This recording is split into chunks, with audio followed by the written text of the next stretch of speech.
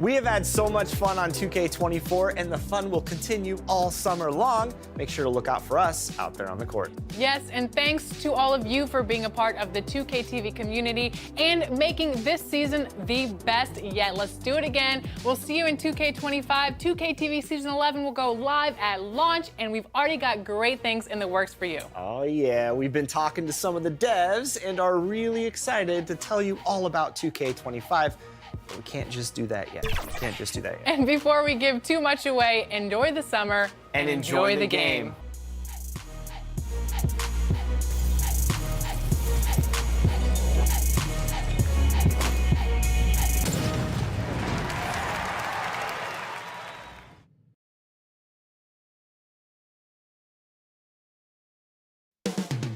Up next, the Bucks taking on the Nets.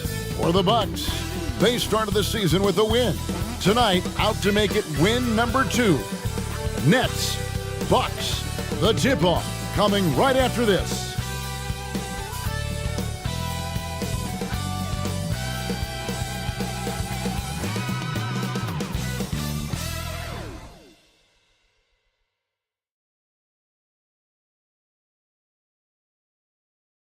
Welcome, everyone, and what a game we have for you tonight as we get set to bring you NBA action on 2K Sports.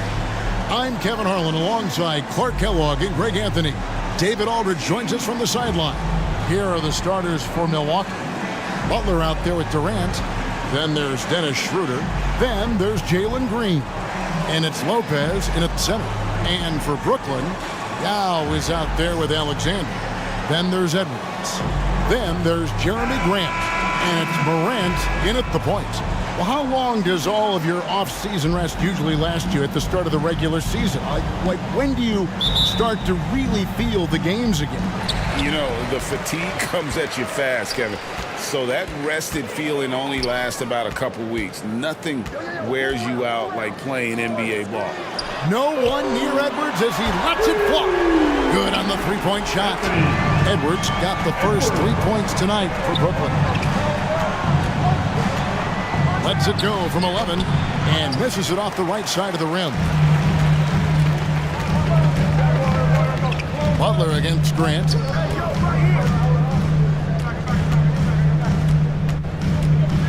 It's Edwards on the wing. Good, and Grant gets the assist. Edwards got 6 points.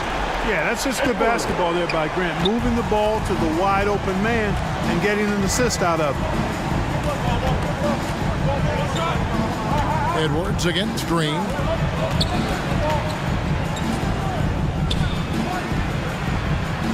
Over Edwards. Green, no luck. The defense did a really good job of choking off the middle there once he got inside. And the pass to Morant. Inside, here's Grant. Again, the Nets for two. And it just seems that every pass they make is leading to a score. Just great ball movement. Schroeder surveying the floor. Passes it to Lopez. Over Yao. Lopez, no luck. And the Nets with possession.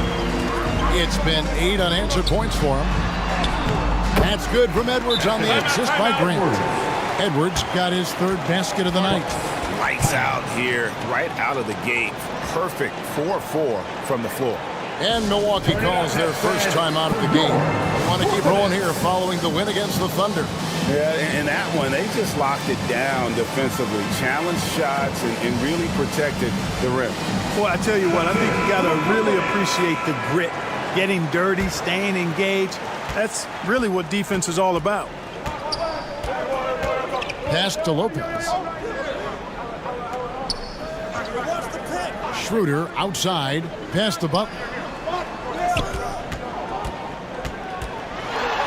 Hook shot, and it's good off the glass. There they go, finally able to drop one in on their 4th try. Brooklyn's gone 2 of 2 from three-point range here in the first quarter.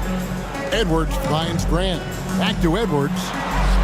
Lays it up and in off the pretty assist. Edwards got 10 points. How about he has yet to miss 4-4 to start? Yeah, he's setting himself up to be their go-to guy today.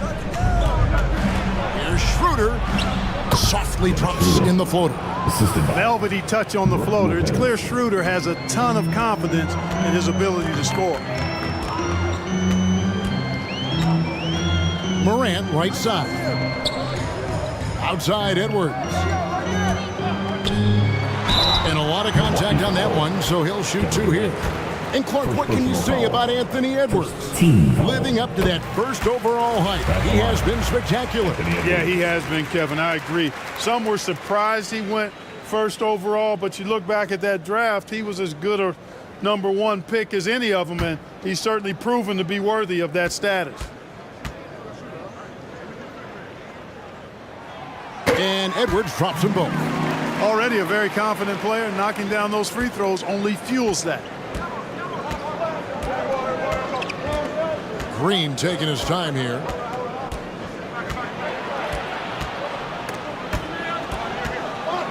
Feeds to Lopez. And Lopez throws it down. That was not easy, but Lopez is solid at playing through contact. Morant kicks to Grant. Alexander gets the bucket. Oh, this is the kind of start they were hoping for. Yeah, shots falling, off to a very good start offensively as a result. Outside, Green. And he could not get that one to go. A lot of contact, and he'll go to the line for two. It's on Anthony Edwards. Inside, Green's energetic play makes him really hard to contest without fouling. The defense's best effort turns into a foul. Something I like about Jalen Green, that ability to go vertical and just adjust midair. We call that great body control, partner, and you've seen guys over your time around the league where that's a special gift, and it really can make it hard for defenders. Green is excellent using that body and athleticism. And here is Butler, following Jeremy Grant's three. Butler dishes to Lopez. That's in. He's got two made now, and he's shooting 2 for 3. Really, the defense is helpless to stop a layup right there. Just too much of an advantage in terms of the mismatch. Here's Morant. Off to a good start as he hits his first shot attempt. And you can't help but pick their defense apart. They're completely in disarray. Well, everything's coming too easily. At some point defensively, you have to take something away. Now a timeout called by Milwaukee. You think of the league's most recent CBA, Greg, that 7-year deal just signed. Well, Kevin, the NBA and Players Association both need to be commended. Labor peace through the rest of the decade. Most pro sports don't have this kind of stability. Now here's Green. He had 13 points in the win against Oklahoma City. And what opened things up for him was his passing. He was making so many plays that the D had to play off him. How about that dish by Schroeder? Always a good idea to get it to the open man. That's just good basketball. Moran finds Grant. Here's Yao. Lopez covering. Cloak loose. Lopez with the steal. Green passes to Durant, and it's blocked. Now here's Morant. 29 points for him last game against Golden State. It was never all about himself. He came away with a lot of assists in that game and just kind of kept everybody in the mix. No good from Durant. That's the kind of D you need when he's got the ball near the hoop. They were all over him. Grant kicks to Morant to the inside. Here's Alexander, lays it up and banks it in. And they have owned the paint so far, and the score reflects it. And, you know, establishing that physical dominance early gives you a big mental edge, too. Don't discount that. Bucks trailed by 11. Outside, Green. Durant for 3. The rebound by Grant. Brooklyn's gone 3 of 3 from deep. 9 points rung up from outside here in the first. And here we go. It's Butler. And they call the foul, so a chance at the line for one more coming up. First personal foul. And let's quickly check out the scoring breakdown here for Brooklyn. We've got a bunch of this game yet to be played, but they're shooting it well from the three-point line. That's got to be a welcome sight. One other thing they've done really well, moving the ball around. They've done a nice job not settling for that initial option and making that extra pass.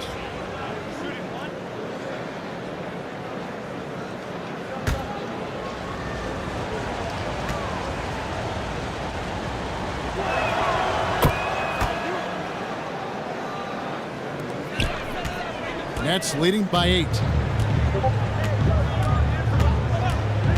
Now Simons. 11 points for him in that last game against Golden State.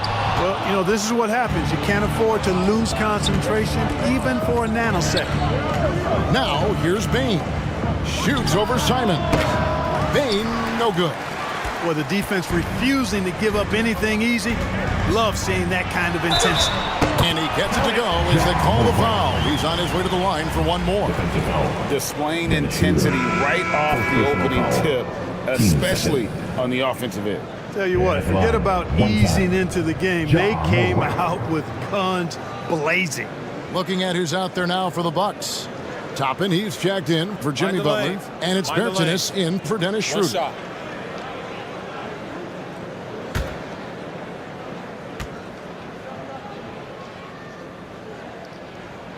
That's good from Morant.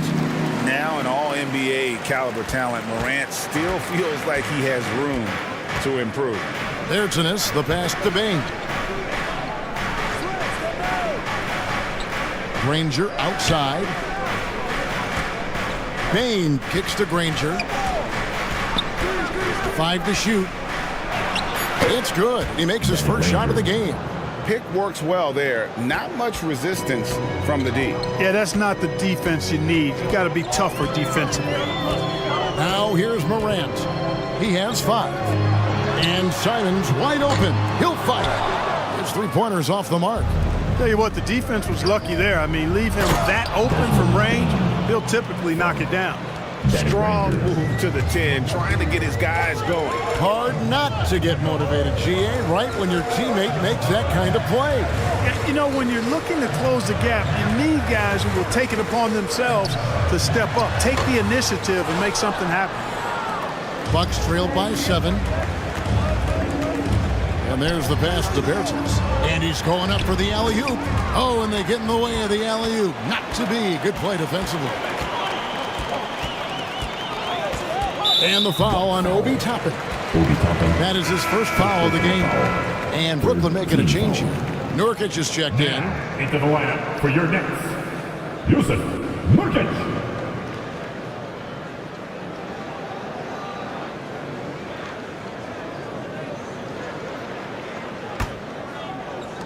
On defense, Milwaukee.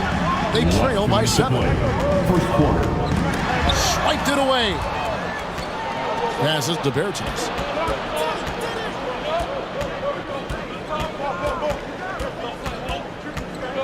Kicks it to Granger.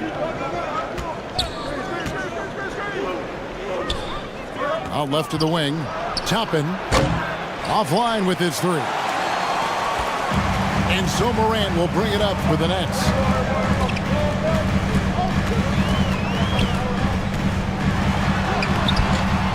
Misses his second shot in 4 attempts from the field. Bucks trailed by 7. And here is Bertans. Hasn't made one yet. Pass to Granger. Shoots over Simon. Here's Hartenstein. Lays it up, and despite of the excellent defense at that. Yeah, coach's pet peeve there. No box out. Those are free points you're giving away. You got to work harder on the glass. Now here's Morant. He has 5. They get the rebound to end the cold streak, and Nurkic lays it in. And the Nets lead by 7. And just a massive player. Nurkic's combination of size and strength helps him on that offensive glass. Here's Granger. Coming off a stellar performance against Oklahoma City. Usually, guys, he's going to knock that one down from there. Proficient at operating in that medium range area. Shots are just flowing for him right now, having a really strong quarter. Bertans with the ball. He's coming off a 10-point game against Oklahoma City. Pass to Bain. Just 5 to shoot. 3-pointer. Drops in the tray. Bain's got his second bucket tonight. One of the things you've got to admire and respect about him is his aggressiveness at the offensive end, always in attack mode. And so it's Brooklyn, with their lead standing at 6 points here at the end of the quarter. They've set the tone. They love their tempo. They're going to be very tough to stop. Back right after this.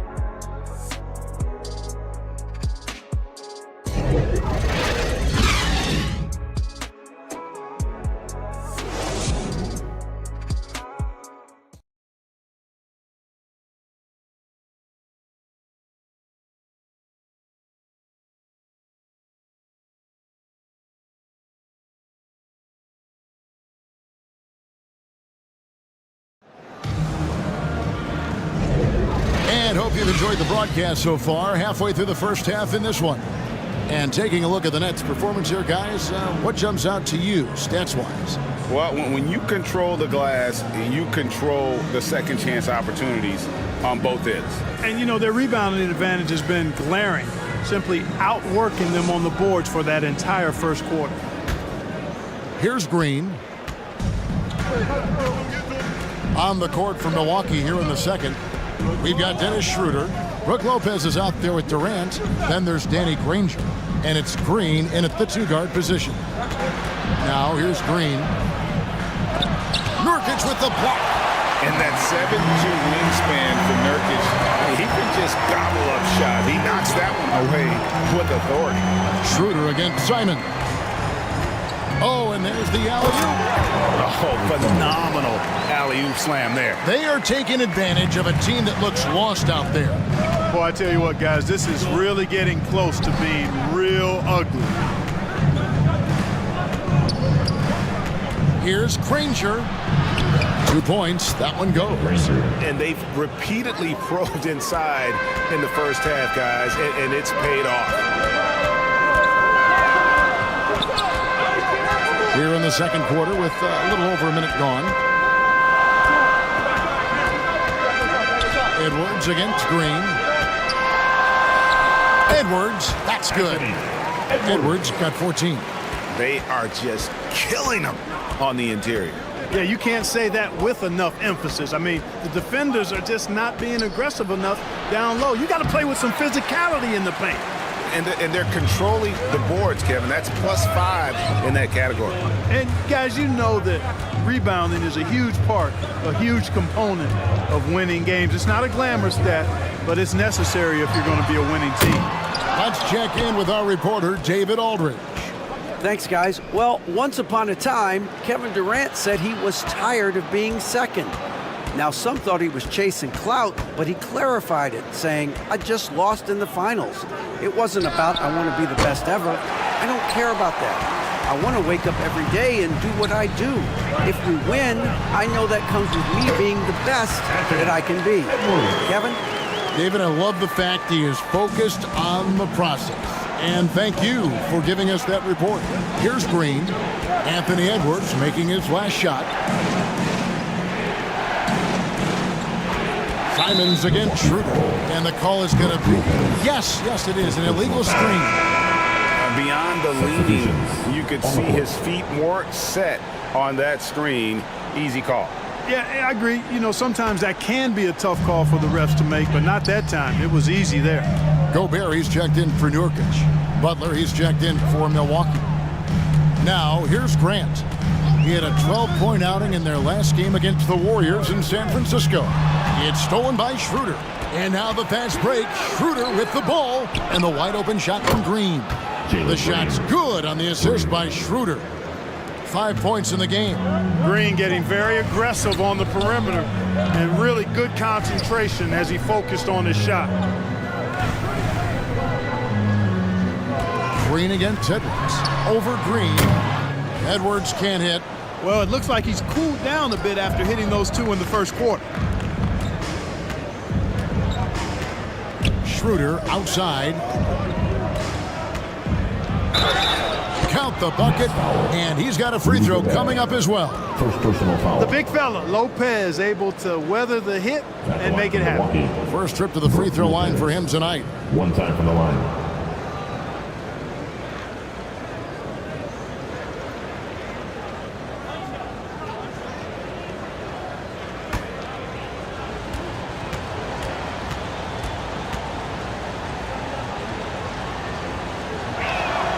That's good from Brook Lopez. You know, Clark, I remember you had such a strong mid-range game when you were playing. Do you think it would have been hard to stretch your game out to 3 like a lot of guys are doing now? You know what, Kevin? It's interesting. I was actually starting to try to add the three-point shot to my game way back in the mid-'80s as part of my development. So I don't think it's hard. It's a matter of putting the work in. And shooting is one of those skills in the game that can really be refined with good mechanics and just volume of work. Here's Butler. Anthony Edwards making his last shot. That is good. And the Nets' lead is cut down to 4 on the bucket from Jimmy Butler.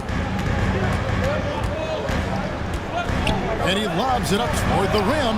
Oh, a nice defensive play to disrupt the alley-oop. Here's Schroeder, and good. He got the English that time as it falls. And taking a quick look here, guys, at the hustle stats for the Bucks. Well, you know, they've been aggressive on the defensive end, and it's paying off for them. Quite a few takeaways for them in the early going.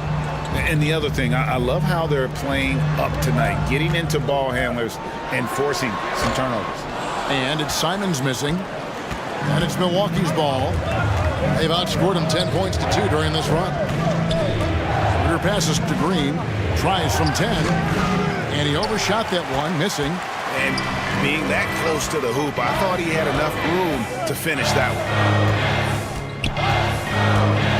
Simons from outside. Brooklyn now working with a new shot clock. That one good for 2. Alexander's got 4 this quarter. You've got to be aware of him at all times. He's a bully on the backboard. Now a timeout called by Milwaukee. Edwards with a strong contribution so far in this one. And he just keeps hitting shot after shot. They need to design a way to deny him the basketball. Make someone else beat you. Brooklyn making some changes. Now comes in for Gobert. And it's Morant in for Anthony Simons. The Bucks also with the sub. Baines checked in for Green. Now here's Schroeder. He had 19 points in the win against Oklahoma City.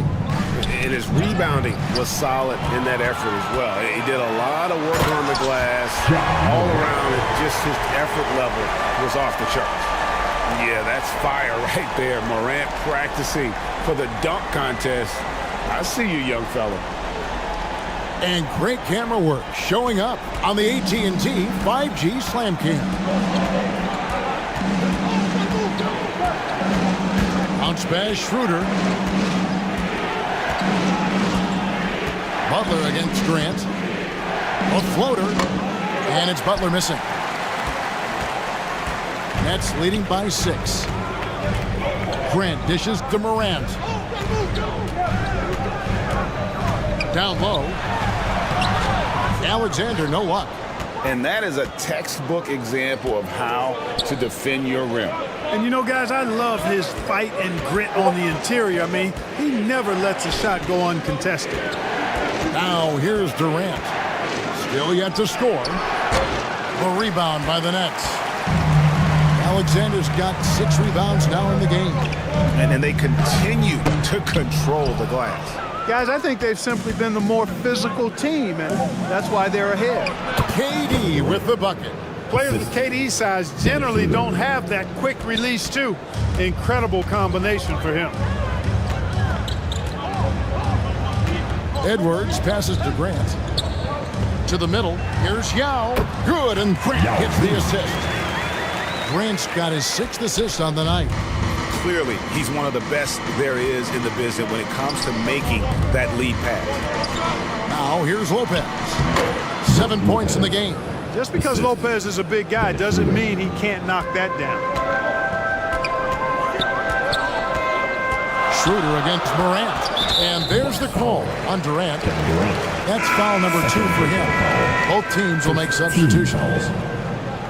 Substitutions on the court.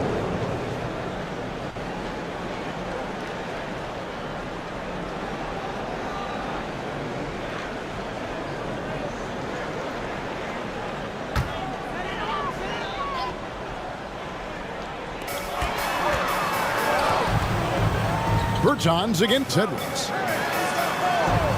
The pass to Morant. And play stops. Whistle on what looks to be an illegal screen. And now, here's the 2K leaderboard with the teams that last season scored the most second-chance points in the NBA. Number 1, the Nets. Yeah, that was a huge factor for them a season ago, and their ability to attack the offensive glass and then convert those into second-chance buckets. I mean, no one did it better. And looks like the illegal pick was set. Yep, that's right. That'll get their attention. And, guys, point of emphasis for the league is to really crack down on illegal screens. Yeah, you know, he might have gotten away with that a few years ago, but not anymore. No way. Now you've got to be stationary on those screens. No extra hips or elbows, or they'll call it. The Bucks making a switch here. Rangers checked in. Now here's Morant. Here's Bertans. He has yet to score. Passes it to Hartenstein. And that one clearly a foul. Gets the whistle and 2 shots coming up. A moment now to see how the schedule is looking for the Bucks. On Saturday, they'll go up against Kristaps Porzingis and the Los Angeles Clippers. Then on Saturday, they'll go up against Devin Booker and the Boston Celtics.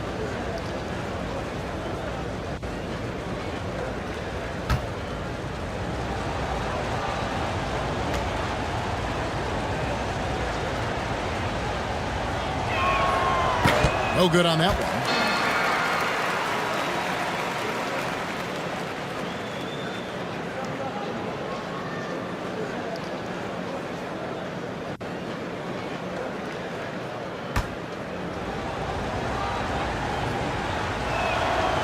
And he can't hit the second.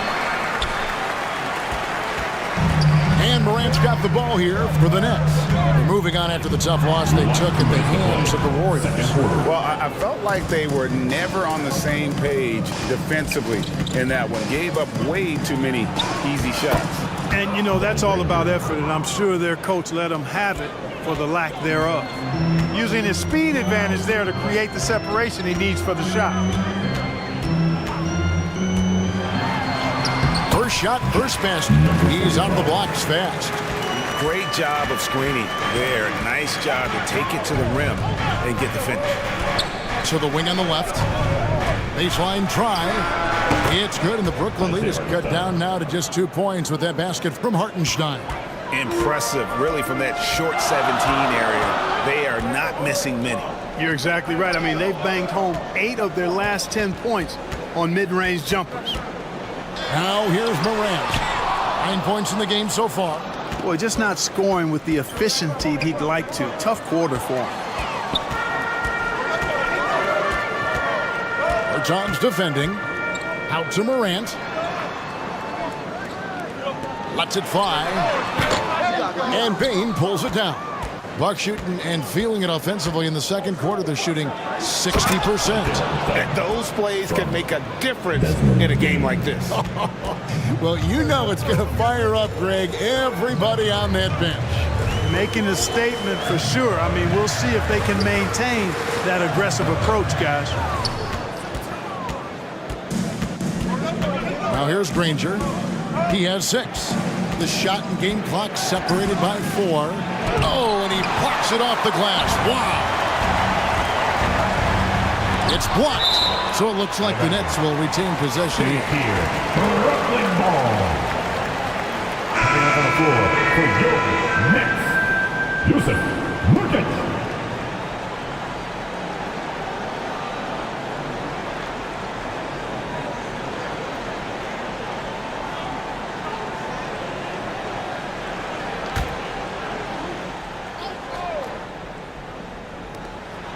.12 seconds left to play in the first half. Here's Morant. And oh boy, a lot of contact there, but he gets the call and will shoot 2. And going up strong inside demonstrates confidence. Morant not afraid to get physical. And these are his second and third free throws tonight. 76% from the line a season ago.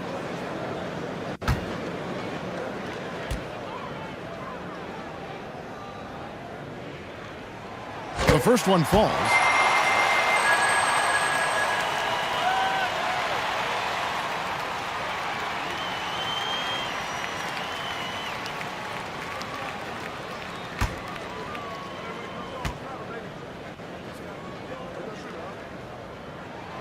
Both free throws good from Morant.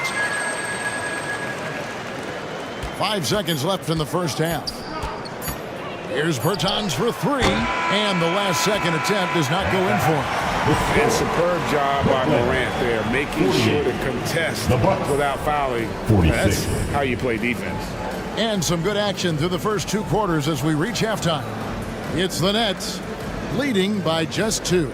And now let's catch up with David Aldridge, who's standing by from the sideline. All right, Dave.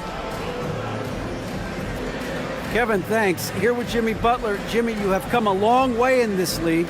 When you look at... Thank you, David, and we'll be right back after halftime to start the third quarter. See you in just a bit.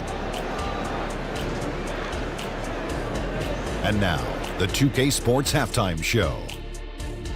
Welcome back to 2K Sports, everybody. Ernie Johnson, Shaquille O'Neal, Kenny the Jet Smith. Let's talk about that first half. There was no stopping Anthony Edwards in the first half. He had 18 points, 3 rebounds, and 1 steal. Kenny, your thoughts on the Nets' first half? There's been a ton of energy in this building tonight. And the way this one's going, they're going to need the energy down the stretch. It's a tight ball game, and their fans know how to give them a lift when they need it. And you, big fella, let's get your thoughts on the Bucks. They can't be happy with their defense, allowing over 50% shooting. They need to be a lot more aggressive at that end of the floor. Get those hands up, move your feet. And that should do it. With the second half about to begin, let's send you back to Kevin Harlan. Go back. Kevin Harlan. Go. Go over there.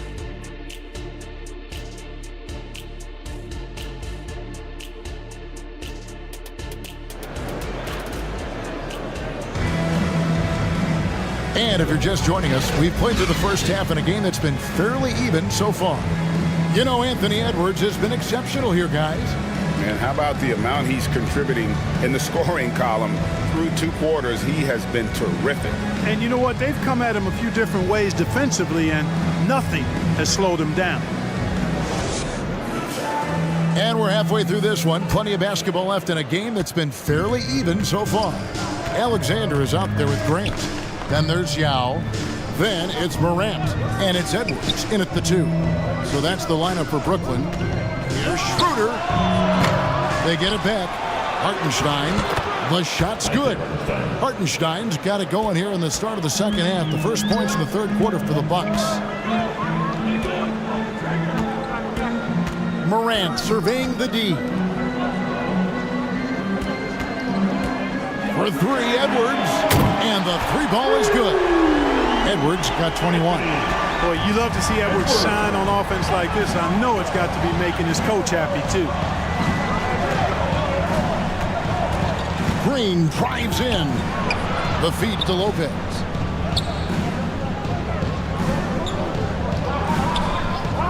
Butler up top. 4 on the clock.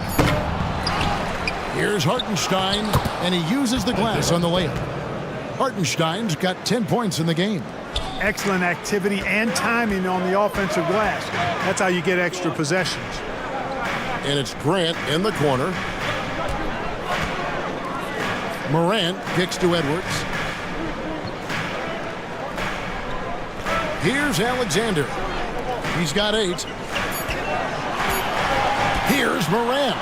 From down in the low post. It goes. 13 points in the game. Morant using that quickness to his advantage. That time he gets that one to fall. Green against Edwards. Here's Lopez. Now Meng pulls it in. Brooklyn leading by 3 to the paint. That's good from Edwards on the assist by Grant. Grant's got his 7th assist here tonight. 3 for 3, and that's always a good way to start the second half. Pass to Lopez. Morant against Schroeder. He dishes it to Butler. Hartenstein passes to Butler. The Bucks need to get a shot off here. Green, no luck. And you could tell he thought he had a little more space, but the defender was right there. You know, that's a trademark of his defense. Quick to react, close down the shooter, and then affect the shot.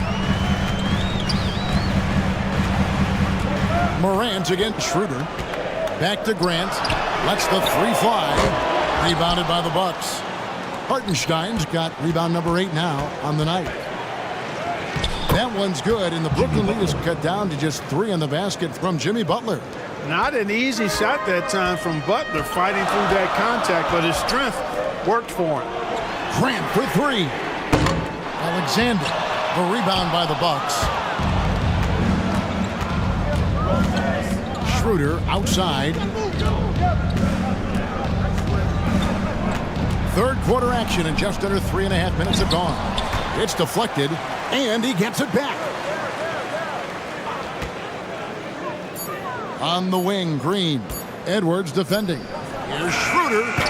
Can't tie it up as that one misses. Here's Morant. The bucket is good. He'll have a chance for one more. It's on Dennis Schroeder. Just superior focus from Morant. His determination is what allows him to convert through contact. The Nets get their 6th attempt at the charity stripe in the game. And one of the highlights last year for this group was the fact that they were so efficient from the charity stripe. That's a huge factor. Here's what Brooklyn's going with right now. Gobert, he's checked in for Yao. And it's Simons in for Grant. Timeout called, the Bucks. Adjustments are a part of the game, and the coach sees something he doesn't like here. And you know what? We'll see what changes he makes coming out of this timeout. Pick up your t-shirt! I told you get a t-shirt.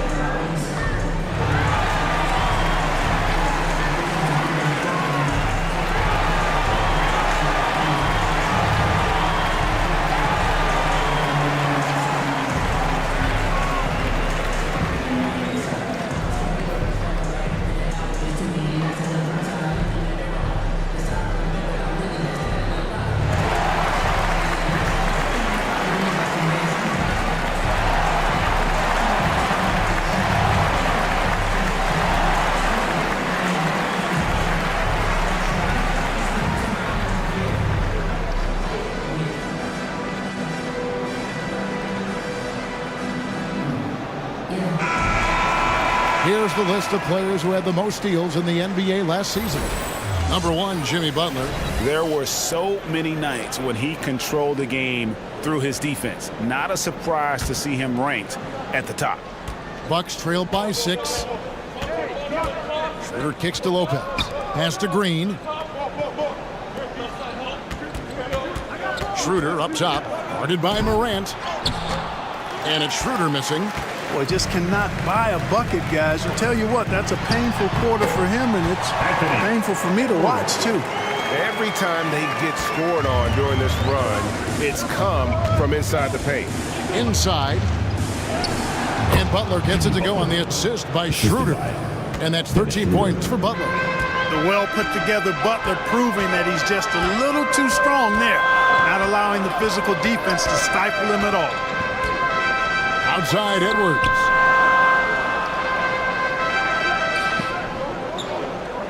Shot clock at 5. And it's Brook Lopez with the foul. That'll be his second foul of the game. Personal foul.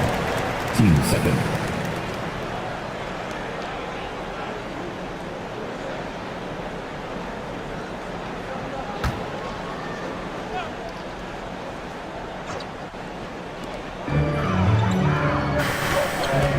Butler against Edwards. Uses the glass to finish the layup. Edwards got 9 points now in just the second half. They should continue to get the ball inside. The defense struggling to contain them. And when you make 5 in a row in close like that, it also takes pressure off your perimeter guys, too. Schroeder against Morant. Back to Green. Just 5 on the clock. Here's the 3. The shot's good on the assist by Schroeder. Schroeder's got his 8th assist in the game. Schroeder against Morant. Lopez with the block. Lopez showing off the length there to get to that shot. Now Schroeder. Outside Butler. On the wing, Green. Covered by Simons. Lopez outside. The pass to Butler. Now here's Green. And that one is good. Green's got 10 points. Durant commands so much attention. Part of the reason why he had a wide open teammate there. Morant passes to Edwards. Simons against Green. A nice shot by Simons. And the Nets lead by 5. Yeah, that was the third straight high percentage look the defense has allowed. The defenders have got to start putting bodies on bodies. And that one's good by Lopez. This team really feeds off of one another in terms of their energy. Perhaps the case simply that some kind of motivational speeches at halftime got both of these teams fired up. And the first timeout called of the game for Brooklyn. Here to put on a show, your Brooklyn Nets.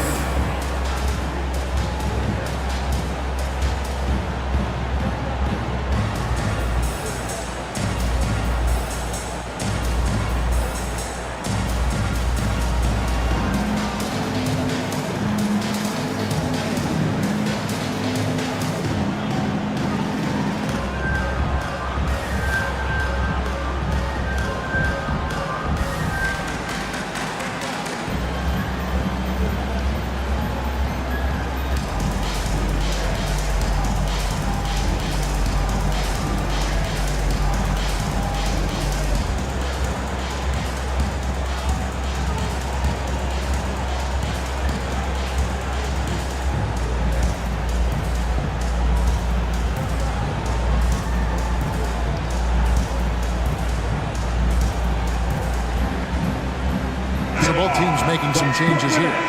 And now look at the numbers for Edwards. Last year, getting it done. And he ranked in the top 15 in points per game, one of the league's premier offensive threats. And yeah, he's one of the most efficient scorers in the league for sure. Moves without the ball, avoids taking the bad shots. That's why he was top 5 in field goal percentage last year. Bertans against Simons. Passes it to Gobert. Over Lopez. Shoots. And he tries off the glass, but it's no good. Bucks trail by 3. From the baseline. And the rebound by Nurkic. Nurkic has got 5 rebounds tonight. Simons against Bertans. And it's Simons missing. And it's just one of those days, guys. He has just struggled to shoot the basketball. Rebound, Brooklyn. Nurkic has got his 6th rebound on the night. Here's Edwards. And it's out of bounds. Last touch by Bain. Kelly Olynyk's checked in for Rudy Gobert. For your next, Kelly Olynyk.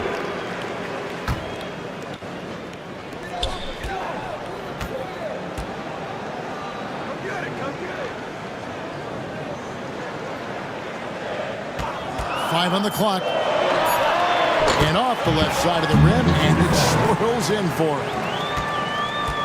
And it's Durant with the ball. He'll bring it up for the Milwaukee Bucks. It's a 5-point game. They host the Clippers after this game.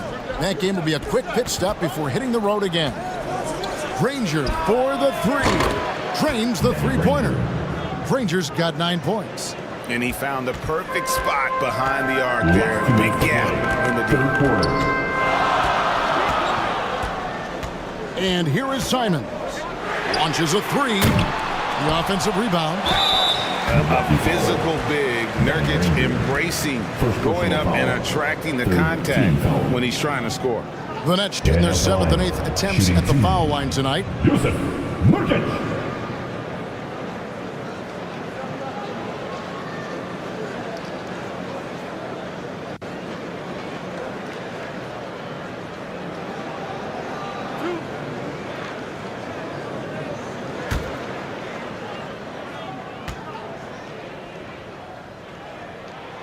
Free throw good. Nurkic. You know, it took Nurkic a while to kind of establish himself as a starting center in the NBA, but it didn't take long to see it's a role he deserves.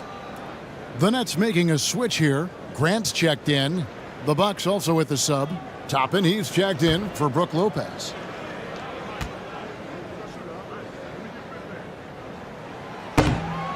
And so he's able to get 1 of 2. And the rebound battle split evenly thus far. Yeah, tit for tat on the glass. Just one more aspect of what's been a very closely contested ball game here. Grant. And it's sent back by KD. You know, somehow Durant is still a bit overlooked as a defender and shot blocker. It'll go, and the Nets' lead is cut down to just 1 on the basket from Bane. Ball distribution was there. I mean, outstanding work all the way around. Grant finds Olynyk. Nurkic trying to get open. A second chance effort. Tries yet again. And Olynyk finishes it off. And the Nets lead by 3. Often you find him out on the wing, but Olynyk seizing the opportunity to go inside and dig out that extra possession. Bane drives in. It's tipped, and they get it back. Courtesy of the 2K leaderboard, here's a peek at the league's top scorers from a season ago. Ja Morant, number 1. 4th, Kevin Durant. And what an option either of those two guys give you. They're both excellent safety valves when an offense is struggling.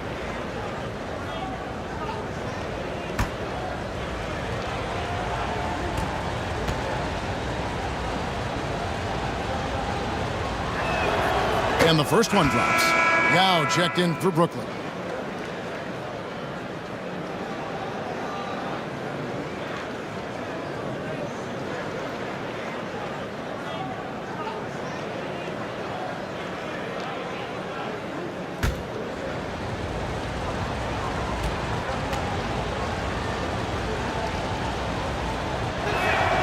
And so Bertans nails both of them. Brooklyn's gone 1 of 4 in three-point shots here in the third. Bane against Edwards. Here's Simon. Kevin Durant with the rebound. Durant's got rebound number 5 here tonight. For the lead, he squares up and sinks it. KD's got the lead up to 1 now for the Bucks. You know, the timing Durant has. Does a nice job, really excels at pulling up and then stopping on the dime, straight up, straight down off the dribble and delivering. 3-second difference between shot clock and game clock. Nice ball movement by Brooklyn. Shot clock at 6. Back to Edwards. Grant for 3. Hits it from three-point range. Grant's got 8 points. Oh, and over time, Grant has expanded his range. If he's left open from beyond the arc, he can definitely knock that shot down. And we just finished the third quarter, and we've got a tight ball game here. Nets lead by 2.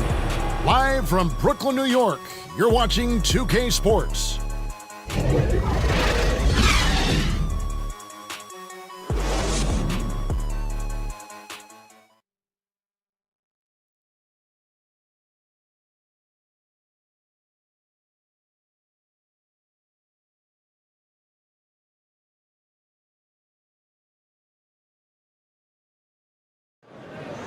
All right, fans. 3-10 quarters behind us. 1 more to go. Thanks for being with us as we begin the 4th. Let's go.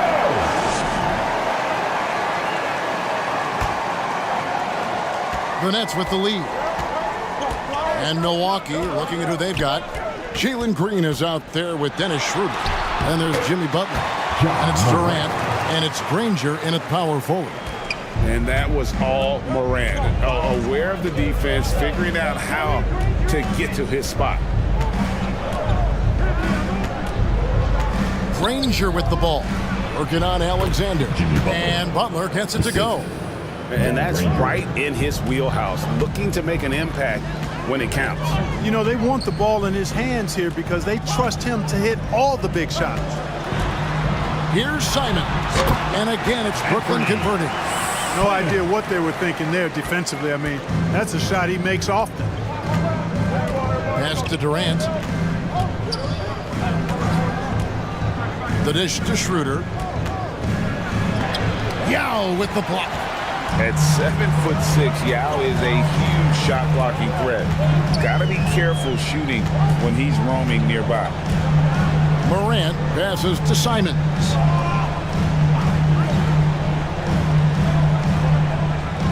Down to 5 on the shot clock.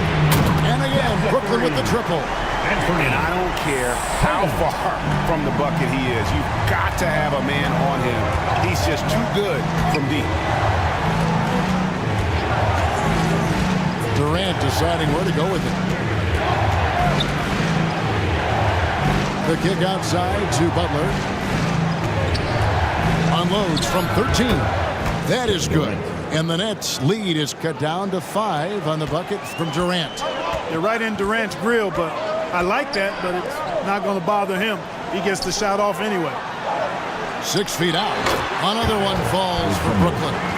Boy, you've got to appreciate the passing there. Results in a great look. To the middle. And Green with the basket on the assist by Butler. And you know what? He's shaking off the cold shooting performance from the first half. Timeout called the Nets.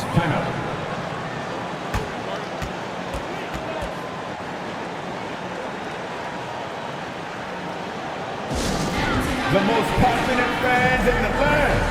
Let's go. It's t-shirt time. And Brooklyn making a change here. Gobert's checked in. The Bucks also with the sub. Lopez is checked in. A moment now to hear from our sideline reporter, Hall of Famer David Aldridge. David. Well, I was able to listen in on what the Nets head coach was going over with his team. Now, he reminded his team, keep looking for the deep ball. If the three is there, take it. You've done a good job getting those looks, so keep taking them.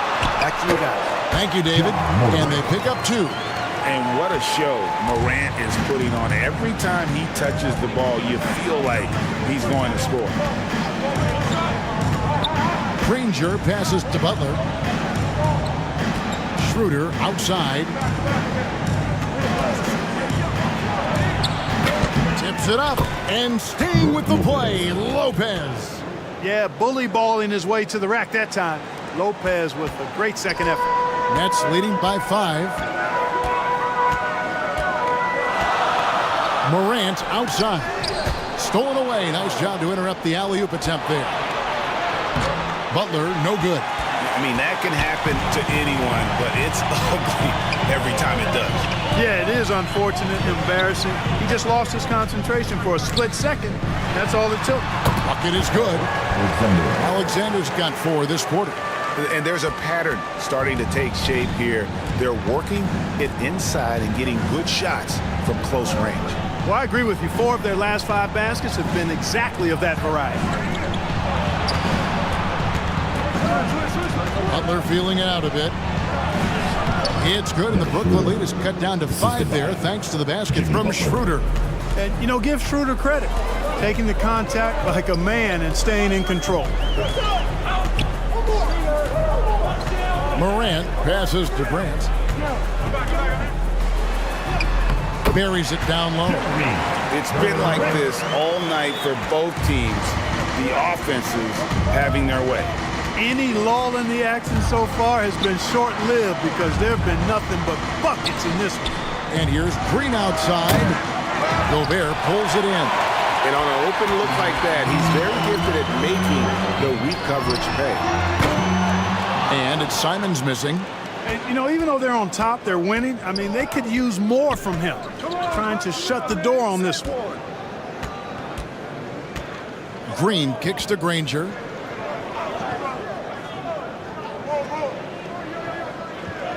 Clock at 6. Down low, Lopez. He drains it as the shot clock ticks down. And that's 15 points for Brook Lopez. Boy, nice job that time by Lopez to find space with the cut. To the inside. And the dunk by Grant. Terrific accuracy on that pass. That's how you lead your teammate. Bucks trailed by 7. Schroeder outside. Pass to Green. Shoots over Simon. And again, it's Milwaukee converted. Green is so agile. Even when Jalen has the ball in his hands, he can outrun a lot of guys. There's the pass to Alexander. Back to Simons. Over Green. And it's Simons missing. His shot's just, it's not there right now. With his team leading, perhaps, you know, let's focus on some other areas of the game. Shooting foul as the whistle blows. He'll shoot 2 free throws. Green's activity on offense is something I really appreciate. Because of that, I think he makes the defense typically commit fouls. And some stats here, guys. The scoring breakdown for Brooklyn. Well, you know, for me, when you can convert this many times in the paint, I think that's a sign that your offense is really in a healthy state. And we also got to talk about the damage they've done inside. The opposition having a hard time keeping that ball out of the paint. The free throw drops for Green. Looking for a one-word descriptor for Jalen Green? The best one I come up with is exciting. The way he runs the floor and gives every play his all. This guy is just fun to watch. Yao checked in for Brooklyn. Edwards comes in for Anthony Simons. The Bucks also with the sub. Toppin's checked in. That's also good, so he hits both free throws. Wow, they've made every free throw here in the second half. And that efficiency, as you know, so critical when you're looking to overcome a deficit. You've got to be close to perfect and can't waste scoring opportunities. Wow, he is lighting it up here in the second half. Obi Toppin, his third personal foul. First team foul. At the line, shooting for Brooklyn, Ja Morant.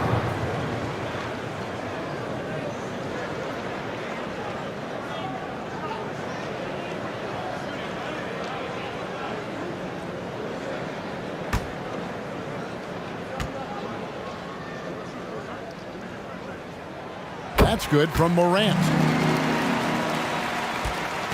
And so it's Butler with it. He'll bring it up for Milwaukee. They trail by 6. Outside, Green. Releases. Down goes basket number 6 for him this game. He's taken 12 shots and made half of them. Well, we're seeing validation as to why Green went second overall in the draft. He's got a unique ability to score the ball. Kept alive. Edwards against Green. 6 on the shot clock. Grant outside. Second shot opportunity. Green with the rebound. Bucks trailed by 4. Here's Butler. And 2 free throws coming up. Unable to get that one to go with all the contact. Clever move by Schroeder there, ensuring that he drew the foul while also still getting the shot up. Dennis Schroeder. Yeah, the line with 2 shots.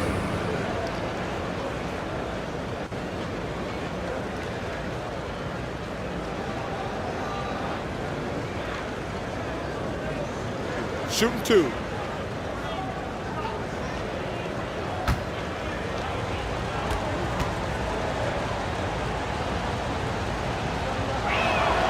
First free throw is good. Boy, the shifty, quick-footed Schroeder is a great weapon to have. Whether he's starting or coming off the bench, he's a very effective player.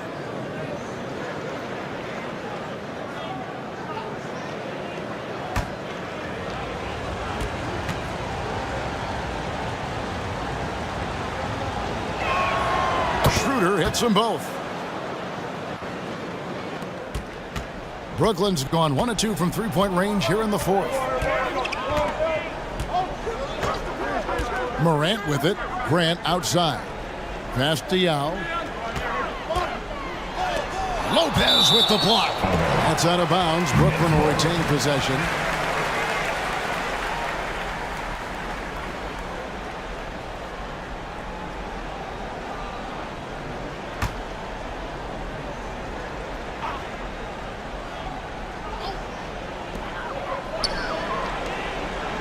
Just 5 to shoot. And here's Edwards from the arc. Well, it's Green's effort that makes him effective as a defender, in addition to his athleticism, but usually he just simply outworks folks. Way to attack there and then create the contact. Really, as close as you can get to an and one right there. He almost had it.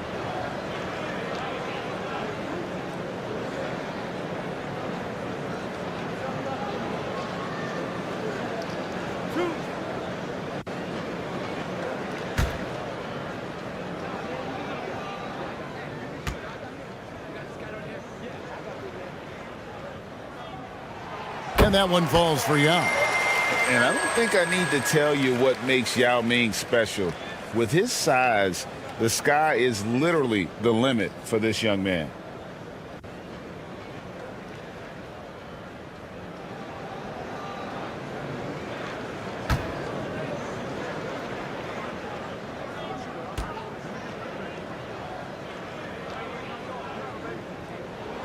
And that's good as he hits both of his shots. And, you know, he's such a huge figure from a cultural standpoint. Yao is also someone teammates love playing with because of that easygoing personality. Timeout called the Bucks. Every timeout, a chance to review the lineups, matchups, or call a play. And I agree. I think there's going to be a new wrinkle in their game plan when they come out of this timeout.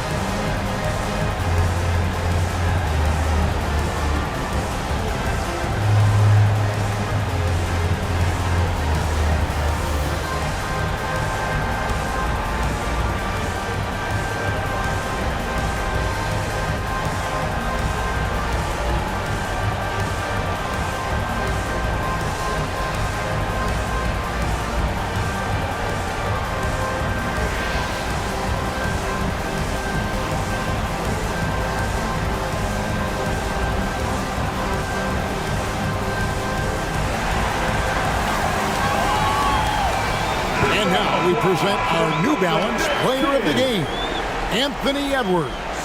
Well, I tell you what, it's been so much fun watching him do his thing out here. I mean, the game is looking effortless for him, and he's riding that wave of confidence and momentum, which has allowed him to completely take over and dominate.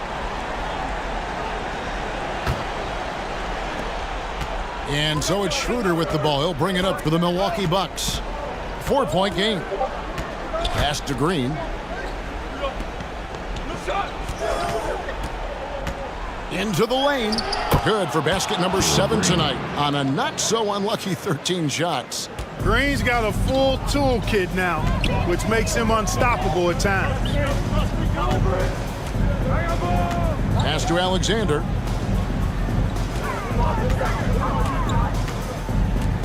Back to Morant. Goes up at the stripe, and that one off the back of the rim and in. Morant's got 25 points. A true leader. You can tell Morant takes pride in stepping up when it matters most. Yao with the block. Grant the pass to Alexander. Count it, good. And the Nets lead by 6. Coming off a big game, his confidence couldn't be higher, and coach knows it. Showing no signs of slowing or cooling down. They're going to ride him as far as he can take it. Outside, Green. Outside, Butler. Shoots the 3. Rebounded by the Nets. Yao's got 6 rebounds in the game. Here's Alexander. Good, and Grant gets the assist. Grant's got assist number 10 tonight with that last one. And just a step ahead of the D in that possession there, making the pass. Nice assist. Green inside the 3-point line. And good, and it takes a nice bounce off the right iron and down. Cold-blooded shot in the clutch. And a big moment right there from Jalen Green. Edwards kicks to Morant. Kicks it out to Grant. A 3-pointer is right on target. Saw the opportunity to put this away and did not turn it down. And, you know, this run shows what kind of attitude this team has. I mean, the win is there. Go get it. 14 feet away. Morant with the steal. And he drops in the layup off the glass. And it's an 11-point Nets lead. And you can sense that these fans, these players, they are ready to celebrate. And I think they can start that celebration right now. I mean, what a terrific team victory. Now against Lopez. Schroeder outside. Clock is at 3. The 3 ball. Brooklyn with the rebound. And you could tell he thought he had a little more space, but the defender was right there. You know, that's a trademark of his defense. Quick to react, close down the shooter, and then affect the shot. And so it's Brooklyn easily grabbing this one. A confident win and one where they clearly showed the greater effort. Thanks so much, David. Thank you for joining us. That'll do it for now. For Greg.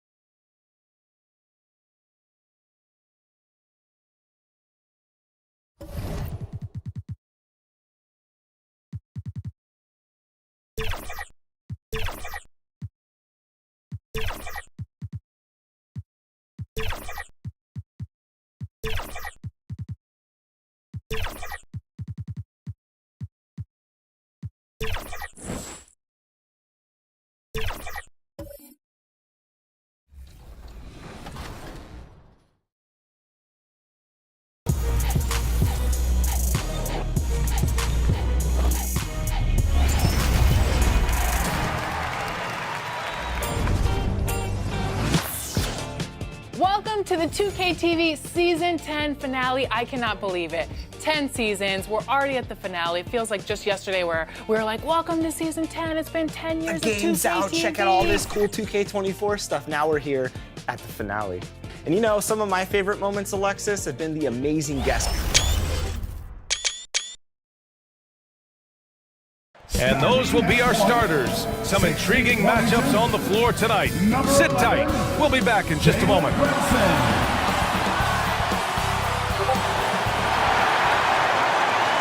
Hello, basketball fans. You've got it on two. And now Indiana's starting group. We've got Donovan Mitchell. Holmgren is out there with Onyeka Okongwu. Then there's Jalen Suggs. And for the Thunder, we've got Kawhi Leonard. Also Thompson out there. Jalen Brunson is out there with Alperen Şengün. And it's Drexler in at the 2. A lot of power on display in the front court.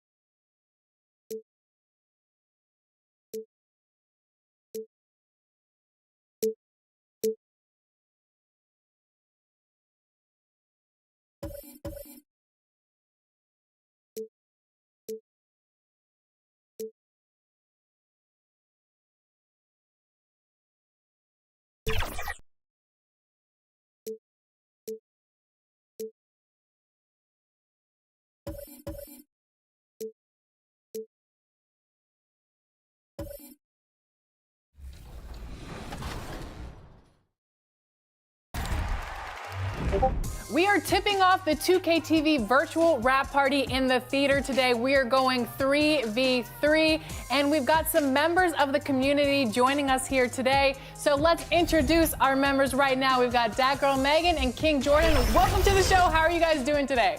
I'm doing pretty good. It's good seeing you, Alexis and LD, and having...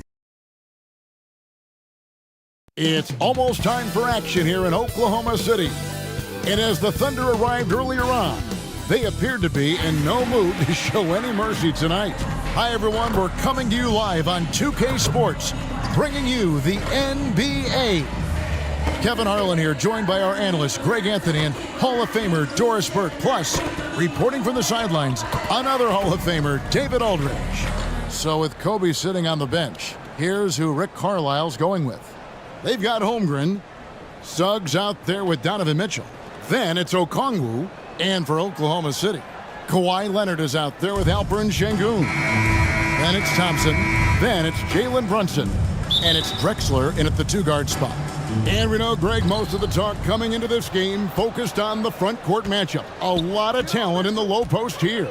And, you know, a lot of times that means it'll come down to the rebounding battle. Whoever controls the boards will have a big leg up in the physical and mental aspect of this game. Jalen Suggs has proven early, if you're open, he's going to find you pretty fast. Thompson up top. The 11-footer, and he gets contact and the whistle on the shot. Two shots coming up. And the foul goes against Indiana. The Thunder shooting their first free throws of the night. At the line.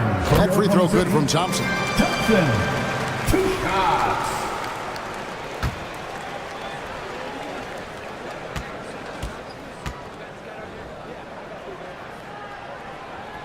So he gets them both. Mitchell with it. Pass to Okongwu. And they call an illegal screen here. And not the most common call you'll see in the NBA, but hard to argue that pick wasn't illegal. It is really difficult to get your feet completely set, to stay completely still. It's almost surprising to me that it isn't called more often. Now here's Leonard.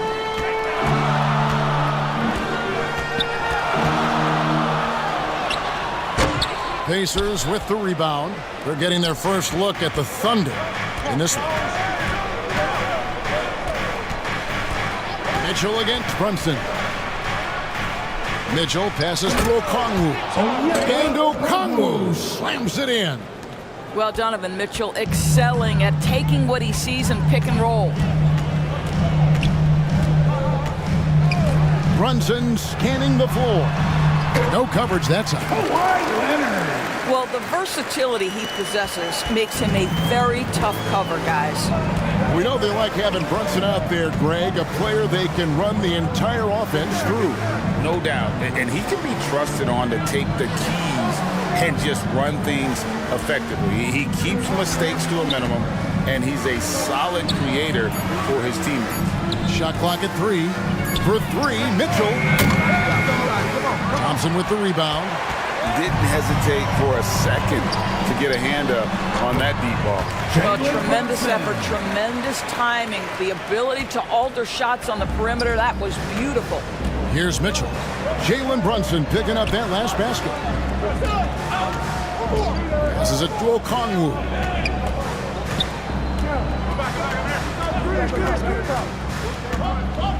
The dish to Suggs. Here's Mitchell, and he's fouled pretty hard on that shot, but he's got the chance to pick up the points at the line. If you look at the Thunder style of play, very fast-paced. And because of that, they put up a lot of shots. And their goal really is to overwhelm you and wear you down.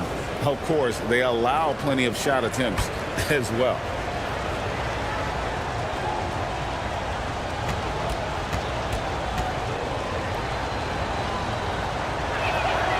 Free throw drops for Mitchell. Donovan Mitchell, just such a relentless scorer, and that high energy he brings is always a huge catalyst for whatever team he plays for.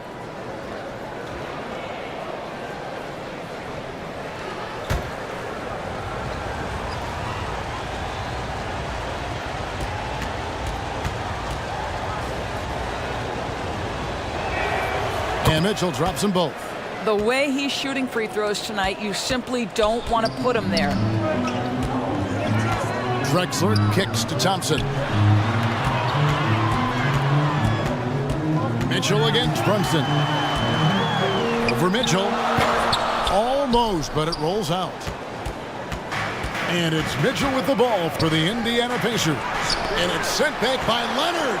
Boy, just great instincts with great length. Kawhi Leonard, since he entered the league, has been a tremendous defender. And here's Drexler outside.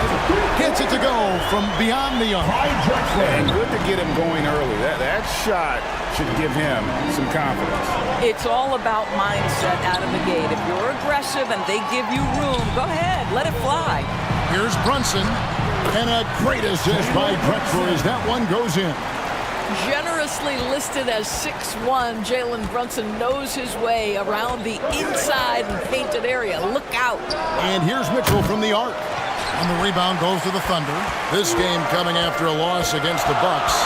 And defensively in that one, they needed to come up with big stops to quiet that crowd. And that's obviously easier said than done. I'll tell you this, it looked like they wanted to get out of town as quickly as possible. The problem is their defense went with them. Leonard, and there's another one for the Thunder. And their offense already in a flow. Some stellar shooting to jump out to this league. So the Pacers call timeout, their first of the game. And still so much, Greg, to learn about these teams.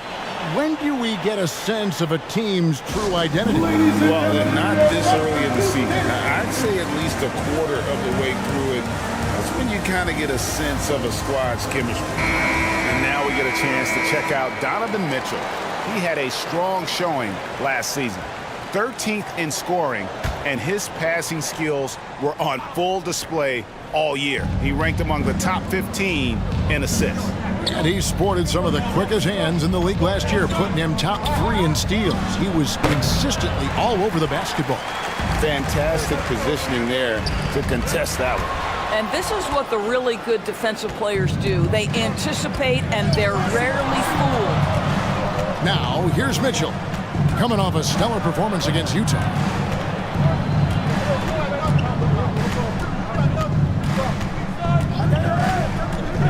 He kicks to Holmgren. Good, and the assist goes to Mitchell. Holmgren's got 5 points so far. No hesitation right there. Holmgren knows he has the shot in his bag, and he takes it. Şengün, and the rejection by Holmgren. Mitchell in the corner. Okongwu down low. Brunson covering. The Thunder leading by 4.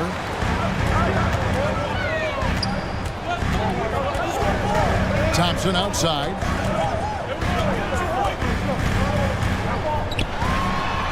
And the rejection by Holmgren. You love that Holmgren likes to send it back. Use that wingspan to full effect.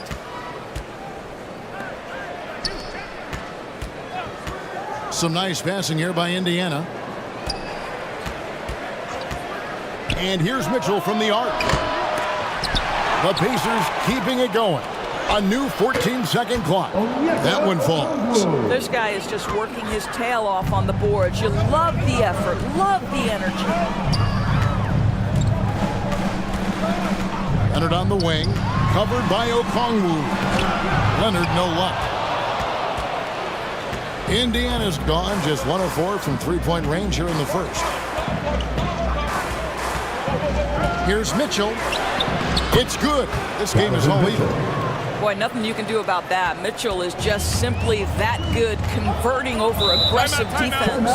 Timeout is called. First of the game for the Thunder. Yeah, things not going their way, and he wants to just try to talk this one over. Well, night in and night out, sometimes it's a battle of runs. Who has the most?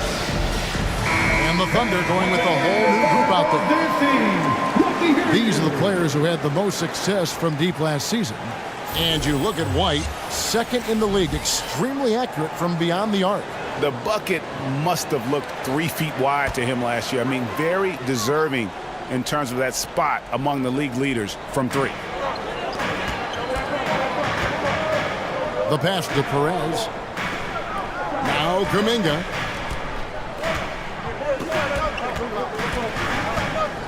Six to shoot. And 2 free throws coming up. Unable to get that one to go with all the contact. For Oklahoma City, they have gone 2 for 2 in the game at the line. For 2, Perez.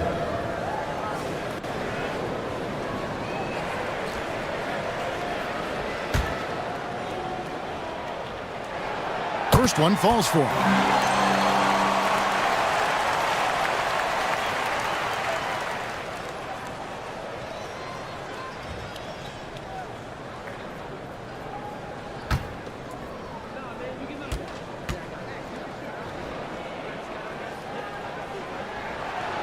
And he makes both free throws.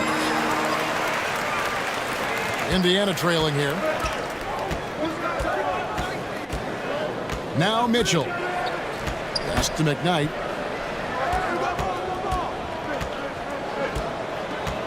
Back to Mitchell.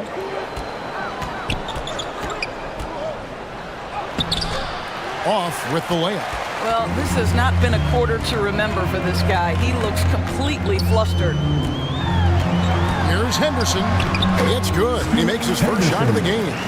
Well, you like how aggressive he is making a play at the rim against length. You have got to believe that you can score against size on the interior. How about the aggressive, assertive move there? And he likes to get in a rhythm early. Nice triple. Defended by Holmgren. And it's blocked right out of the air and controls it. Right the pass to Kobe. And Kobe throws it down hard. Leaping up to the rim, Bryant sees the opening and does not hesitate to attack. Here's Jaquez. No scoring in this one. And it's Kuminga, top of the key. Clock at 6. 2 minutes remaining in the first. Henderson against Mitchell. Pulls from the top of the key. Score the basket, his second of 2 attempts. You know what? Sometimes something good can come out of a bad possession. Pass to Kobe. Outside, White. That's in, coming off an assist from Bryant. And the Pacers lead by 1. Well, we've seen that movie a few times, haven't we? An easy bucket in the paint. We've got 1:23 left here in the first quarter. Here's Jaquez. No good off the back of the rim. Now the Pacers with it. They're on a 14-6 run. Henderson against Mitchell. Back to Bryant. Mitchell outside. Over Henderson. And again, it's Indiana. Boy, Donovan Mitchell as a jump shooter, so pure. Perez, light covering. High post shot. Yep, that one goes in there. You can't just stop when there's a pick set up. Gotta fight over it as a defender. You know exactly what that takes. It takes energy, it takes activity, it takes intensity. Shot's good by Mitchell. Yeah, they're going to have a nice little run here. Thunder trailing by 3. 6 seconds separating the shot game clocks. Passes it to Perez. For the 3. And the call will go against Jonathan Kuminga. That's his first foul.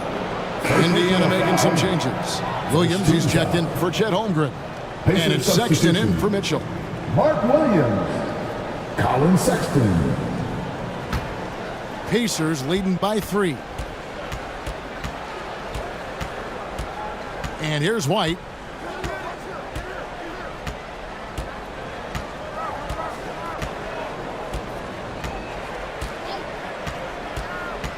Over to the left wing. No good that time. A good close contest so far as we finish the first quarter. Pacers lead by 3. And for 2K Sports, we'll be back here at Paycom Center right after this.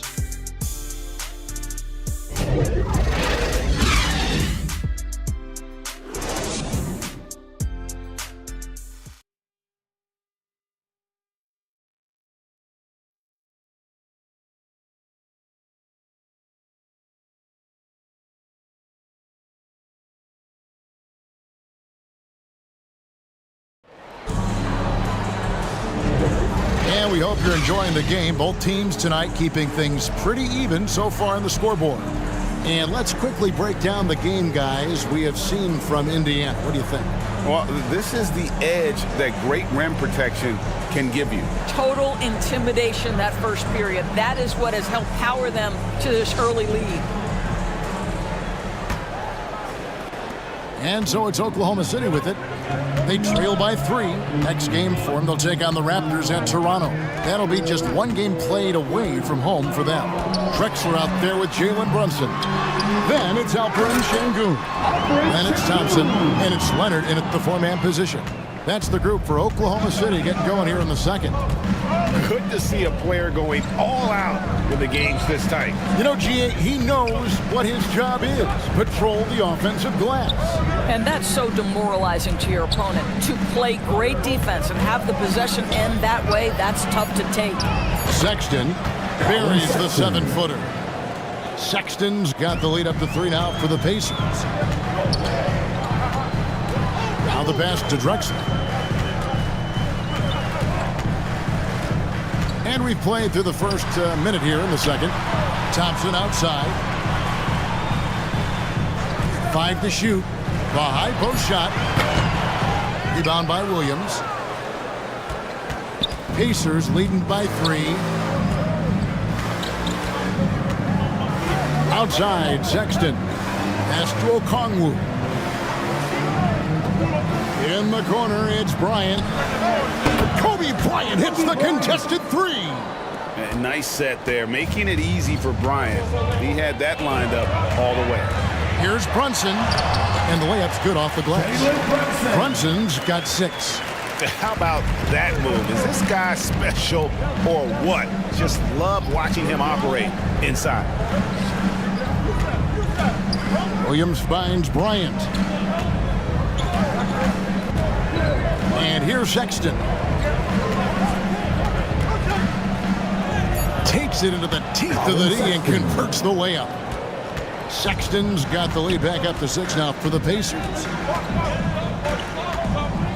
And Leonard has it in the corner. There's his 3rd field goal, and now he's made half of his 6 shots. Well, what makes Kawhi so problematic in the pick and roll? He can do about anything he wants out of it, including keep the basketball. Pass to Williams. A moment here now to see the numbers for Jalen Brunson. Good season for him last year, and amongst the league's top-tier scorers, top 20 in points per game. And his floor awareness was impeccable last season. As you mentioned, top 10 in assists. Just does a great job of getting everyone involved.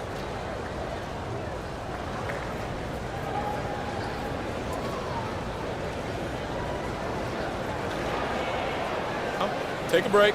Take a break. 2 shots.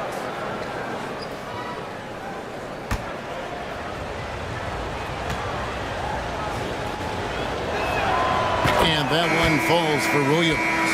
ADB, as players establish themselves, gaining that respect and recognition always seems to come down to postseason success, right? Playoff success. It's so true, Kevin, whether it's fair or not. Great production in the regular season without having accompanying success in the postseason tends to get written off.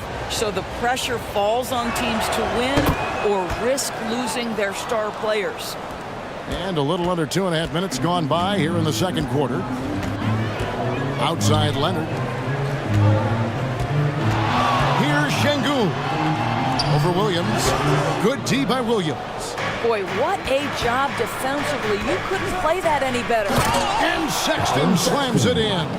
Well, just 6'2", but the vertical for Colin Sexton. Nicely done. Drexler kicks to Thompson. Here in the second quarter, about 3 minutes played. Down low. Şengün inside. He's against Williams. Şengün with the bucket. And guys, they continue to put a lot of pressure on the interior defenders with their work down low. Passes it to Suggs. Always going up for the alley-oop here. Drexler with it. Guarded now by Sexton. They get it back.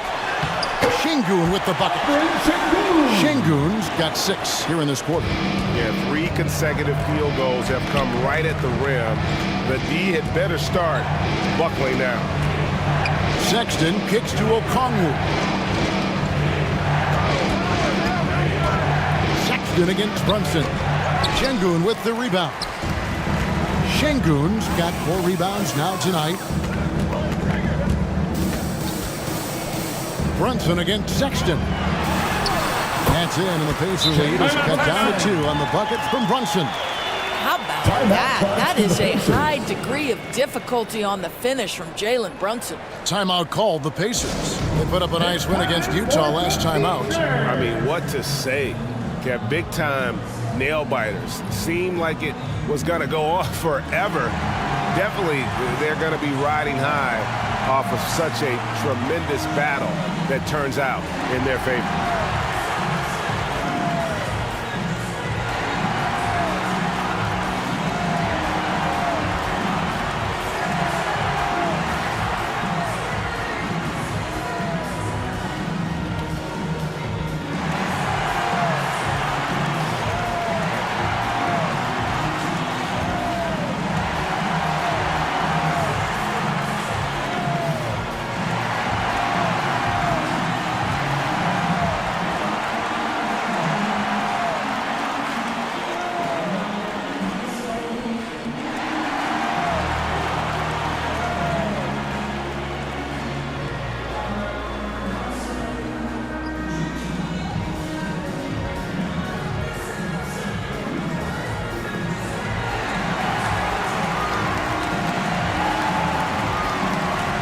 And some changes here for the Pacers. Holmgren comes in for Williams. And Donovan Mitchell subbed in for Colin Sexton. Mitchell passes to Holmgren. Strip call. He's covered by Thompson. Mitchell outside. 6 on the shot clock. Here's Suggs. And he sinks that one. Hit the back of the rim on the way in. And the Pacers lead by 4. Mitchell against Brunson. Inside, Suggs with the steal. And now the latest from our reporter, David Aldridge. Thank you, Kevin. You know, Jalen Brunson, for the NBA at least, is small in stature, but his tremendous footwork enables him to operate inside and out. He says, I've tried to make my game for what I had as versatile as possible. I've got to be crafty. I'm not jumping out of the gym. I'm not racing down the floor in 2 seconds, but I'm going to keep you off balance. Kevin? Oh, I love his game. David, I know you do as well. Hey, thank you. And it's the Thunder with the ball. The Pacers making the shot. Brunson against Mitchell. Brunson, no good. I'll tell you, most of the time this guy's going to finish that, but that was tremendous defense that prohibits him from completing the play. To the paint, 11 feet away, and with that shot, the Indiana lead is cut down now to just 4 points at the basket from Kawhi Leonard. He's starting to heat up now. He's been much more efficient with the shot in this quarter than in the first. Now, here's Mitchell. He's got 11. Thompson with the rebound. Yeah, but the hand in the face. It's critical that you contest his shots every time down the floor. Drexler scanning the floor. And Leonard has it in the corner. Shot clock at 6. And they call the foul, so he's got the and one chance here to make it a three-point play. Defensive foul. Yeah, they've had assists now on their last 3 baskets. And he's got his first chance at the line here. The Pacers making a switch here. At the line for your Oklahoma City, Kawhi Leonard.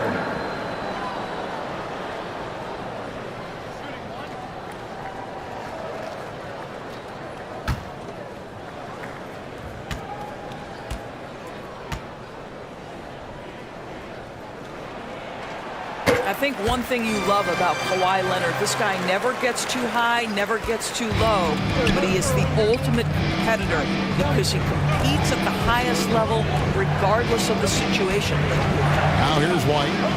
Strutkov. Offensive rebound. Holmgren.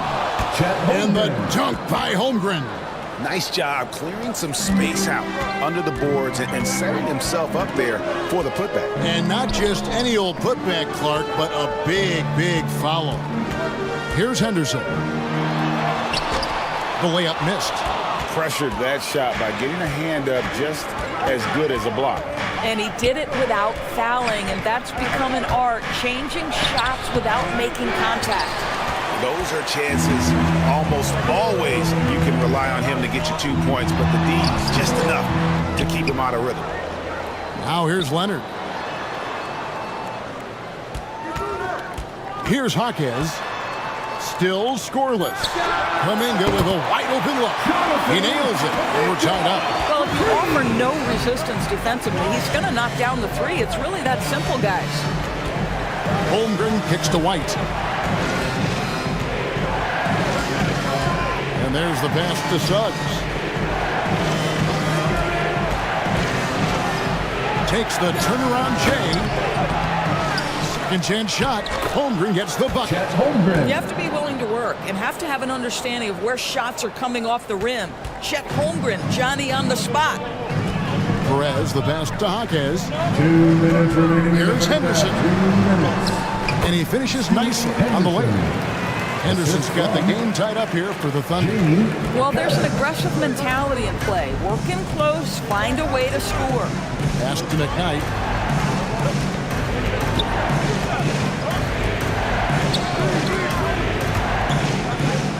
.137 left here in the second. Indiana needs to get a shot off. Here's Suggs. Kawhi Leonard with the rebound. Leonard's got 6 rebounds now in the game. And then Henderson with the dunk. Kawhi understands now. He commands so much attention that his passing ability has got to be on point. White the pass to McKnight.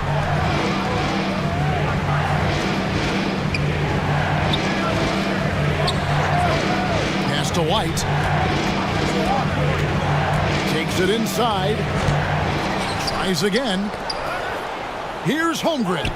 Oh, yes, he did. 5 up and 5 down for him so far. You can tell a guy who understands how to play through contact. Chet Holmgren finishes strong. Back to Henderson. Passes to Jaquez. It's Henderson on the wing. It's in, and he's a very efficient 5 for 6 on the game. Well, this guy has been efficient and effective all night. That IQ has been on display. Now, here's Suggs. Henderson defending. Got a hand on it. Boy, what a nightmare quarter for this guy. He's playing right into the hands of the defense at this point. Now here's Leonard.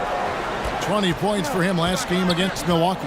And you know, guys, the other thing I really appreciated about his effort in that game was the effort and work on the glass. What a well-rounded performance. And that'll do it for the first half. A competitive game so far. Thunder out in front, 45. ending the second quarter on a 14-6 run. It's time now to go courtside as we send you over to David Aldridge from the sideline. David, take it away. Thanks, Kevin. Coach, how would you evaluate your team's performance in the first half? You know, I like the way we're playing tonight, but, you know, 1 or 2 untimely turnovers, these guys are going to convert quickly, so we have to play an aggressive but precise game. Rick, thanks for your time. Back to you, Kevin. Thank you, David. We'll be back after halftime for the start of the second half momentarily. It's the 2K Sports Halftime Show. Hello, basketball fans.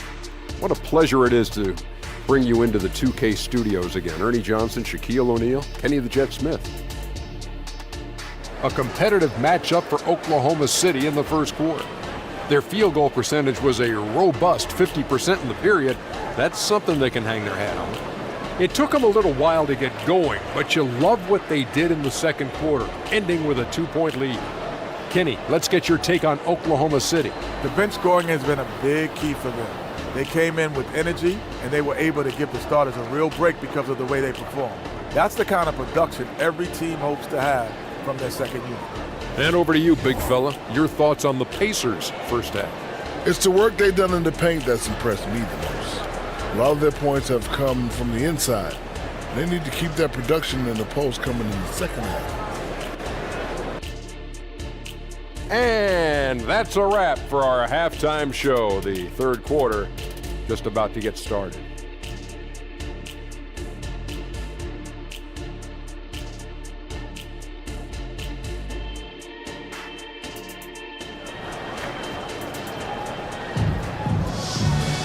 And as we get into this third quarter, as we've seen so far, neither team able to create much separation on the scoreboard yet. Kawhi Leonard really has his fingerprints all over this one. What a menace he was on defense through the first two quarters, just disrupting everything. Well, it was about effort and anticipation. Hard to get into an offensive rhythm when you know this guy is lurking. And in that first half, we saw a pretty tight battle. We'll soon find out what sort of adjustments were discussed during the half. So with Kobe sitting on the bench, here's who Rick Carlisle's going with. They've got Mitchell, Chet Holmgren out there with Okongwu. Then there's Suggs. To the middle, Strudkov. Count that bucket. What a quality pass from Jalen Suggs. This guy relishes the chance to set up his teammates. To the paint, here's Thompson. That falls. Nice feed that time from Brunson. Brunson's got his fourth assist with that last one here tonight. Inside. And the dunk by Holmgren. Well, you love to see Chet Holmgren asserting himself offensively. You feeling the rhythm? Go ahead and play. And for those of you turning in, we're about a minute into the second half. Leonard the pass to Brunson. Drexler outside. Here's Leonard. It's rebounded by Indiana.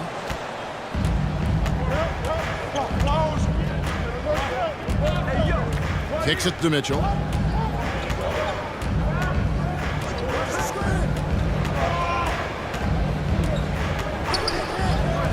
Strudkov. Good on the triple. Now it's a 3-point Indiana lead. Donovan Mitchell on time and on target. Pretty pass.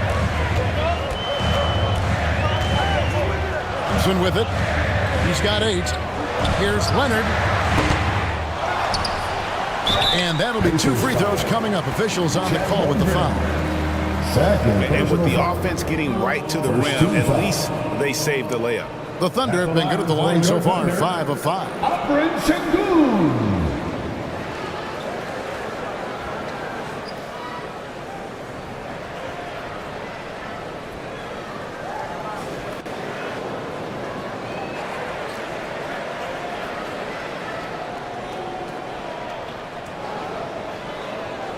Shooting 2.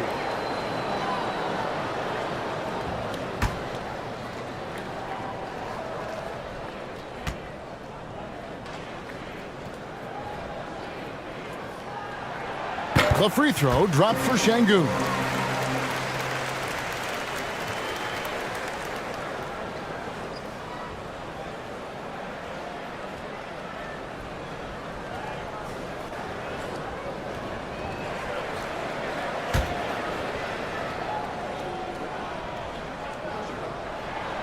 Şengün hits them both.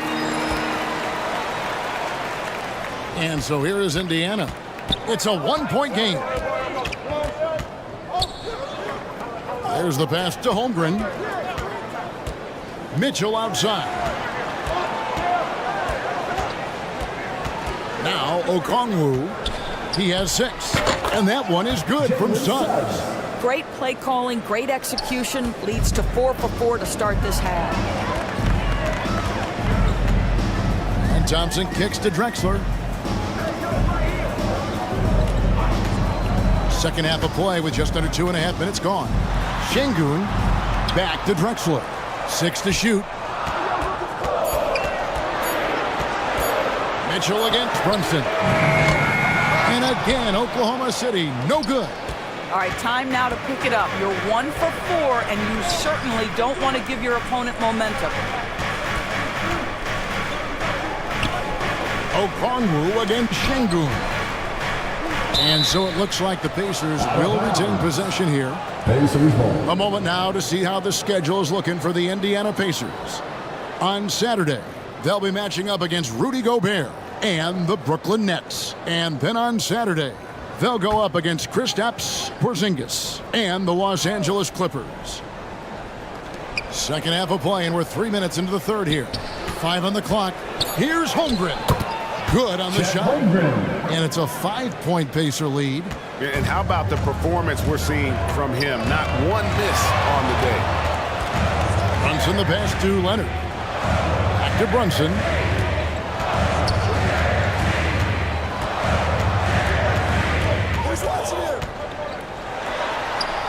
And denied. He sends it right off the glass.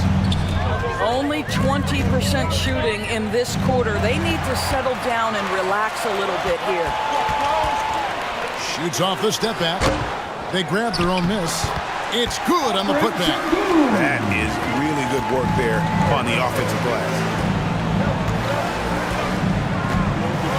And here is Mitchell. 11 points in the game. Strepkov. On the rebound goes to the Thunder. Şengün's got 7 rebounds in the game. Drexler right side. Over Suggs. That's in, and the Pacer lead is cut down to just 1 on the basket from Drexler. And boy, did he ever sell the pump fake. Worked to absolute perfection. Holmgren finds Mitchell. Blanketed by the D, fights to the rim for the layup. Mitchell's got 13. There's a measure of composure with Donovan Mitchell, just so calm and focused, understanding how to manipulate the pick and roll. Now a timeout called by Oklahoma City. We've got church. You've got the noise. Let's hear it.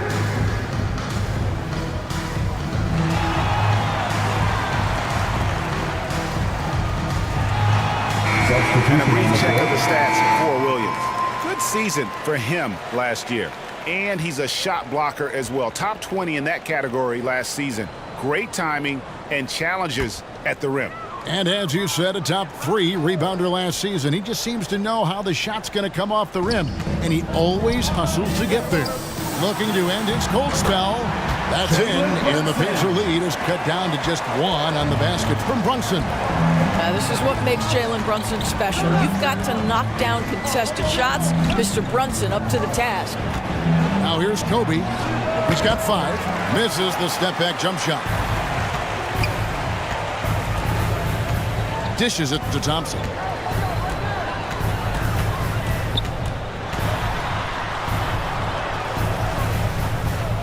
For the lead. Rebound by Williams. And he did everything he could to make that shot as difficult as possible. We call that a great contest. You know this is something he brings to the table, the ability to anchor your defense. And a closer look here at the scoring breakdown for the Pacers. I like this throwback approach they're taking, looking to score high percentage shots in the paint. And so far, it's working. Something else that they've had working for them is attacking the offensive glass. Boy, taking advantage and creating second chance points. Impressive.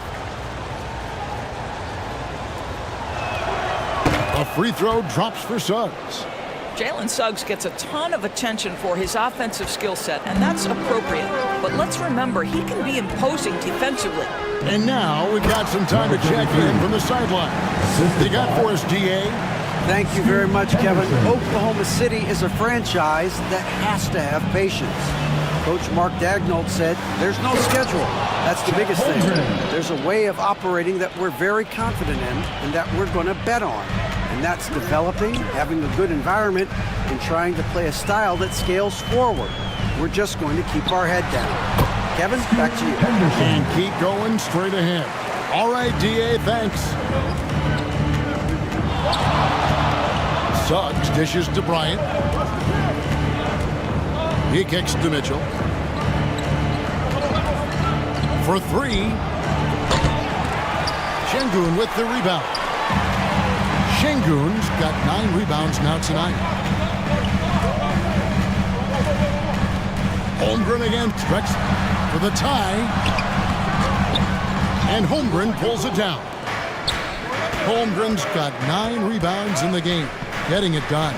Here's Kobe. He's off on that one. And it's Drexler with the ball for Oklahoma City. Pass to Şengün. Over Holmgren. That doesn't go on the chance to tie. Indiana's gone 1 of 2 from beyond the arc since coming out of the break. Here's Kobe. And that one clearly a foul. Gets the whistle and 2 shots coming up. It's going to go on Clyde Drexler. The motor of Bryant never stops. Even inside where he goes right at the end. 2 shots. And he sinks the second. Thunder trailing by 3. Henderson kicks to Kuminga. Back to Henderson. To the inside. And he gets the basket. Officials blowing the whistle, so a chance at the line for one more. And you gotta love the big bucket in the paint in this sort of a grinded-out game. The Thunder have made the most out of their opportunities at the line. They have yet to miss in 7 attempts. Now here's Kobe. He's got 6. High, arcing shot. Count it. Kobe's got 8 points. The Thunder have gone 7 of 15 from the field here in the third quarter. Henderson passes to Perez.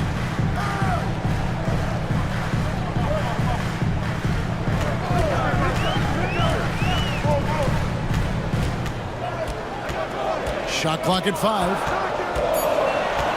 13 feet away. Nice D from Sexton.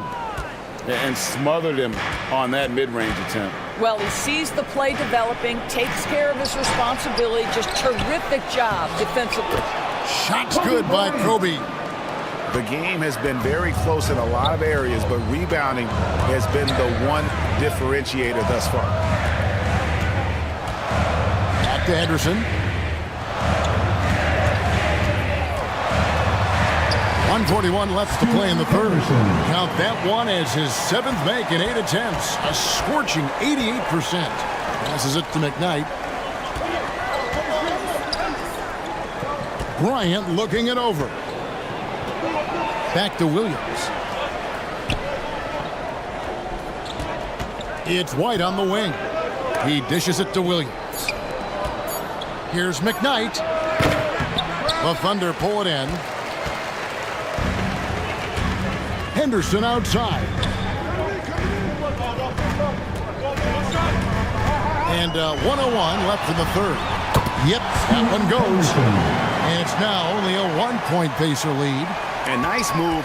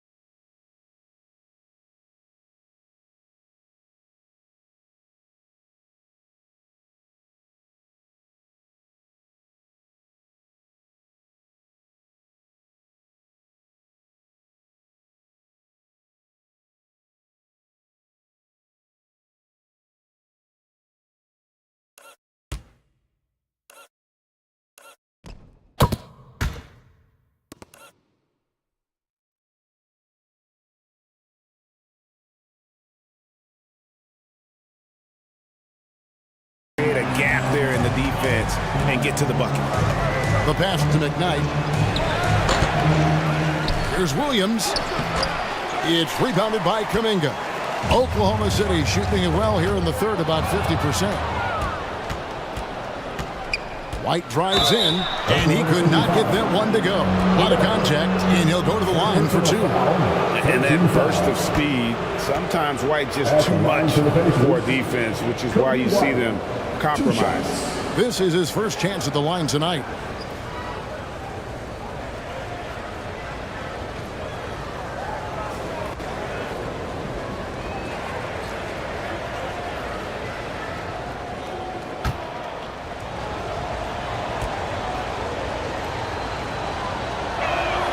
And that one falls for White. The athleticism and blinding speed White possesses is impressive. This guy plays with a lot of moxie. Jalen Brunson, he's checked in for the Thunder. Okongwu's checked in for the Pacers.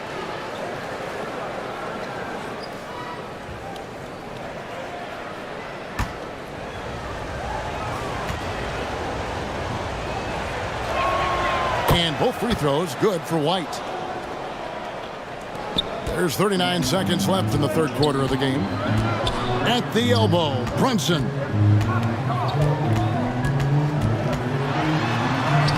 Lays it in without an inch of room around him. Brunson's got 12. And they are attacking the rim and getting great results. Pass to White.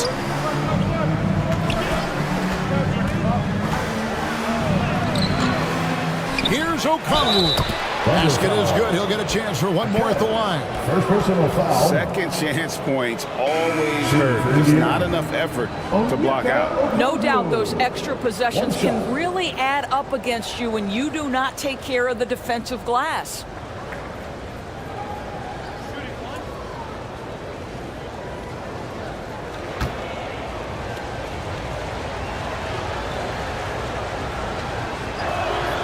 And that one falls for Okongwu.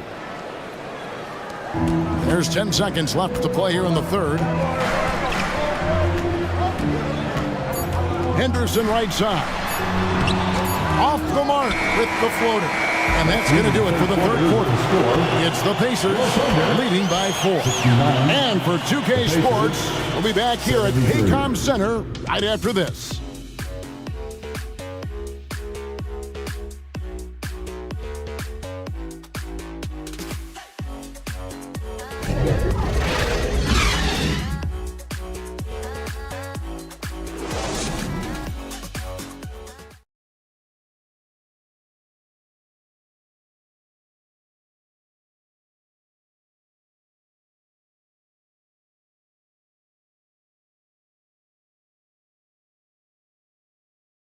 And a moment now as we take a look at our State Farm assists of the game.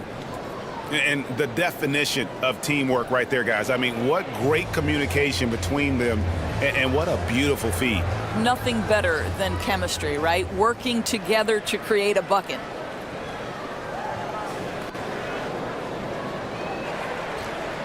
And I know I speak for all of us when I say I can't wait to see what kind of finish awaits us here in the fourth quarter.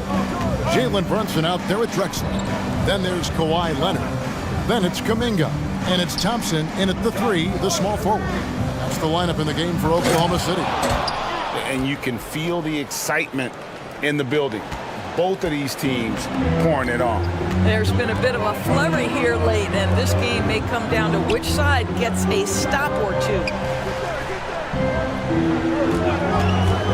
Drexler against Sexton. Drexler kicks to Leonard. Just 4 to shoot. Over Okongwu. Controls the rebound and puts it back up and in. Oh, great timing. He is one tough customer on that offensive glass. You know, it's like he has a sixth sense of where that rebound is going. McKnight. It's rebounded by Oklahoma City. Not his best game, but they're still getting it done collectively. Here's Leonard. The shot from the low post is good. You see, Kawhi demands that you guard him physically. This guy's so powerful, sometimes it doesn't matter. Down low. Unloads from 13. And that's good for 2. There's real synergy in play right now on the offensive end. The pass was right where it needed to be. Outside, Drexler. Back to Brunson.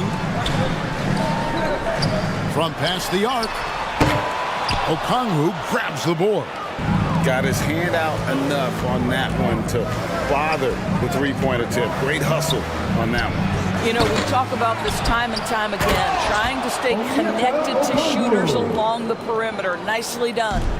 That's what he gives you, a big-time presence on the glass. And you know what, Greg? Once he gets his hands on it, he's not even thinking about kicking it out. No reason to do so there. He was going to leave, no doubt. Now, here's Sexton. Good, and it's Mitchell picking up the assist. Sexton's got the lead up to 8 now for Indiana. Clyde Drexler on the wing. Lets it go with a 3. Sinks the three-pointer. And that's right in his wheelhouse, looking to make an impact when it counts. And this is a player who understands when the game is hanging in the balance. He knows it's winning time. And foul on the shot. He'll shoot 2 at the free throw line. It's going to go on Clyde Drexler. First team foul. You know, it's easy to say, but this is one guy you don't want to foul. Colin Sexton is an excellent free throw shooter.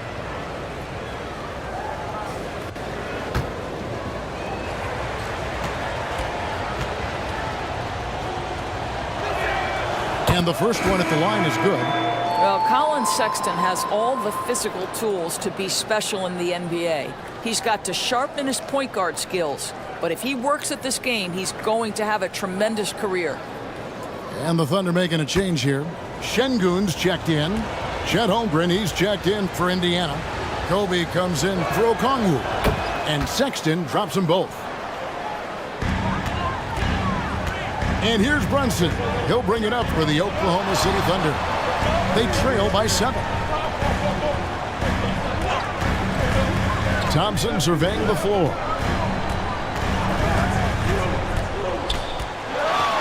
Just 5 on the clock. From deep, Drexler. Oklahoma City gets it back. And the rejection by Holmgren. And they get it back.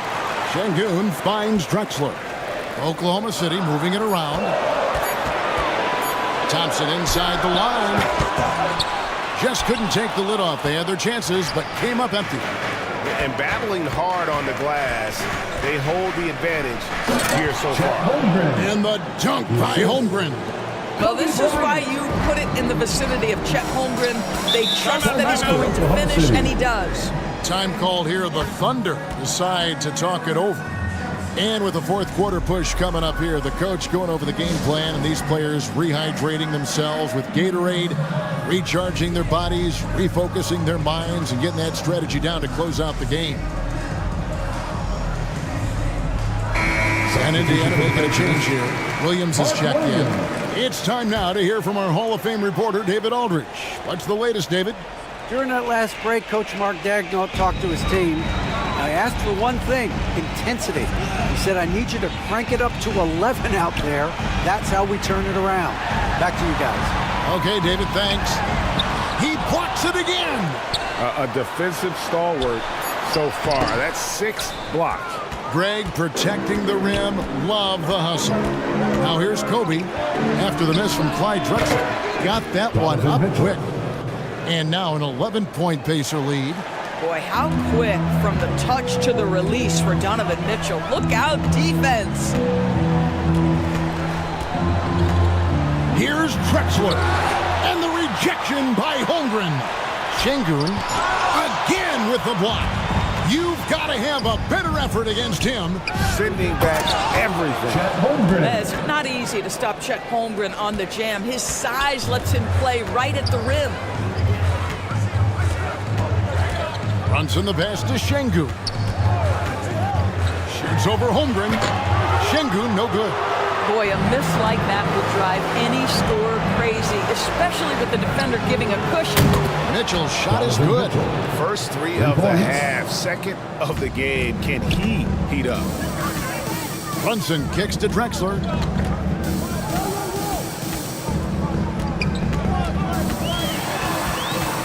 They could use a bucket.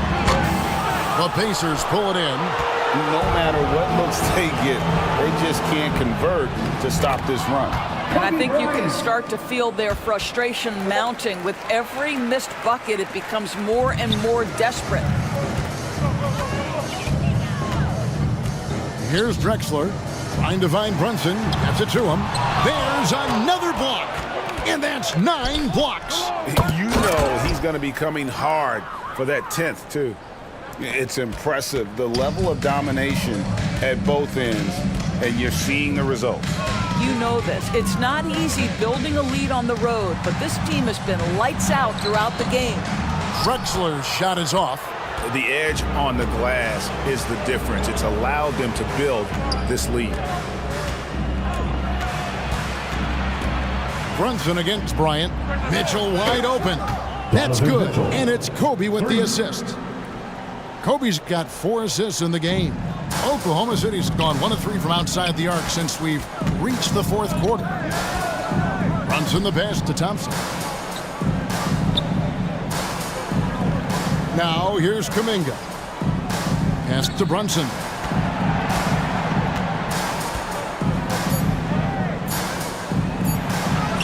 And another field goal in his total, making 7 for 14, shooting 50%.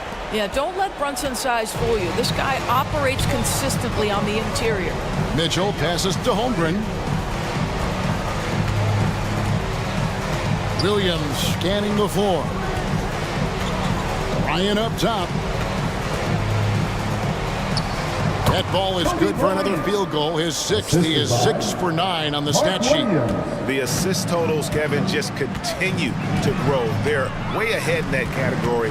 Ball movement has been flawless. Now here's Brunson.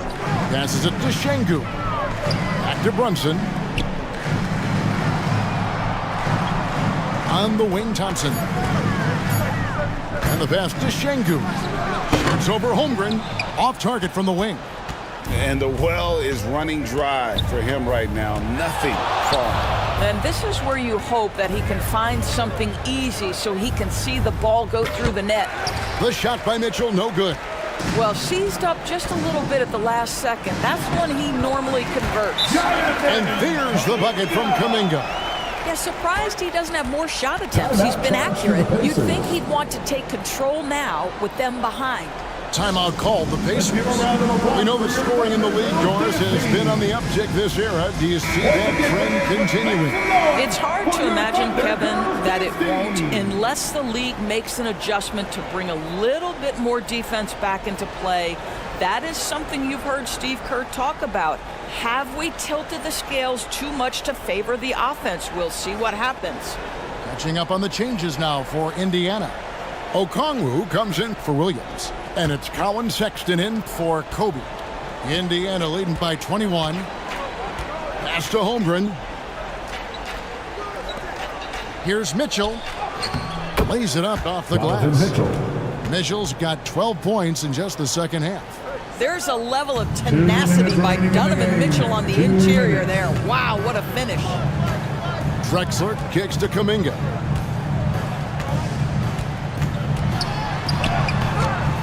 And the rebound goes to the Pacers. Okongwu's now got 6 rebounds here tonight. Pass to Mitchell. Over Brunson.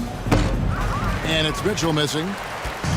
And so it's Brunson with it. He brings it up for the Oklahoma City Thunder. We've got 1:28 left in the 4th quarter.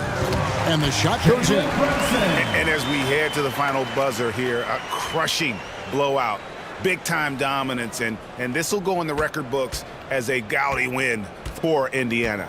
It was a standout performance across the board. I mean, it was like watching a cat play with a mouse. They were able to do more or less whatever they wanted. And so with this, they'll end up with their 2nd win on the year. And you know, looking back at all the contributions tonight, it was a really phenomenal all-around game for Chet Holmgren.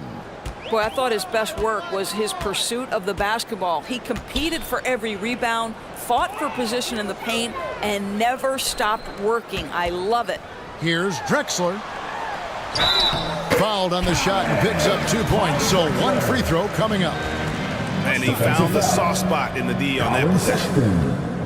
Kobe's checked in for Indiana. Flight comes in for Mitchell.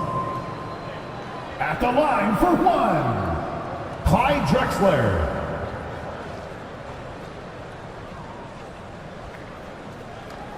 Mind the lanes. Mind the lanes. One shot.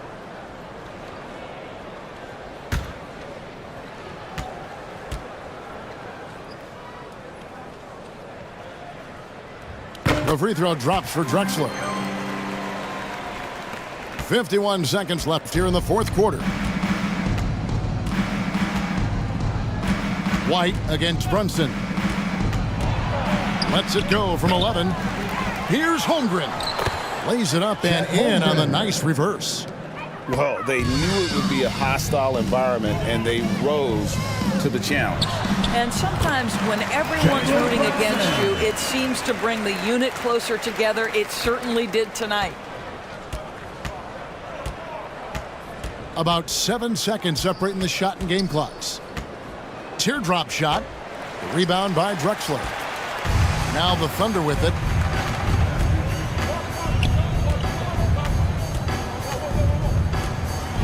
Passes it to Jaquez. Kuminga kicks to Drexler. Back to Brunson. Lets it go from deep. It counts. And obviously his momentum from the last game has carried over here tonight. No, I think that's the one thing every player is searching for. Consistency. They're giving this guy a chance to carry the offense once again. So no problem for Indiana as they get the win. This one was over well before the final buzzer. The fans were waiting for something to get excited about, Greg, but they never got it. They sure didn't. I mean, they just rolled to this win. They made it look really easy. What an efficient performance at both ends. And that'll wrap it up, folks. For Greg Anthony, Doris Burke, and David Aldridge, this is Kevin Harlan saying thanks for watching.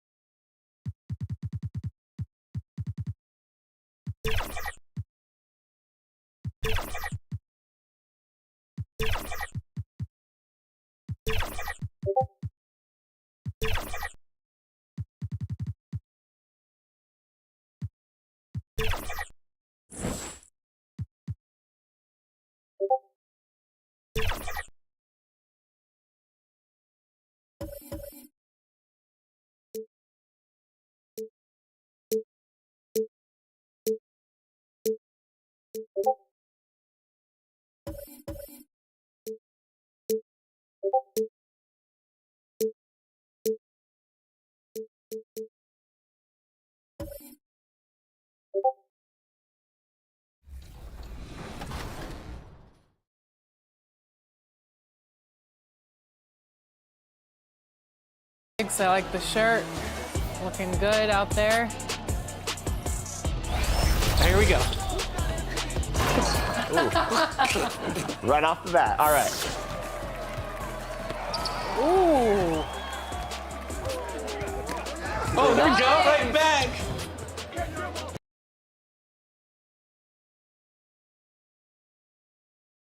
One more.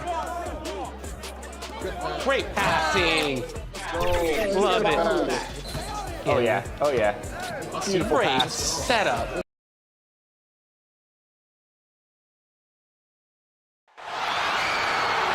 Let's meet the starting lineup for the visiting Toronto Raptors. At shooting guard, Bradley Beal.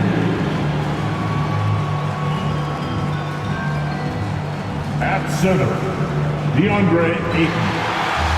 And now, introducing the starters for your Utah Jazz. Starting at power forward, standing 6'8", number 28, Rui Hachimura. Starting at center, at 6'10", number 13, James Wiseman.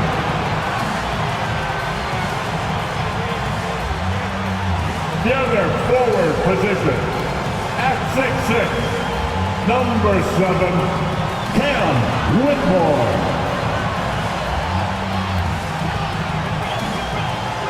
Starting at shooting guard, at 6'6", wearing number 23, Michael Jordan.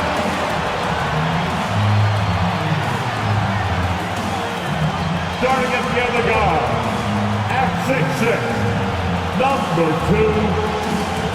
Welcome, sports fans. Thank you for joining us. It's the NBA on 2K Sports. I'm Brian Anderson. With us tonight, two great basketball minds, Grant Hill and Steve Smith. Also, our reporter, Allie LaForce. So let's take a look at the starters for the Toronto Raptors. Bradley Beal's out there with Kyrie Irving. Then it's DeAndre Ayton, and it's Yabusele in at the 4 spot. And for the Jazz, Rui Hachimura is out there with Whitmore. Then there's Cade Cunningham. Then there's James Wiseman, and it's Jordan in a 2 guard. Out of the gates, some guys tend to start strong, Grant. Others take a little time to warm up. Which group did you align with? Yeah, good question, BA. You know, I always liked to start the season strong. And a lot of it goes into your preparation. What are you doing in the off-season? Are you ready when we get into training camp, the preseason? You know, all of that building to opening night and really establishing yourself within the team and also throughout the league right from the gates. Basket counts. In terms of guards, Kyrie is as good as anyone inside. Unreal finish around the rim. Pass to Wiseman. Shoots over Ayton. And all around the rim that time before dropping. Keeping the D honest from mid-range can open up other parts of the floor. Here's Yabusele. Hachimura covering. Here's Yabusele. Here's Bird. Sends it home from three-point land. He's consistent from out there, especially when you give him that kind of room. Jordan, the pass to Cunningham. Snatched away. Beal from outside. Knocks down the long J. You love the energy Beal has. I mean, he's racing up the floor to convert on the fast break. Hachimura outside. Pass to Whitmore.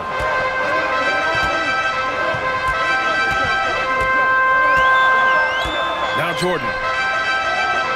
Wiseman, pass to Cunningham. Clock at 6. And Ayton pulls it down.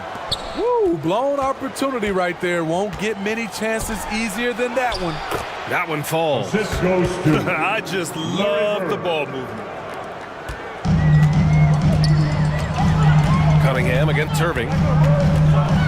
Cunningham passes to Wiseman. Shot to stop the run. Back to Cunningham.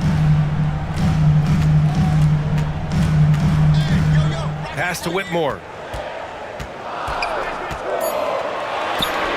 Right through the D for the layup. That's what you call playing big. He just stays committed to the attack mode. And I'm going to give him a lot of credit because he saw what he was up against and he was undeterred. Now here's Beal over Jordan, and it's Toronto with another. The mid-range jumper is a handy tool for Beal. A lot of his shots come from that area. He's got a ton of confidence in it. Wiseman pass to Cunningham. Oh, and there's the whistle on the shot. So 2 free throws for him coming up. First team foul. No debate there. He got hammered. At the line for the Jazz, Cade Cunningham.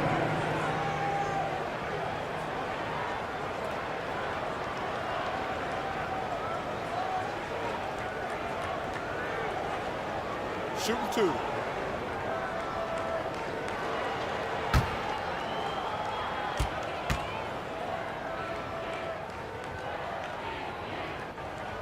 That free throw good from Cunningham. So much of the offense revolves around Cade Cunningham. He can do it all.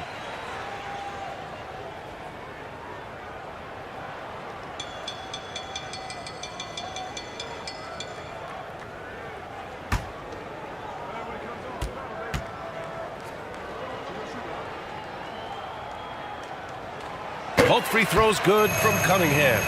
I'll tell you, he doesn't give points away. Excellent job from the line. Jordan against Beal.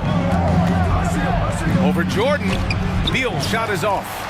For Utah, they've gone 2 of 3 from the floor. And on both sides of the ball, Rui Hachimura plays with great aggression. Grant, he embraces that part of his game. You can't ignore the physicality that he plays with. Rui is at his best when he's playing bully ball. Yabusele, book that.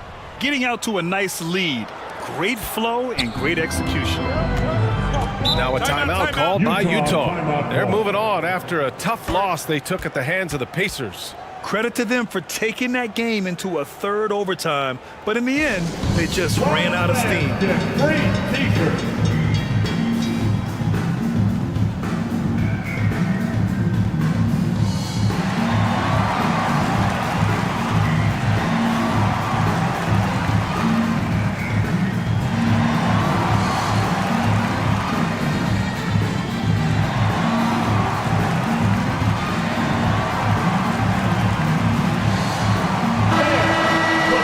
And it's time to give you a look at the top three-point shooting teams from a year ago.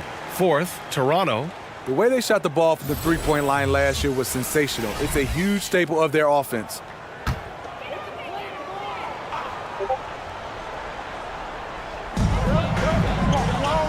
Wiseman, the pass to Hachimura. Kicks it out to Cunningham. Back to Hachimura. Pass to Wiseman. 5 on the clock. The Jazz need to get one up in a hurry. Cunningham has the open look. The wide open shot is on the money.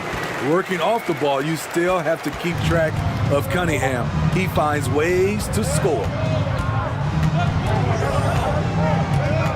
Irving against Cunningham. Takes one from 10 feet. Off the left rim and out. I like it. That's a great battle at the rim. He just couldn't finish. Back to Hachimura.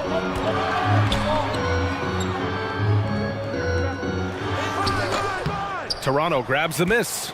Coach loves the execution, just not the result. That's okay. That's part of the process. Oh, and the jam by Ayton. Excellent timing by Ayton on the alley-oop pass. He's perfectly positioned to throw it down. Utah with the ball. The Raptors making their last shot. And there's Jordan on the assist by Cunningham. Easy look when the defender isn't fighting over the screen. Reason why it takes extra energy to do it. You have to trust your defensive rotations, but it's worth it. Here's Bird. Here's Yabusele. Wide open look. And Cunningham pulls it down. You won't see him miss that one too many times. Yes, let's look on the bright side. You got a great look. It's a play that you might want to go back to again. He put a little flair on that one. Yes, he did. Man, he's a strong finisher, huh? And Irving has got the ball here for the Toronto Raptors. Leading by 5. This game coming after a loss versus the Bulls. And they got to the line at a good clip, but couldn't cash in, and it ruined their chances. You know what happens? You start to miss a few. You develop a lack of confidence, and suddenly it becomes contagious. At the line for the Raptors, Larry Bird.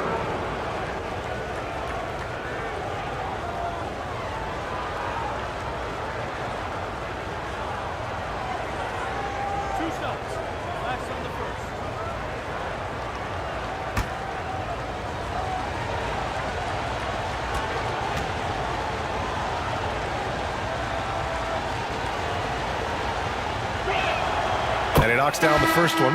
And the Raptors with some changes. Giannis Antetokounmpo's checked in for DeAndre Ayton. And it's Josh Giddey in for Beal.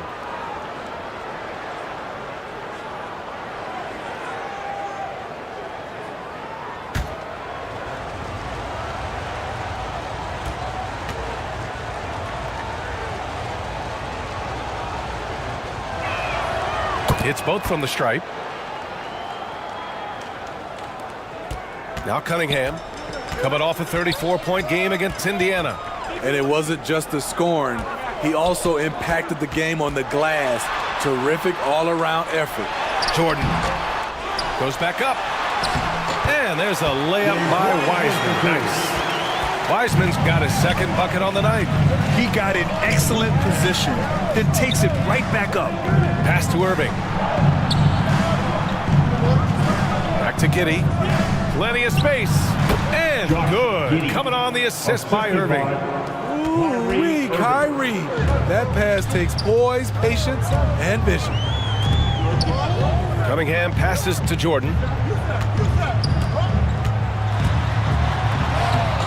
And it's Giddey with a rebound. The Raptors with a lead. From 18 feet away. Another shot. Yabusele. Oh, are you kidding me? Amazing! And he jams it home with authority. Wow, that type of finish is just deflating right now for a team that's trying to make a comeback. Ouch. That's certainly a big-time finish right there. It was one big exclamation point, or maybe even a question mark. Ooh, a great look there. Brought to you by the AT&T 5G Slam Cam. Cunningham against Irving. Just 5 to shoot. Pass to Anunoby. Puts it up from 17. It's hauled in by the Raptors. It can be tough to find space in the mid-range area. Probably should have passed that one up. And this defense needs to turn the screws and ramp up the intensity. They're looking a little loose out there right now. Now here's Cunningham. Outside Anunoby. And there's the drive. Doesn't go for him. Great D that time from Irving. Antetokounmpo inside. Time's on him. And Antetokounmpo with the basket. On the assist from Irving. Irving's got 3 assists tonight. And Utah calls time here. This game against Toronto here. It's their first look at the Raptors.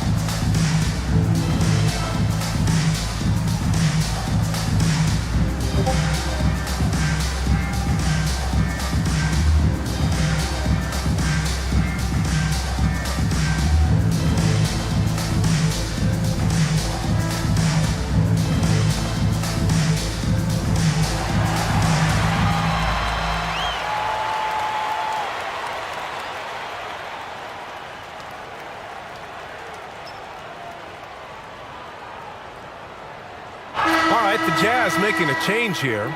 Reeves is checked in. Middleton is checked in for Toronto. For Utah, they've gone 6 of 13 so far in this one. Pass to Cunningham. Back to Reeves. To the inside, looking to end the run. And the play by Cunningham as he finishes it off for 2. Cunningham's got 6. Defense gets all up in Cunningham's personal space, but he stays strong and gets to the inside. And that one's good. Giddy. This has been just a dreadful start for them defensively. Not good at all. For Utah, they've gone 7 of 14 and looking in control. Outside Anunoby.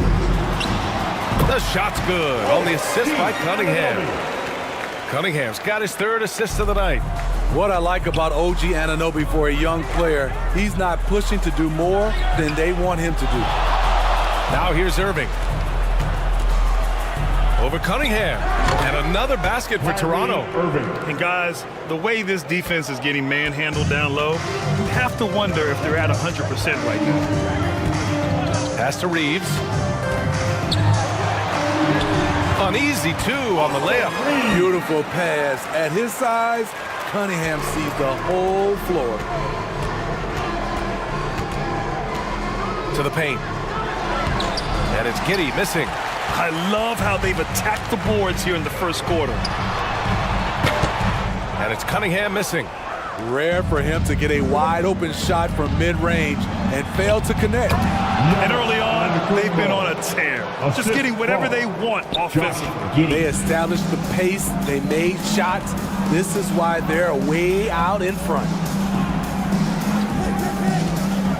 Anunoby passes to Reeves. Now Wiseman. 41 seconds left in the first. Oh, nice fake, but the layup's off the mark. Here's Middleton. Oh, nice D from Anunoby.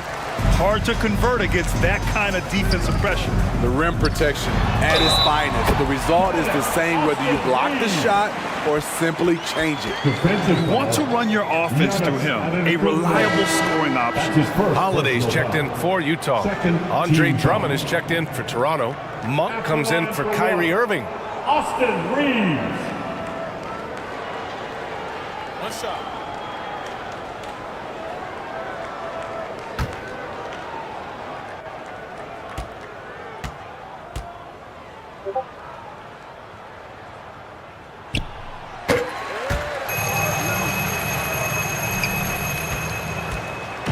And so it's Antetokounmpo with it. He brings it up for Toronto.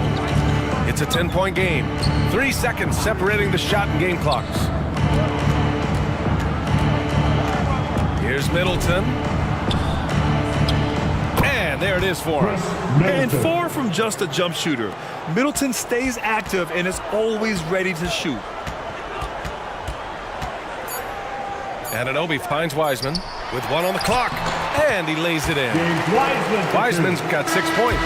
Domination in the first quarter. It's been pretty lopsided. Raptors out in front, up 10. Let's take a quick break, and then it's on to the second quarter after this.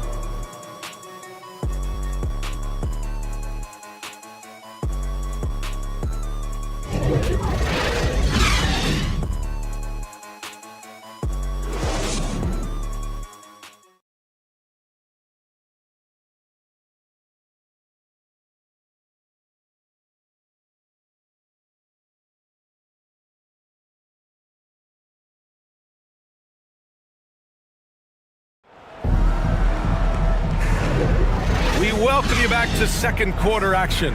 Plenty of basketball left to play, but this one has been one-sided so far. You know, you take a look at the Raptors' performance here, guys. What are your thoughts? Well, they've used the fast break well to score easy points and keep the defense unsettled. You know this, the team that dictates the pace typically rules the roost. We see that here early on. Smitty, let me ask you, you think the NBA's gotten less physical in recent years? It has, B.A. It makes sense. The game's called tighter. They want more flow. A hard foul now could be a flagrant, so guys have to play careful. They've got Whitmore. He's out there with Rui Hachimura, and it's Holiday in at the point. That's the 5 on the floor for the Jazz. Here's Beal, using his post moves to get the 2 points. Beal's gotten his 3rd basket of the night. Such a tough guard. I mean, Beal mixing it up inside, coming out on top in that battle. Towns up top. He's covered by Ayton. Towns passes to Jordan. Down to 5 on the shot clock. Hachimura. Oh, rejected by Ayton. Yeah, Ayton has all the physical gifts of a great shot blocker. Size, length, and agility. Here's Monk. And it's Jordan with the rebound. The Jazz shooting 52% from the floor so far. With the drive. And slam dunk by Jordan. So sick, the vertical ability. That was flat out awesome. He has that effortless knack for getting to the hoop. Here's Monk. Some solid defense from Jordan. He goes up strong, but he is met with resistance. I think that surprised him a little bit.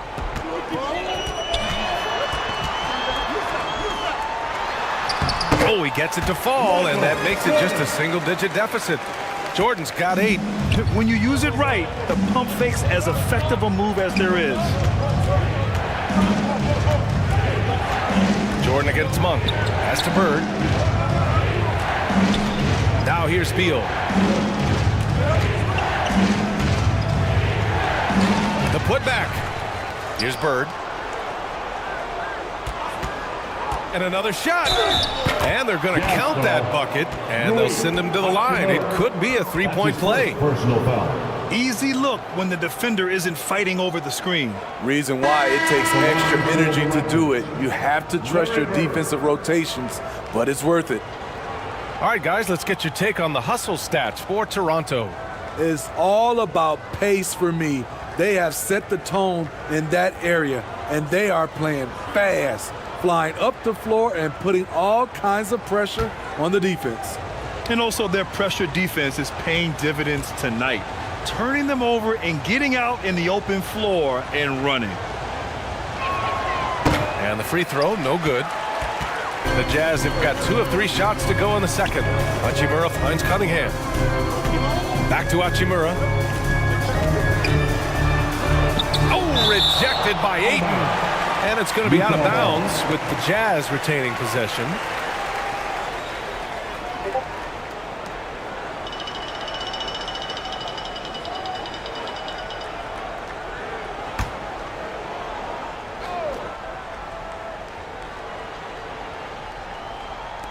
And here in the second quarter of action, just a hair under 2.5 minutes played. Assistant, Rui Hachimura. Toronto has gone 3 of 3 from outside here in this one. Here's Bird. 7 points in the game.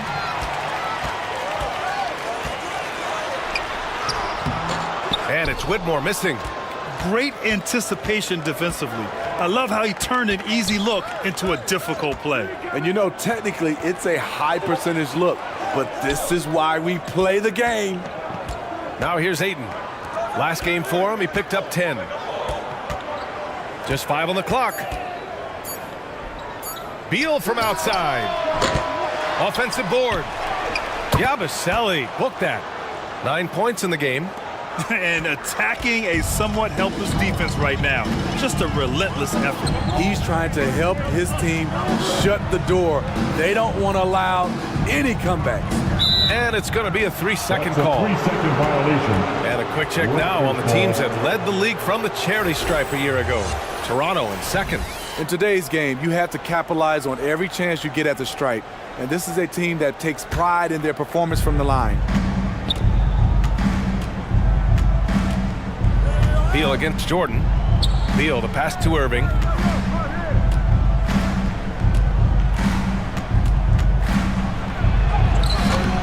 Here's Yabusele. Hachimura covering. Incredible work right there on the glass. Just doing all he can to extend that lead. Hey, once you got him on the ropes, keep swinging away. You know why? Because this defense is reeling. They had to stop there but couldn't secure the rebound. They're still looking for answers. A chance here to catch up with Ali from the sideline. Well, asked to compare his game, Victor Wembanyama said, "I would hate that my game resembles any one player because that wouldn't be ambitious enough. My whole life, I've always tried to be one of one. I don't know where it comes from. I think I was born with it. I've always tried to be original. My goal is to be like something you have never seen." BA? Wow. Mission accomplished there, Ali. Thank you. Here's Cunningham. Following the bucket by the Raptors. Pass to Whitmore.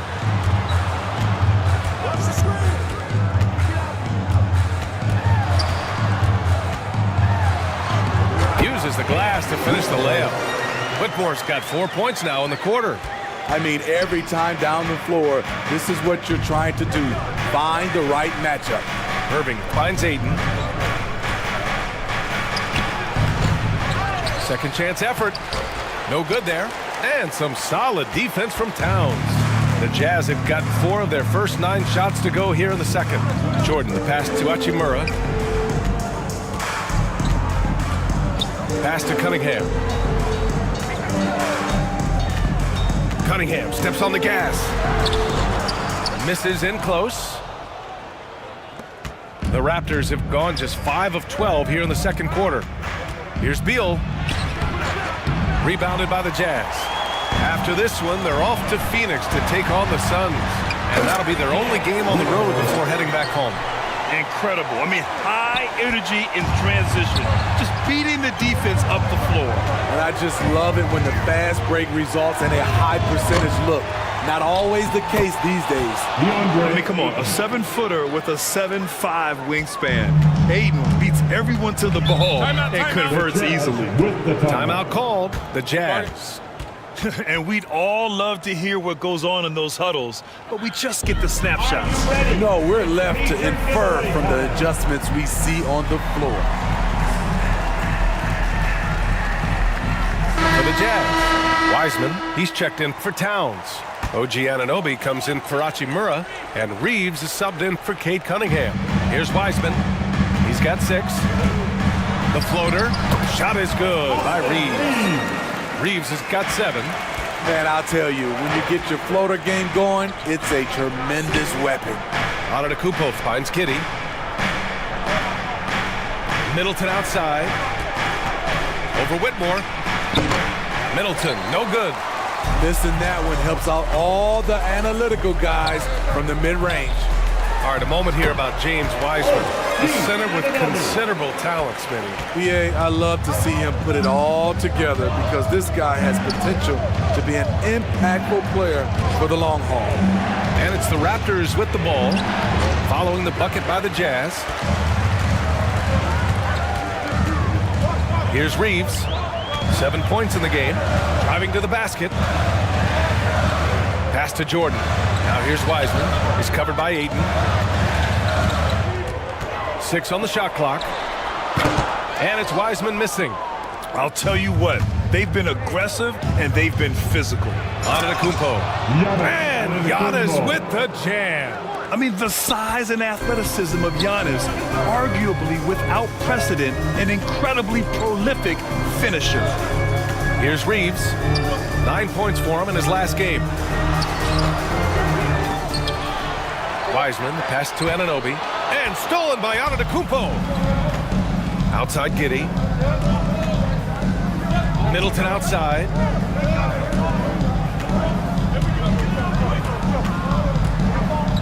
Over Whitmore. And that one's good. Middleton. And now it's a 12-point Toronto lead. Yeah, scrappy play by Middleton. Going up inside and forcing his shot past the coverage. 2 minutes remaining. Anunoby against Antetokounmpo. The 3. Shot is good by Reeves. Reeves has got 5 points now this quarter. Defensive mix-up there. He's the last guy you want to leave open. Giddey passes to Antetokounmpo. Up top, Ayton. Giddey against Jordan.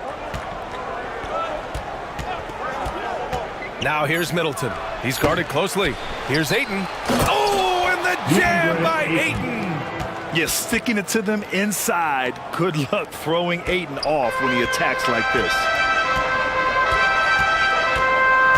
Outside Anunoby. Back to Reeves. 1:11 left to play in the second quarter. Over to the left wing. From deep, Jordan. Oh, and again, it's the Jazz from deep. Their defense has to do a better job of smothering those shooters. And Toronto calls time here. One advantage for this team, OG Anunoby's versatility defensively. NBA, OG has got the size and length to match up against anyone. He takes a no-nonsense approach, and he's active. He looks to disrupt. Drew Holiday's checked in for Jordan. Andre Drummond is checked in for Toronto. Monk comes in for Kyrie Irving. Toronto's gone 0 for 2 from outside in the second quarter. Antetokounmpo outside. Pass to Monk. And a great assist by Antetokounmpo, and that one goes in. And the Raptors lead by 10. Utah has gone 2 for 2 from the arc here in the second. Here's Reeves, the 3-ball. They grab their own miss, and they'll get another chance. Outside Holiday, from deep. Here's Wiseman. Oh, Wiseman so strong inside. Impressive. Relentless on the offensive glass, and then you love the finish. Now 5 seconds separating the shot clock and the game clock. Drills it from deep. And some fans wince when he takes them, but Giannis can and will hit the occasional three-point shot. Here's Whitmore. And it's Toronto with a rebound. They've led by as many as 14. And at home for the next one, it'll be Oklahoma City pulling in. It'll be a quick stopover at home before they have to get back out on the road. And that's called finishing a play. Physical defense. Holiday stays focused, eyes on the rim. That'll do it for the first half. Raptors out in front, up 9. And time now for the halftime break with the third quarter soon to follow on 2K Sports.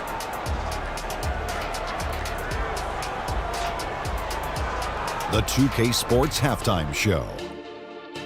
Welcome back to 2K Sports, everybody. Ernie Johnson, Shaquille O'Neal, Kenny the Jet Smith. Let's talk about that first half. From the get-go, it was Toronto coming out strong. An exceptional game plan helped them open with a 12-4 run. Looking at the scoring breakdown, they ended up going wire to wire in the first quarter, never once giving up their lead. In the second quarter, they didn't play quite as well and were outscored, but still were able to head to the locker room up by a solid 9 at the half. And let's get your thoughts, big fella, on the Raptors. Love how hard they're going at it on the offensive board, showing some real tenacity every time a shot goes up. They carve out this lead because of their aggressive mindset. Don't expect that to change in the second half. Kenny, what do you have to say about the Jazz? They wouldn't be in such a deep hole if they hadn't given up so many offensive rebounds. Getting out hustled, getting moved around, losing possessions. The one thing you can control is effort. Thanks for joining us, folks. We're now just a few minutes away from the start of the third quarter.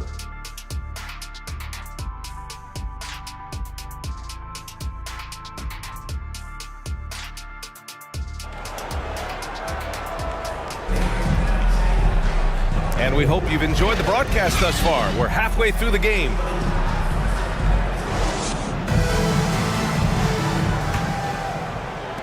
Utah trailing here. Checking out the group for Darko Rajakovic to start the second half. They've got DeAndre Ayton. Bradley Beal's out there with Kyrie Irving. And it's Bird in at the 3 slot. And it's Cunningham missing. Toronto's gone 4 of 6 from three-point range thus far. Irving looking around. And the jumper falls for him. Irving's got 8. The nasty handle of Kyrie uses it to get anywhere he wants. Now here's Jordan. And here's Wiseman. Cunningham outside. Okay, Cunningham, strong. That's great defense, but you couldn't stop Cade Cunningham on that play. Here's Yabusele. Hachimura covering. Three-pointer off the mark. And here's Cunningham. He'll bring it up for the Utah Jazz. They trail by 9. Here's Wiseman. The rebound by Yabusele. The Raptors' shooting has been great. 57% and finding ways to score consistently. Irving for 3. And it's Jordan with the rebound. The shooter thought he had enough space, but the defender was right on him. The ability to close out on perimeter shooters is so important in today's game. Man, good whistle there. At the line for the Jazz, Kate Cunningham.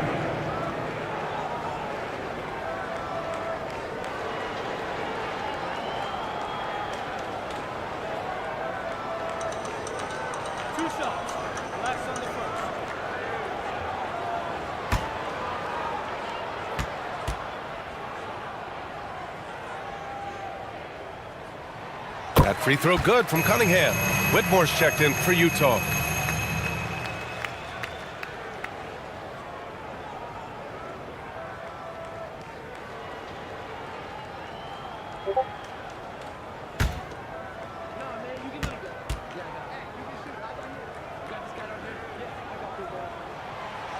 Good on both. And we're just about a minute and a half into the third quarter of basketball. Here's Yabusele. Here's Bird. He's got 7. Here's Yabusele. Hachimura covering. The turnaround jumper. Yabusele booked that. 13 points in the game. He's been a big factor in their offense tonight, making shot after shot. Here's Wiseman. It's hauled in by the Raptors. Aiden's got 9 rebounds in the game. Boy, he's getting it done. Shaky start to the half, going 1 for 4, still trying to find that groove. He hasn't helped the cause with his shooting, but his teammates have had his back. Here's Whitmore. He's guarded by Irving. Shot clock at 6. And here's Cunningham outside. Cunningham bangs in the contested 3. Tonight is proving why Cunningham was the top pick in the draft. K can take over games. Toronto calls timeout. It may be a players' league, but the coaches obviously play a big part as well. Yeah, if that weren't the case, you wouldn't see so many coaching changes in the offseason.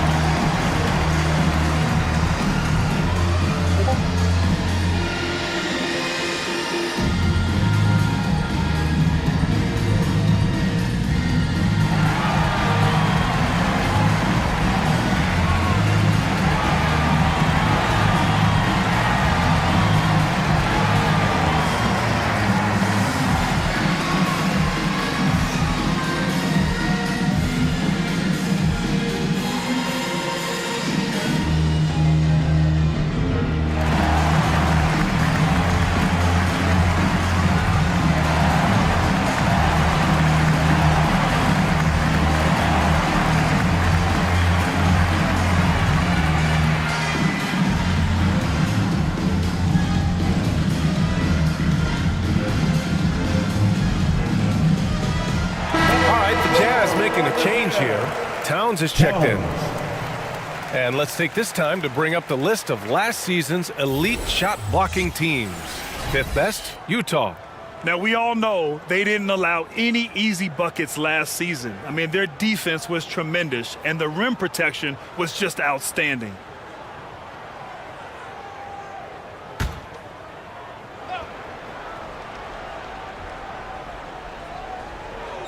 Well, we're into the third quarter, just over 2.5 minutes played. Count that bucket. Beal's got 11 points. And just putting the moves to work right there. I mean, Beal manages to get his shot in spite of the contact. A chance to get a quick injury report. And now we'll send it over to Allie LaForce for an update on Giannis Antetokounmpo. What do you have, Allie? Thanks. I got a status report from Toronto's head athletic trainer. And this one, not something you hear often. A pinched nerve in his elbow. But from the sound of it, it's much more than just a funny bone. And this team really needs him. They aren't the deepest squad in the NBA, so we'll see how they move forward, Brian. All right, Allie, thanks. Well, we're all hoping he gets healthy quickly, guys. Yes, we do. And these trainers are so good at what they do. Hopefully, they'll be able to get him back on the court soon. The defense, they're doing whatever they can to protect the rim. Shooting for Toronto, DeAndre Ayton. 2 shots.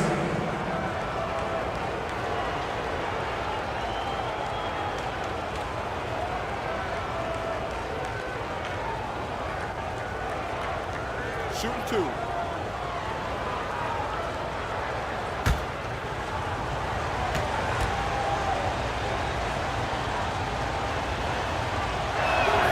And the first one at the line is good. Yeah, what I appreciate about Ayton is that he wants to keep getting better. You have to be excited about his future.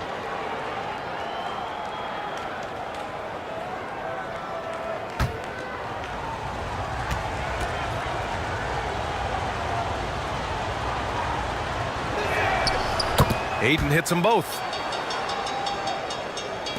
Third quarter of basketball here. A little under 3.5 minutes gone by. Cunningham passes to Jordan. Back to Cunningham. And stolen by Irving.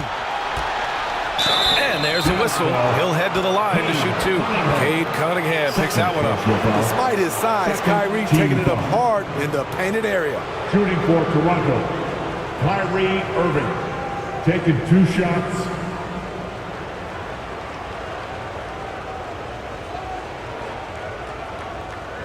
Take a break. Take a break. 2 shots.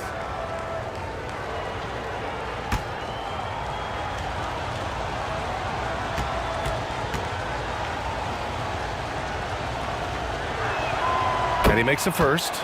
Watching Kyrie Irving, you can just see how special he is. His moves, how light on his feet he is. It's really a thing of beauty.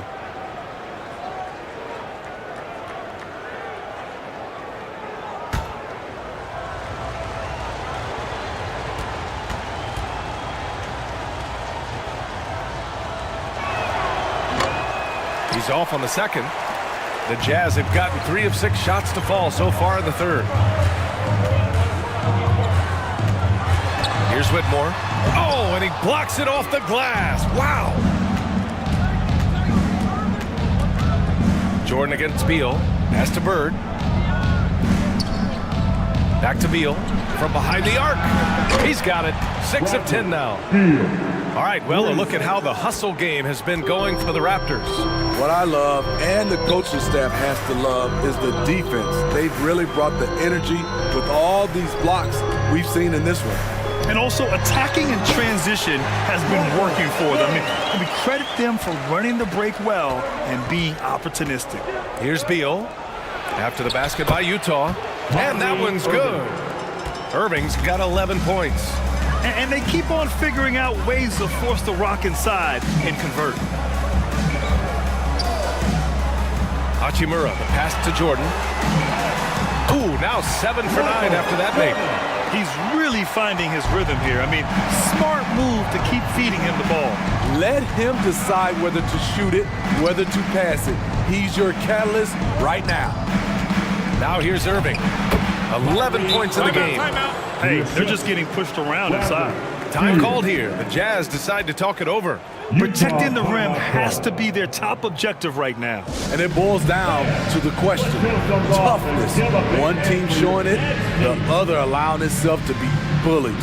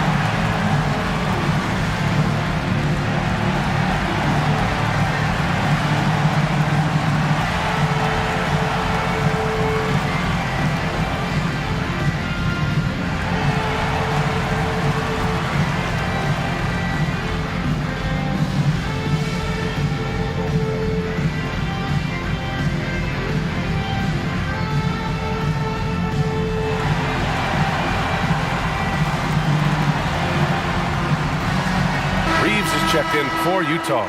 The Raptors also with a sub. Antetokounmpo's checked in for Ayton. And so Cunningham will bring it up for Utah. 11-point game. Pass to Hachimura. Towns with the ball. Jordan, the pass to Hachimura.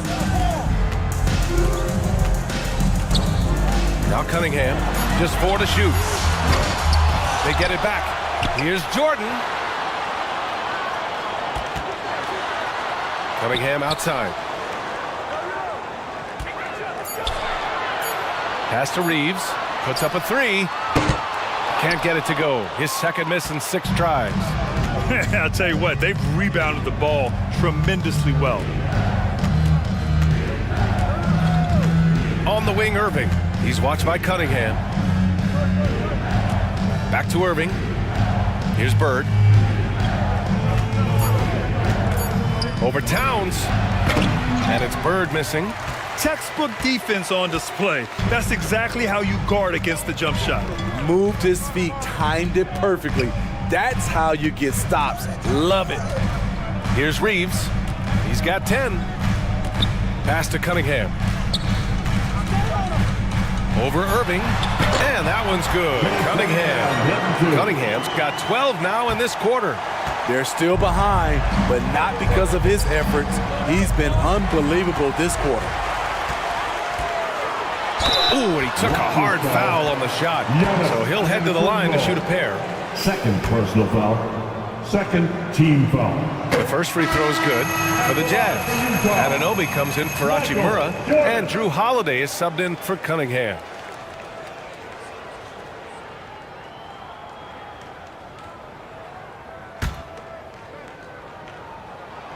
And that one goes in. 2 from the line that time. And we've seen some good free throw shooting in the second half. To the middle. Here's Irving. Good on the bucket. Irving's got 15 points. And now almost all their points coming from the paint. And slam dunk by Jordan. The underrated vision of Holiday. I like it when he's distributing, and I think his coach does as well. Antetokounmpo against Anunoby. Here's Middleton. Oh, it's blocked. It deflects off the backboard. Holiday against Irving. From downtown, Holiday. That one's good. 5 points in the game. Certainly capable from distance. Defenses no longer dare Holiday to shoot from out there. And Toronto calls time here. Let's give Coach credit. He's trying to find a way to squeeze the most out of every possession. Critical part of the game. You have to be flexible. You have to be able to adjust what you're doing. Giddey's checked in for Toronto. Here's Monk.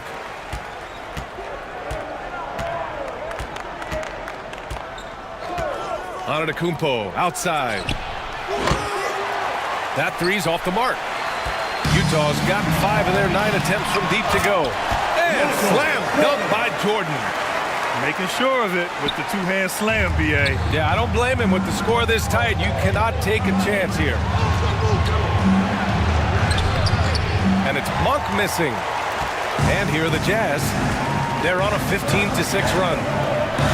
Outside Holiday. Pass to Anunoby. For the tie. Oh, plenty of contact on that shot. Officials call the foul, and he'll take 2 free throws now. They pin that one on Giannis Antetokounmpo. OG's a tricky cover. Has strength, has quickness, and just still learning the game. Anunoby. 2 shots.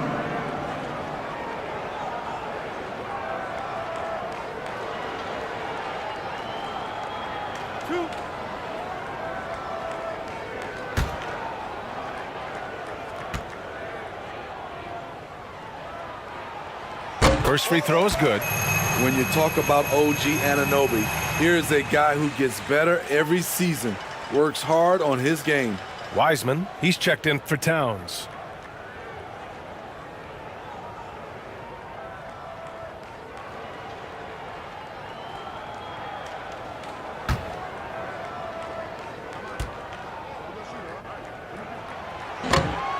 So 1 for 2 that time at the stripe. The Raptors have gotten 7 of 15 shots to hit in the second half. Middleton against Anunoby. And the shot count.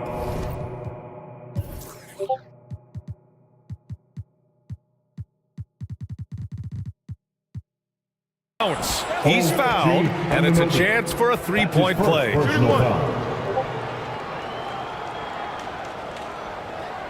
Shooting for Toronto, Chris Middleton. At the line for one.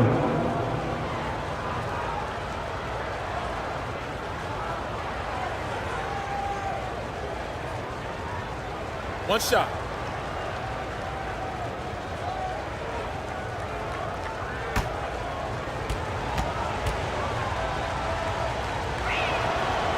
That free throw good from Middleton. In the second half, their free throw percentage has improved, hitting in the low 80s now. Outside Anunoby. Pass to Reeves. There's the three. Ooh, coming through again. Shooting 5 for 7 now. And you have to credit Anunoby.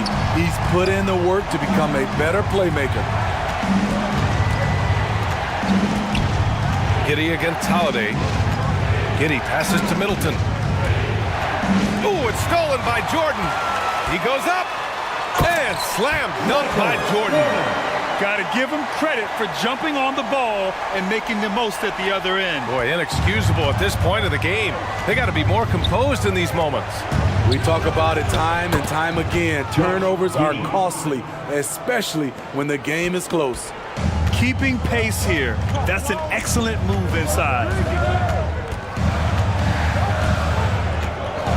There's 47 seconds left to play in the third. Jordan, the pass to Reeves. Rebound by the Raptors. They've led by as many as 14. Middleton outside, and he's going for the lob, and Drummond with the jam. So gifted. Drummond soars through the air, then explodes on the finish. Shot clock and game clock, 1 second differential. Holiday taking his time here. 5 to shoot. Got it. Good job in the low post. Holiday's got his third bucket of the night. Kyrie Irving has been on display for the Raptors. Hunting for opportunities, leading to 9 points in the quarter. We'll be back in a moment.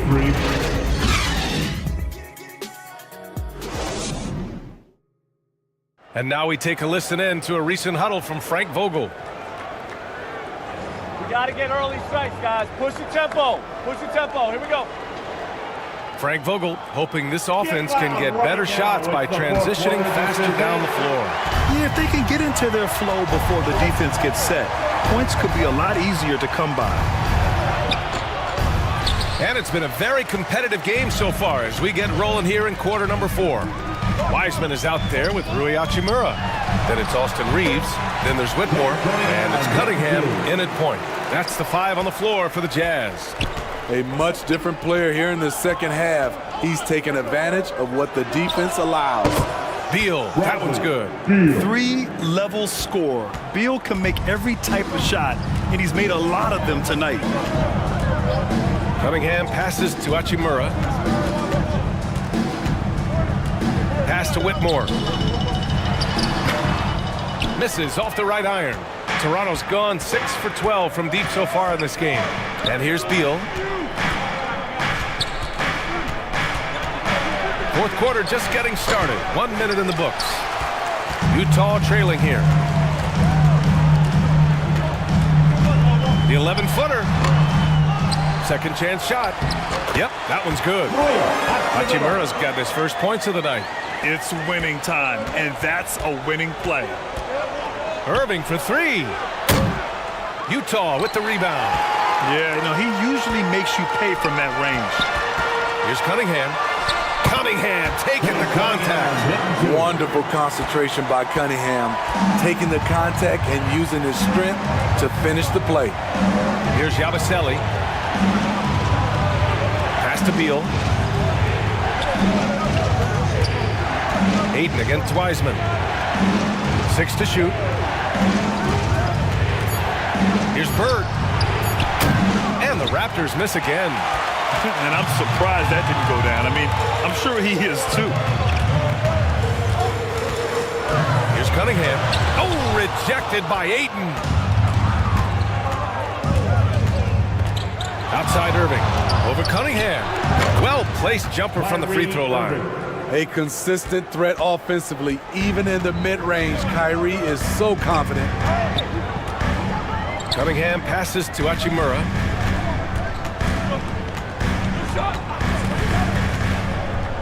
Pass to Wiseman. Here's Reeves.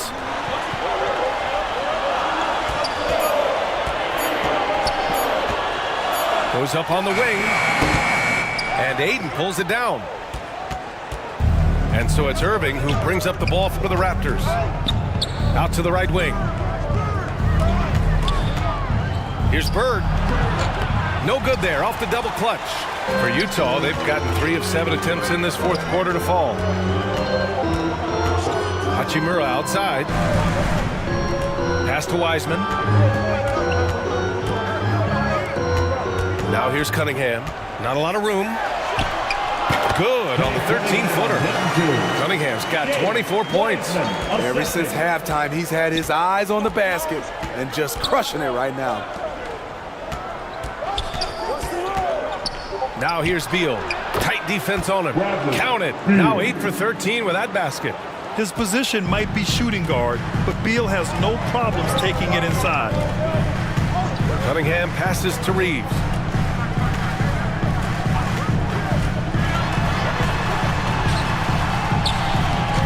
And he's now 6 for 11 after that one.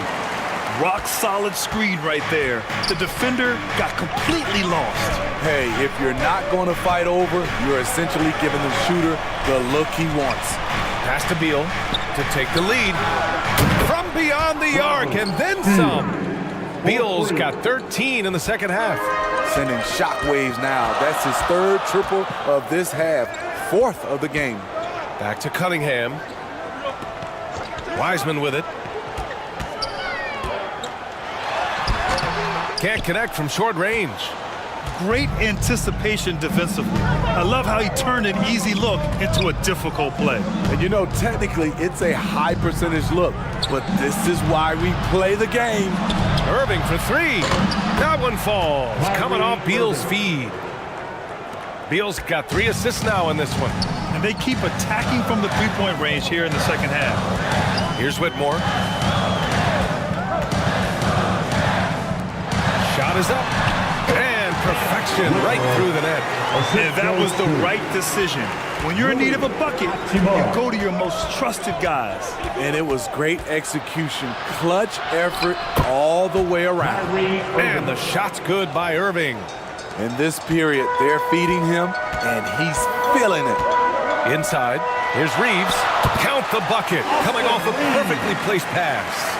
And you want him taking good shots at this point in the game. And that one was easy. And I don't think he expected to get that good of a look.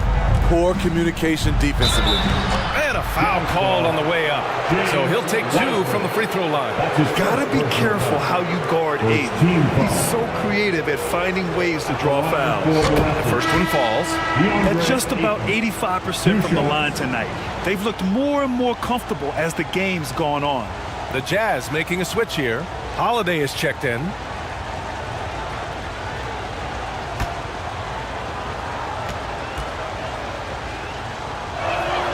Ayton hits them both. They're doing great work at the free throw line this half. That bodes well for their chances to close out this game. Cunningham with the ball. Here's Whitmore. Wing shot on the way. And the Jazz tack on 2 more. Well, if you came here looking for a scoring battle, I think you made the right choice. Yeah, both teams trying to close out strong. These are the fireworks that fans came to see. Man, he made sure to get his money's worth on that foul. That free throw good for Irving. And the Raptors making a change here. Antetokounmpo's checked in.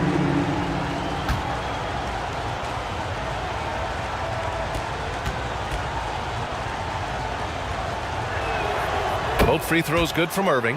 It's interesting. No free throw attempts for him in the first half. He's finally pushing the action and reaping the reward.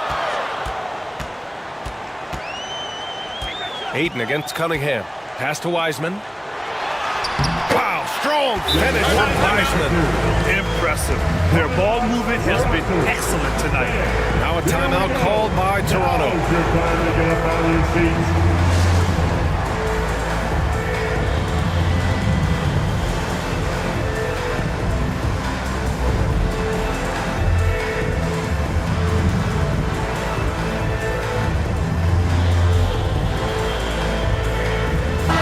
Take a look at the New Balance player of the game, Kyrie Irving. And I just love to see a player who plays with an aggressive mindset. I mean, he had the energy and the intensity all game. He didn't waste any time when he had his chances out there by attacking the rim. Time now to hear from our reporter, Allie LaForce. Over that last break, guys, I got a chance to hear what Darko Rajakovic said to the team. He applauded their shooting and their shot selection, saying, "We're taking the right threes, not forcing anything. Keep doing that, and they'll continue to fall." Makes the game easy, doesn't it? All right, Allie, thanks once again. Antetokounmpo outside. Pass to Irving. And a great assist by Antetokounmpo, and that one goes in. Irving's got 11 here in the quarter alone. Cunningham against Irving. Now Cunningham. Here's Whitmore. And it's Toronto with a rebound. Ayton's got 12 rebounds here tonight. Big time effort. Pass to Irving.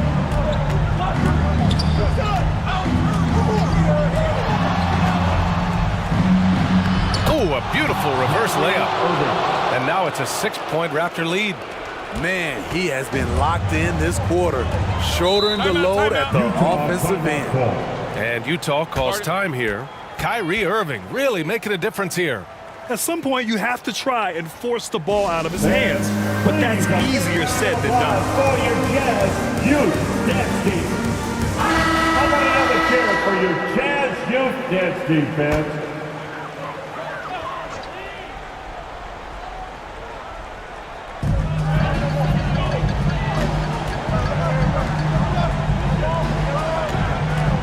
Here's Whitmore. Pass to Holiday.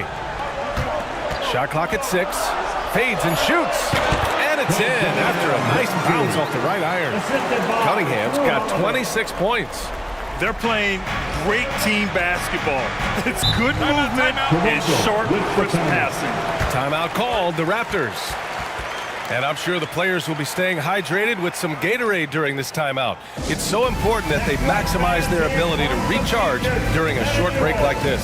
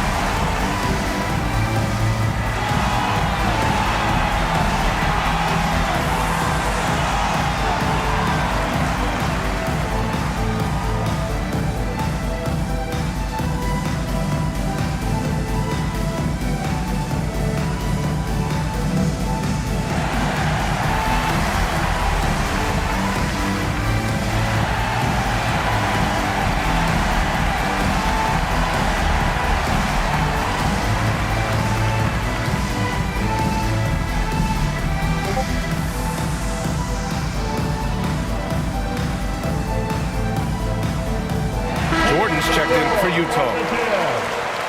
Michael Jordan.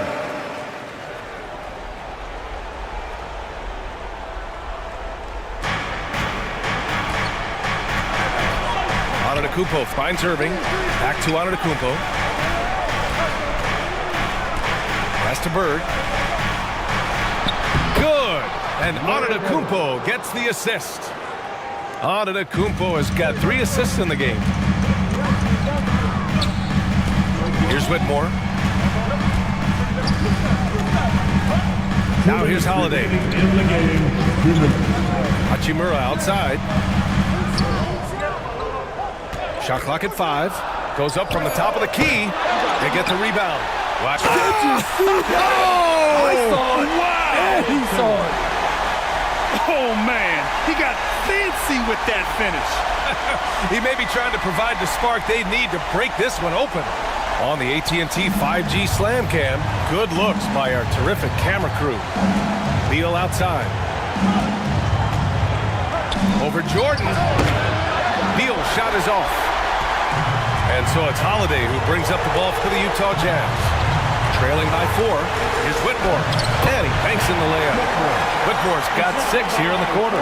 Taking it straight to the rim. Going for the high percentage shot when it matters the most.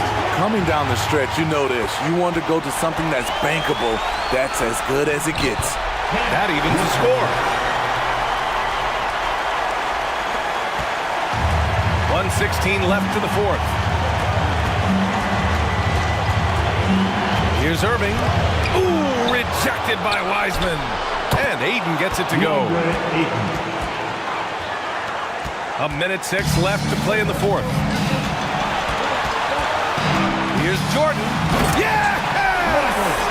There is absolutely no fear in his eyes. He loves the moment. Incredible shot with everything on the line coming through for his team. Here's Bird. Over Whitmore. And it's Bird missing. As usual, he's laser focused on defense. That's a nice shot contest. And this is where you would prefer to work the ball to someone else for just a better look. And lately, this guy is finding points. I mean, just a beautiful second chance bucket right there. That's a carryover from the way he played in their last game. All-out energy plays on his way to a huge performance. Irving for 3. No luck on that one. Ooh, good work defensively by Holiday. And they foul intentionally. Now they're going to have to do that again. They're not in the penalty just yet. And a smart choice right there. I mean, you can't allow them to just drain the clock. Time called here. The Jazz decide to talk it over. They're up by 2. 20 seconds left in the 4th quarter here.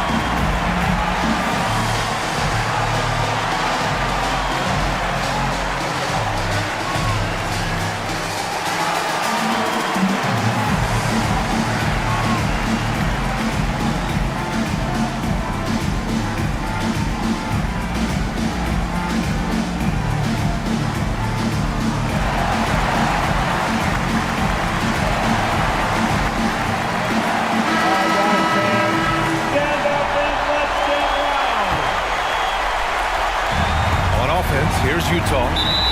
They're on a 12-4 run. And so they choose to intentionally foul. Second team foul. At the line for the Jazz, Drew Holiday.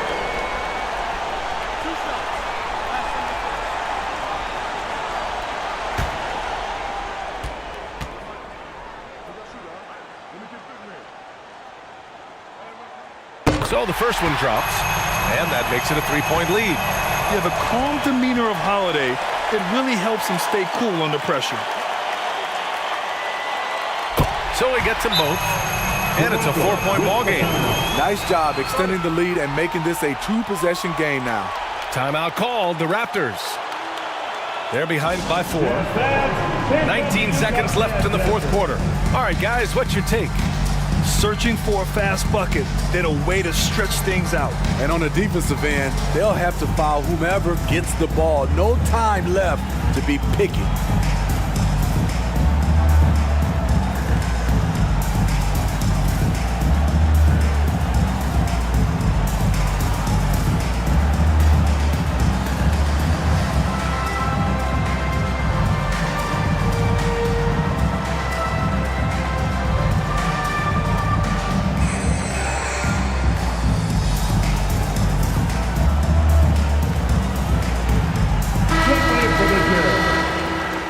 Cunningham.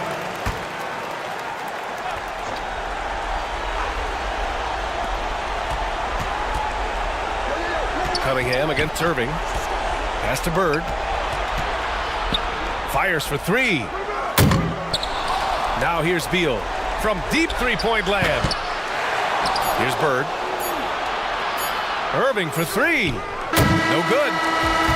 So it's a narrow victory for the Jazz, pulling out the W. This one was in the balance right until the final seconds. NBA, they showed their character when it mattered most, sending those fans home happy. And that about wraps it up. For Grant Hill, Allie LaForce, and Steve Smith, I'm Brian Anderson. Thanks for joining us tonight. We'll see you next time.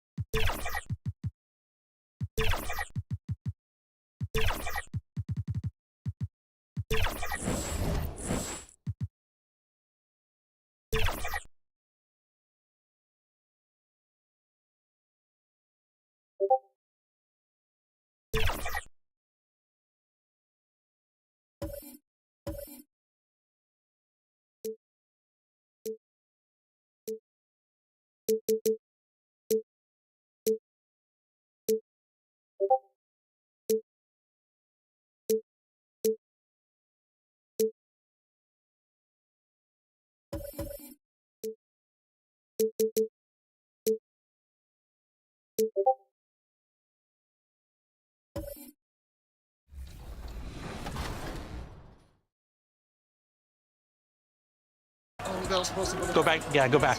There it is. That's Megan. it. That's it. I wanted that three, brought me in, but it's all good. It must be so nice for Jordan to kick out to open teammates in their green. I'll switch to your spot. There it is. Does ball movement. Let's go, Danny. Let's go. Danny the GOAT. There you go. Fire that. Good shot. That's it. It's a green bean. Good shot. Kick left corner. Let's go. Good shot. Yes. What a shot. What a shot. Deadeye, 16-8. Let's go. Good defense. Oh. That's good defense. I like that defense, though, Megan. Yep. Yep. Good shot. I like that. And a look behind the curtain here. Final preparations for the challenge ahead. Hoping to come out of the gates strong. Welcome, everyone. Let's get ready for some NBA basketball on 2K Sports. Hi, everyone. I'm Kevin Harlan. With me, Richard Jefferson and Greg Anthony. And as always, the Hall of Famer David Aldridge joining us from the sidelines. Looking at the starting five for the Phoenix Suns. We've got Doncic. Jared Allen is out there with Williams. Then it's Kareem, and it's quickly in at the two-guard spot. And for Chicago, we've got George. Nicholas Claxton out there with Duncan. Then it's Barnes, and it's Curry in at the 1. And one thing, Greg, you notice about both these teams, they look to play through the passing game. And all the better for us. I mean, as fans of the game, seeing that kind of flow and teamwork, it just makes the game fun to watch. Pass to George. And that's rejected by Abdul-Jabbar. Here's Doncic. Fouled in the act of shooting. Gets the bucket anyway, so a three-point play chance for him. And how about the balance of Doncic on that possession? Amazing at just absorbing the contact and still with the strength to finish. And when it comes to Luka Doncic, he's simply, Greg, one of the best players in the entire game. No question about it. He's a threat to record a triple-double every time he takes the floor. As versatile and dangerous a player as there is in our league. Fires for 3. Offensive rebound. Phoenix foul. Williams. First personal foul. First team foul. And one thing you know about Claxton, he's not going to waste his opportunity. Yeah, he's one of the most efficient scorers in this league, and he's all about getting quality, high-percentage shots, Greg. He doesn't force shots that aren't there for him.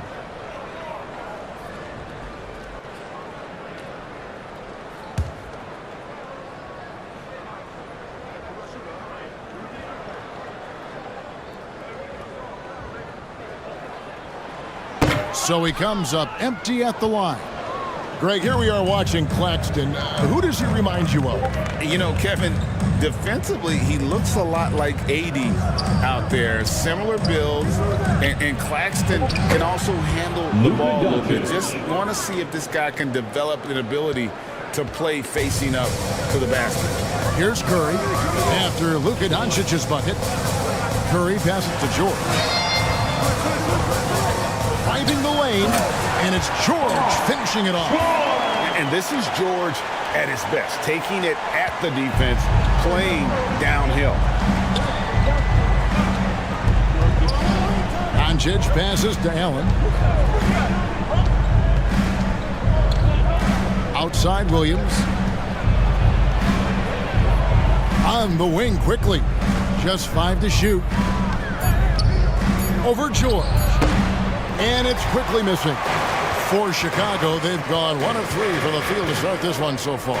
Curry outside, knocks down the 3-ball. Boy, that's unfair. Curry hitting those pull-ups. Now, here's Doncic. He's got 5. It's Williams with the drive. Stolen by Duncan. Here's George. Now the dish to Duncan.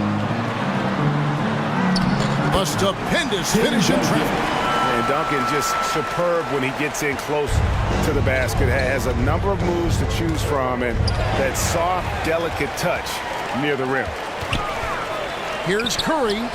Again, Chicago. And pro move there. Finds a way to gain some separation against the much taller defender.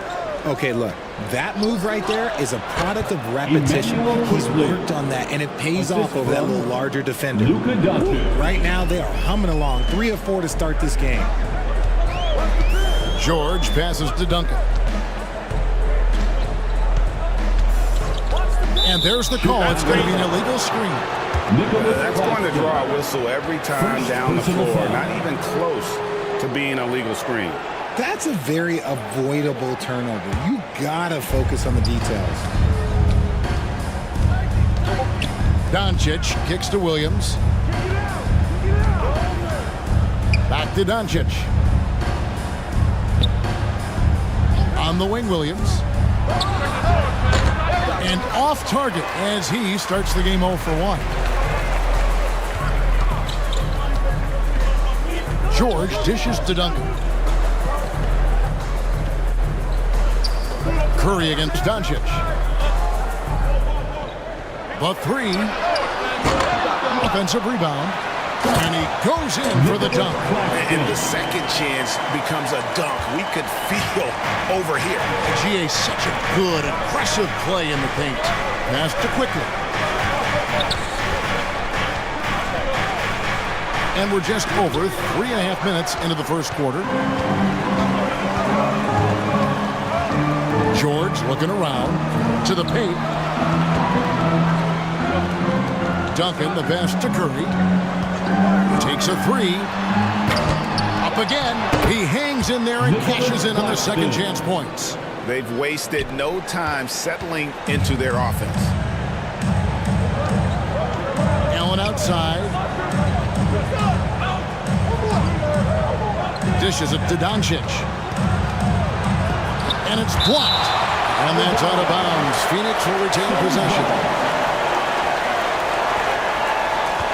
And first time out of the game called for Phoenix. They come into this one following the loss to the Mavericks. Well, I felt like they were never on the same page defensively in that one. Gave up way too many easy shots. Well, they looked like they were asleep on that end of the floor. No one was talking. No one was paying attention. Yeah, it was rough.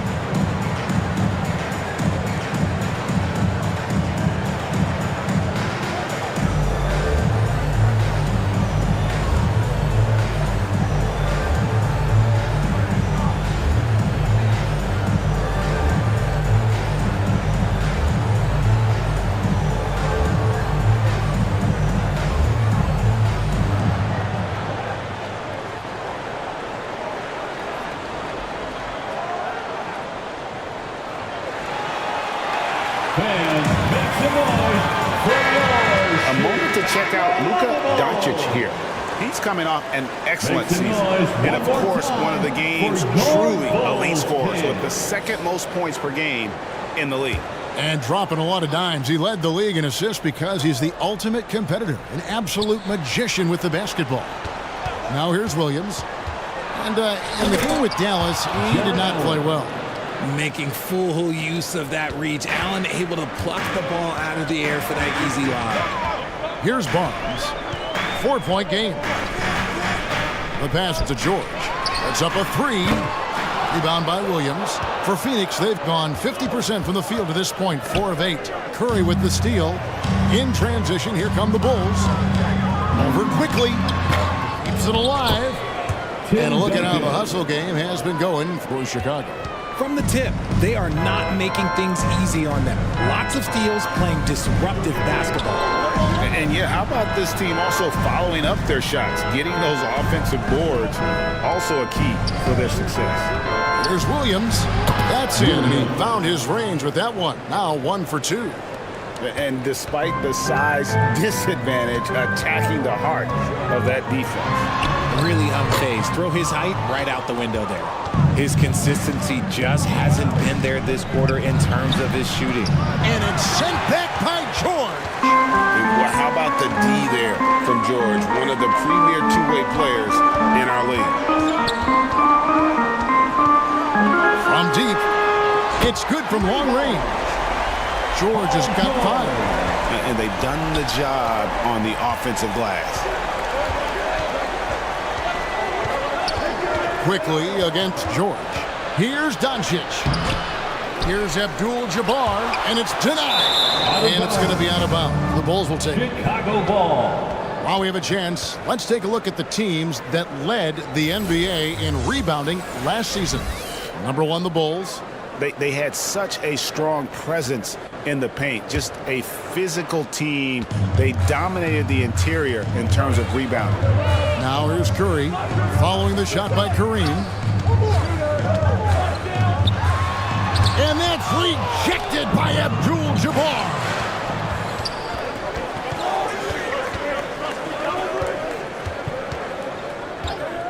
Williams passes to Doncic. No good from outside. So for Chicago, their last game will win against the Raptors in Toronto. To the middle. Here's Duncan.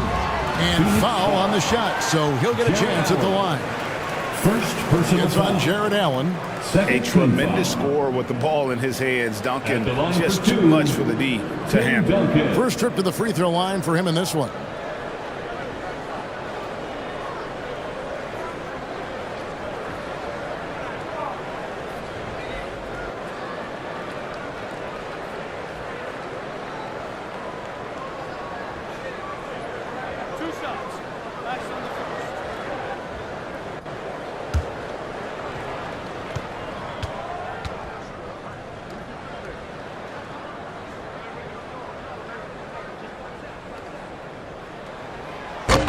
Throw good, Duncan. When you take a glance at the season and standings, Greg, teams are still kind of feeling things out. Yeah, it's just so early in the season, Kevin, and that means teams still trying to establish an identity as well as experimenting and just trying out new rotations. Here's what Chicago's going with right now. Robinson's checked in for Nicholas Claxton. Thompson comes in for Scotty Barnes. And it's Alex Caruso in for Curry. That one falls, so he hits both of them. Yeah, the quiet intensity that Duncan brings, just incredible. He's a consistent force whose teammates really look up to. Phoenix calls timeout. And they just can't seem to get going offensively. And coach called his timeout to try and reset things on offense. Shake them up a bit so they can hopefully start getting some shots to fall.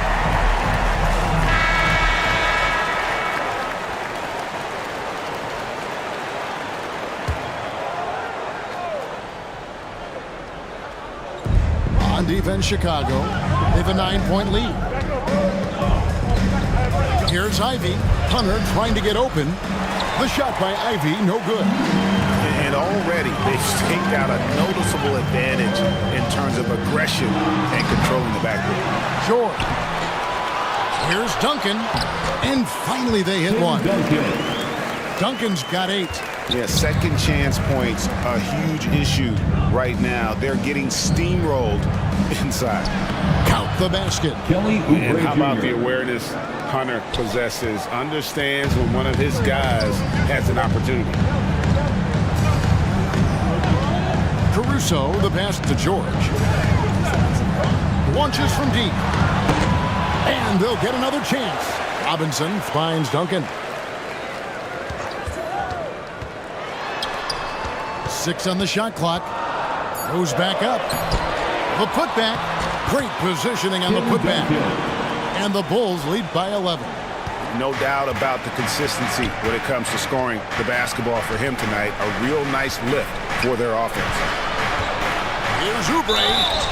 Lost contact on the shot, and now a 3-point play chance as he'll head to the line. First personal foul. Crafty at cashing in from there. Oubre Jr. enjoys working on his interior game when given the opportunity. And this is his first trip to the line tonight. James Harden, he's checked in for Chicago.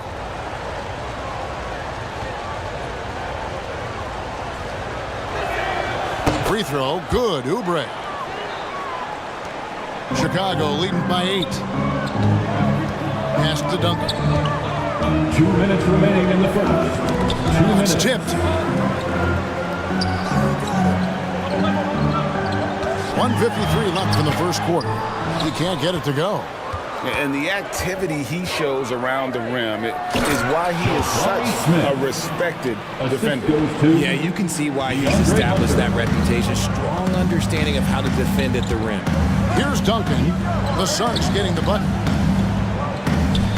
At the top of the key, Thompson. Harden against Oubre. Out to Thompson. 4 on the shot clock. Good for the basket. Starting off 1 for 1 with that shot. That's a guy you want taking shots. A quality offensive player. He's covered by Thompson. Here's Hunter. That shot missing. Nice D from Duncan. They've been sensational on the backboard to start this game. Ivy against Caruso. Here's Duncan. Rebound by the Suns. And going against Chicago, their first meeting of the season. Ivy dishes to Smith. Ivy against Caruso. Ivy passes to Smith. Oh, good with the triple. And I thought that was going to drop. It looked good from here. It's a 4-second differential between the shot clock and game clock. Caruso looking for an opening. Back to Thompson. Chicago needs to get off a shot here. Duncan with the bucket. Excellent all-around performance so far, hence the big lead. They got off to such a hot start, and that can keep you energized throughout the whole game. Tim Duncan has been on display for Chicago. His work on the glass was outstanding in that quarter. Great rebound. And we'll be back with you shortly.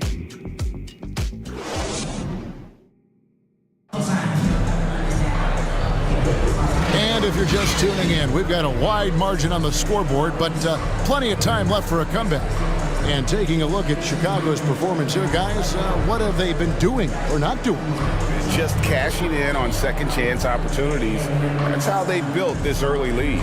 When you're the more aggressive club, good things tend to happen. We'll see if they can maintain this level of intensity. Suns trail by 10 on Phoenix. Looking who they've got on the floor.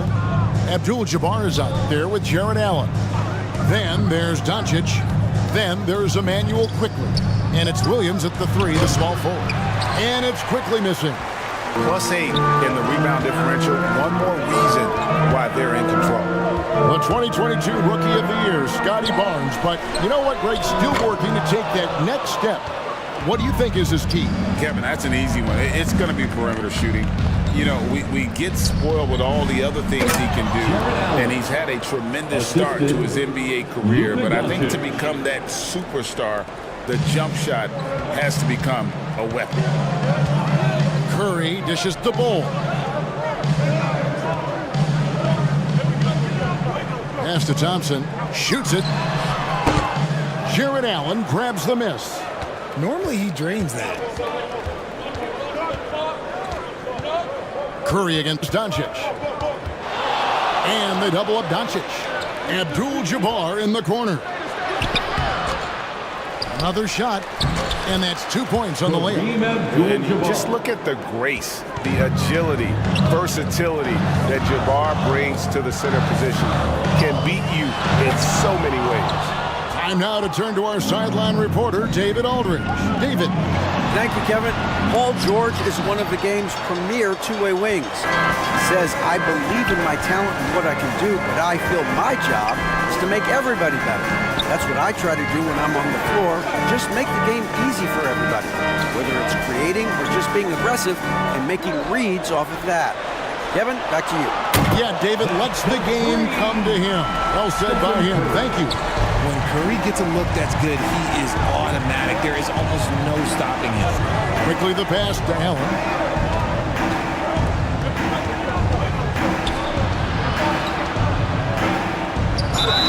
And oh boy, a lot of contact there, but he gets the call and will shoot two. That one is on both. We know referees have some of the toughest jobs around, but Richard, any steps you see for the league to improve its officiating? No, I think the officials actually do a very good job given how difficult their jobs are. Officials 20 years ago didn't have the internet where people were putting all this stuff out, though. So I think the referees are as good percentage-wise as they've ever been. A pure 5. Jared Allen isn't trying to shoot a bunch of threes. He bangs down low, he rebounds, protects the paint. He is a rare breed.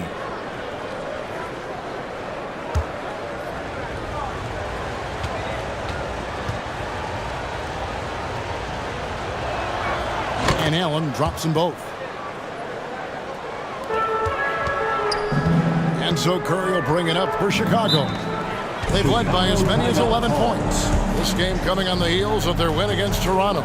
And you gotta love a team that can maintain its composure on the road, take good shots, and knock them down with confidence. They took the air out of the hands, become a factor.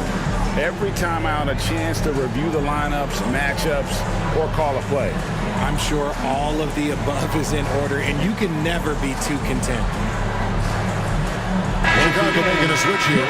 George is checked in. Taking a look here at the numbers for Curry, coming off a terrific season, and he ranked in the top 10 in assists. An incredible knack for drawing defenders and finding the open man. And as you said, the league's best free throw shooter last season. What a tremendous asset, especially in clutch situations.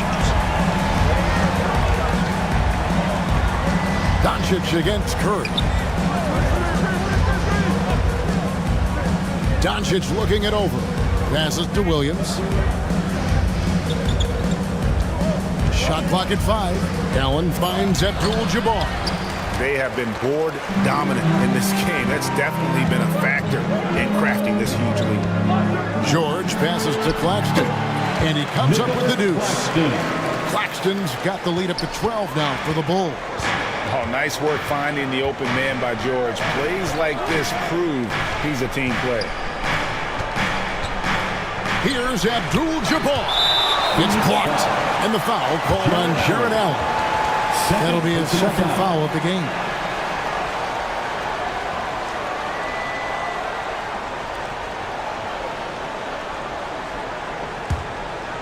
The Bulls leading by 12. Outside, George.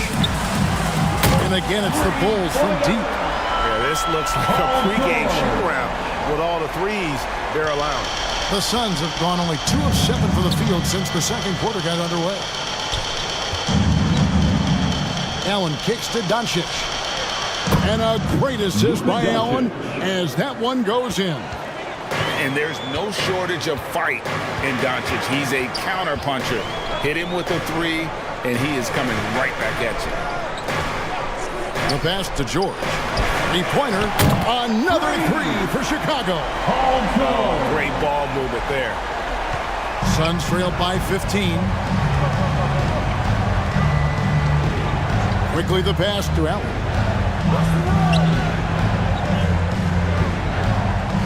Pass to Doncic. Shoots. It's hauled in by Claxton. Claxton's got 5 rebounds tonight. George against Quickly. Beyond the arc. George missing again. Well, you know, they're in the lead, but he's still been frustrated from an offensive standpoint. Wound up there for Allen. Throws down the alley-oop slam. Excellent at dishing the rock. Luka with the nice feed. Curry passes to Bull. Pass to George. And the jumper is good. George has got 16 points.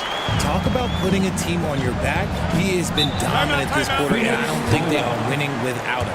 Timeout called. The Suns, without question, George is displaying his skills today. Just killing it from deep. They've got to be all up in his jersey at all times. Give him an inch, and you're just asking for him to drop another triple on him. The Suns making a switch here. Oubre's checked in. Abdul-Jabbar dishes to Doncic. Abdul-Jabbar in the post. Claxton covering, and Abdul-Jabbar gets it to go. It might be the most difficult shot in basketball, the hook shot. Curry passes to Barnes.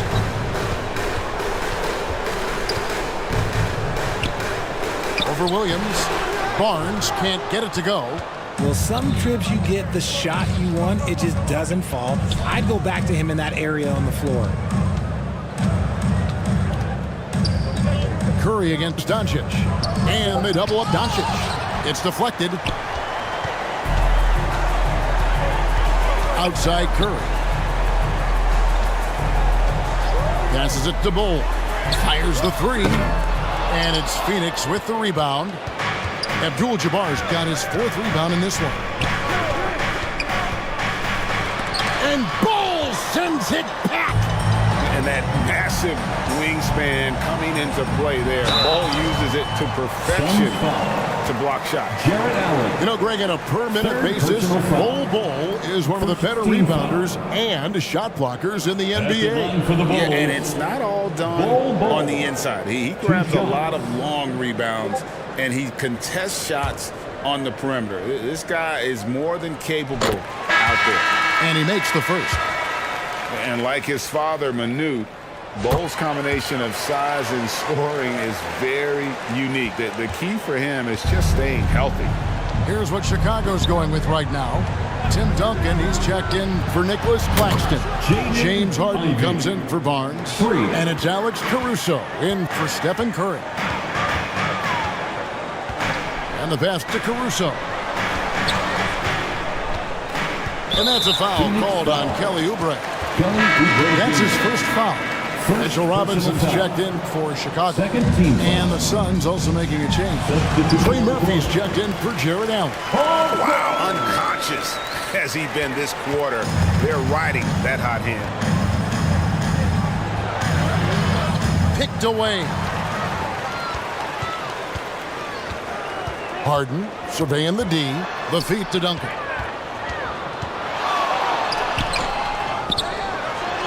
That's his sixth field goal today. That makes him now 6 for 11. And how about the timing from Duncan on the glass, getting there to collect that offensive rebound and the putback.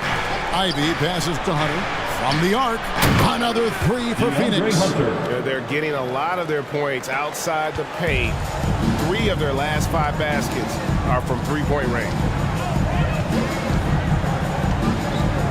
Harden against Oubre. Harden the pass to George. Makes no mistake on the open jump shot. George has got 20. He's had a rough start to this game, and that's being nice. But he's gotten back on track here in the second. Defended by George. Off to a good start as he hits his first shot attempt. A nice dime from Hunter there. An unselfish player who knows how to look for his teammates. 2 minutes. Caruso, the pass to Duncan. Drains it from beyond the arc. Duncan's got 5 points now in the quarter. This is that modern big man play. Tall guys who are comfortable draining shots from deep. Oubre dishes to Ivy. Shoots over Caruso. Got a piece of it.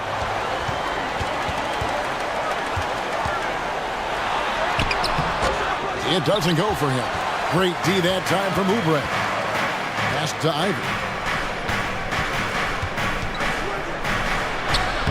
1:19 left in the first half of basketball.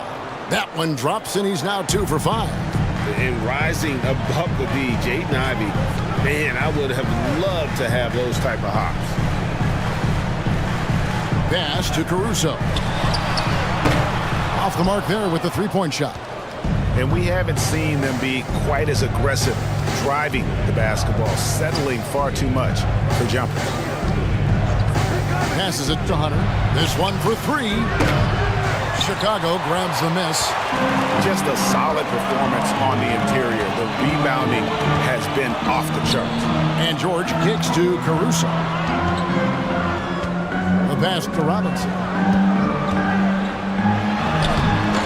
Off to a good start as he hits his first shot attempt. And they keep hammering away at him inside, forcing the ball into the paint. Here's Smith. It's good for his second make. He's made 2 of 3 so far. Defense tries to slow down Smith, but he takes it right to them. Ivy against Caruso. No good that time. Inside, Smith. And Smith with the stop. Just taking off. Smith showing you why you cannot leave an opening, because this man will find it. George from deep three-point land. And no luck with that time on the buzzer beater. And so it's the Chicago Bulls enjoying a 12-point lead as they talk things over during the break. Their work from beyond the arc has been a highlight. A lot of threes finding the bottom of the bucket. And now we'll send it over to David Aldridge, who is standing by courtside. David. Thanks, Kevin. Steph, what is working out there so far tonight? Defensive end, we rebounded the ball, keeping him off the glass, and being able to execute an offensive end. We'll see you about the second half. Thanks, Steph. Back to you, Kevin. Thanks for the great interview, David. And we'll be back for the third quarter of basketball following halftime. And now, the 2K Sports Halftime Show. Hey, welcome back to the NBA on 2K Sports. This is Ernie Johnson. Kenny the Jet Smith is right here. Say hey to the folks, Kenny. Hey, folks. Say hey to the folks, Shaq. Hey, folks. Hey, let's get this party started. Okay. Chicago holding the upper hand after the first two quarters. They are leading by 12. How about you, Shaq? What did you think about Chicago? What stood out to me more than anything else was how hard they got after it on the offensive glass. They were keeping possessions alive and converting those rebounds into points. Take away those extra points, they're not in this position, Ernie. And Kenny, your take on Phoenix? Well, the effort hasn't been there in terms of rebounding the ball. They're getting outworked in that part of the game. But you've got to be more physical to turn this thing around. I don't know if they have the personnel to do that. And that's a wrap for our halftime show. The third quarter just about to get started.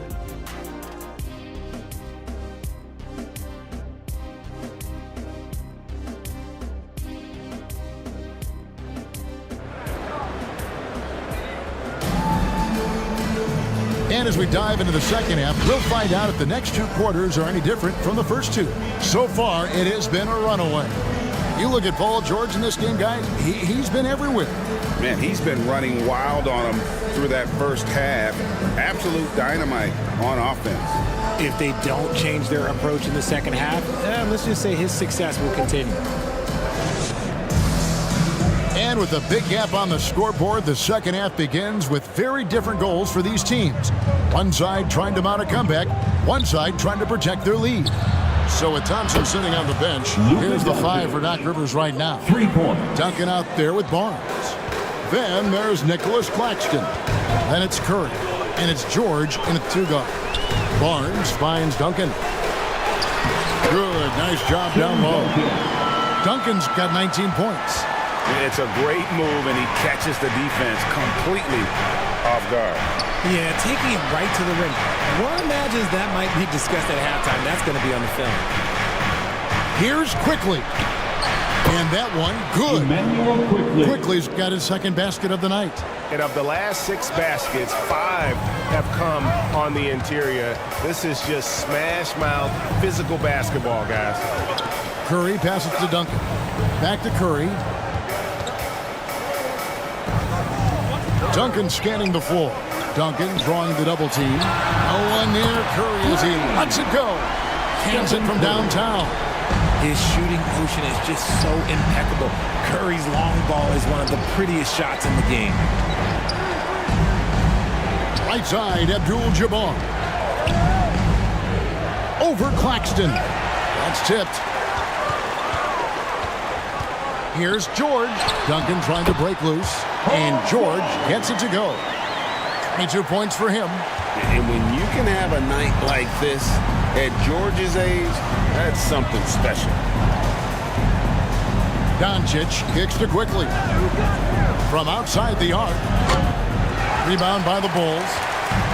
Duncan's got rebound number 10 tonight with that last one.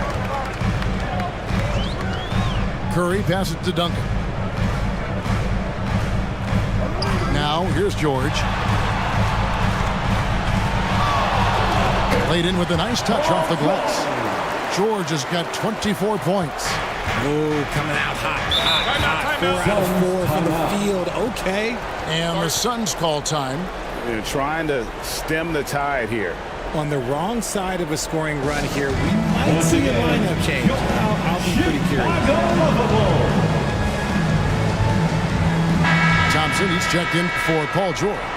Jared Allen's checked in for Phoenix. Curry against Doncic. Abdul-Jabbar kicks to Quickly. Over Thompson. Phoenix, no good that time either. And not a night he's going to want to remember, just not really able to score the basketball. Duncan outside. Thompson against Quickly.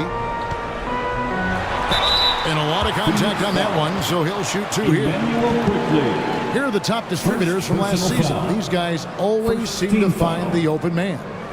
Number 1, Luka Doncic.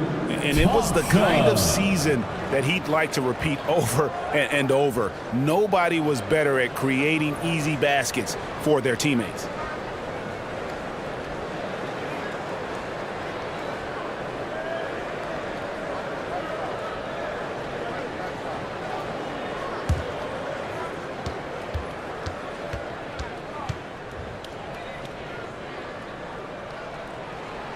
And he can't get the first one.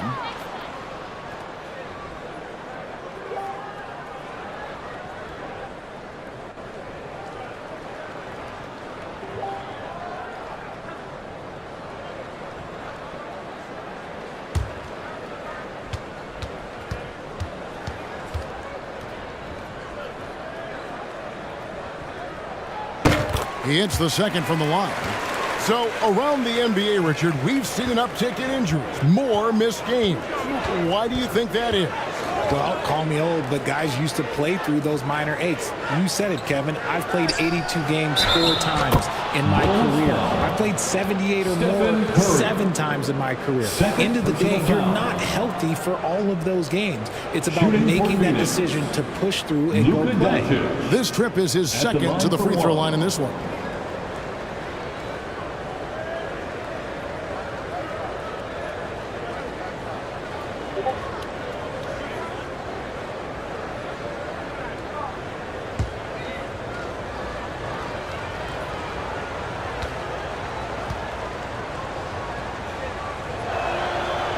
Popping talent from Doncic. We don't see many players with his size and skill set. Thompson outside. And that's rejected by Abdul-Jabbar. But only the first miss of the second half. They've come out here with authority. Curry against Doncic. Pass to Williams. Down to 5 on the shot clock. Here's Allen. Nice D from Duncan. And smothered him on that mid-range attempt. That's how you play it. Does a good job of getting into the shooter's airspace. Here's Thompson. Duncan outside. On its way from Curry for 2. And again, no good by Chicago. Quickly against Thompson. Quickly the pass to Williams.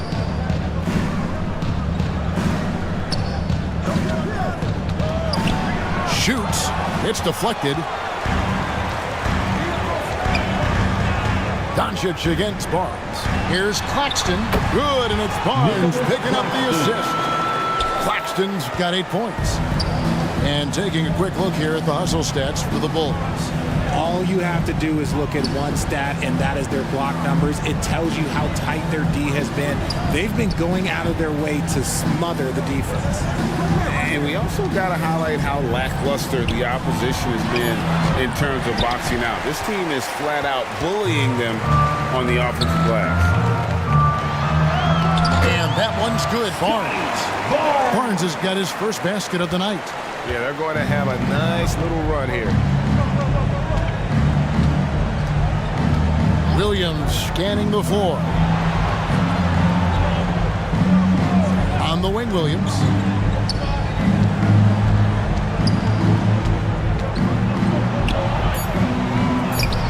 And easy 2 points on the layup. I mean, it's just fun to sit back and enjoy watching him operate. And that's what it looked like the D was doing as well. They're just sitting back and watching. Out to Thompson. Over quickly. Again, Chicago. And with the lead, I like the strategy here. Continue to get the ball to guys who can do something with it. This is when good players really get after it. He can sense that they're reeling, and he's going to put his foot on the pedal. Kept alive. Here's Allen. And he gets the whistle. 2 free throws coming up. Tim Duncan. And a quick look at how the Suns' schedule is shaping up.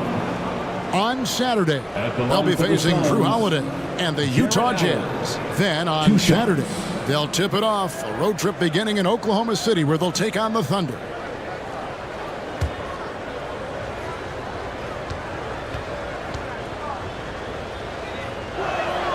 First free throw is good.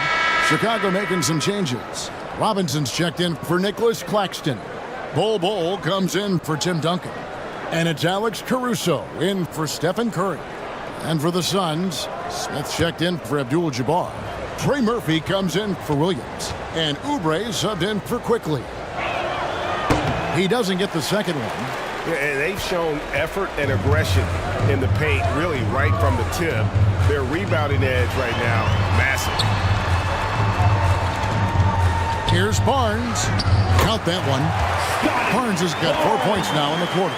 Well, if it ain't broke, don't fix it. They keep getting it in the paint and continue to score consistently.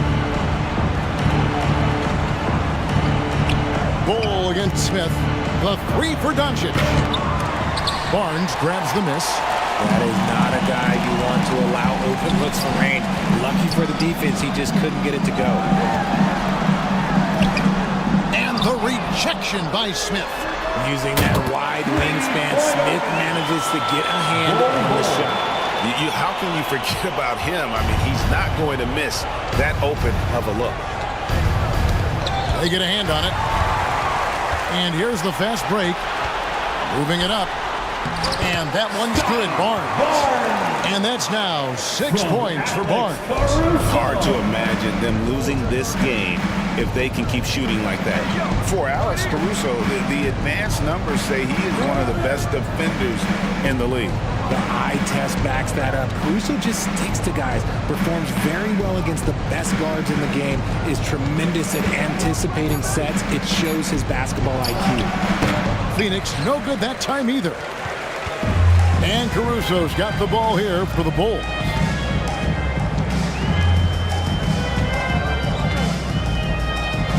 Pass to Bol. Robinson with it. Clock at 6. Caruso up top. And contact on the shot, so he'll be shooting free throws here. First personal foul. Second team foul. First trip to the line for him here. At the line for the Bulls, Alex Caruso.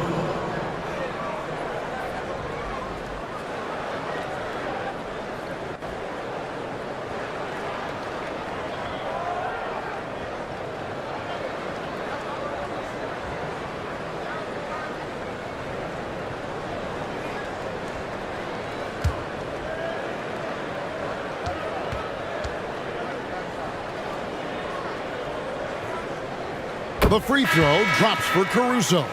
Chicago making some changes. Nicholas Claxton's checked in for Robinson. Paul George comes in for Bol. And James Harden subbed in for Thompson. And for the Suns, Hunter's checked in for Jared Allen. And Ivy subbed in for Luka Doncic.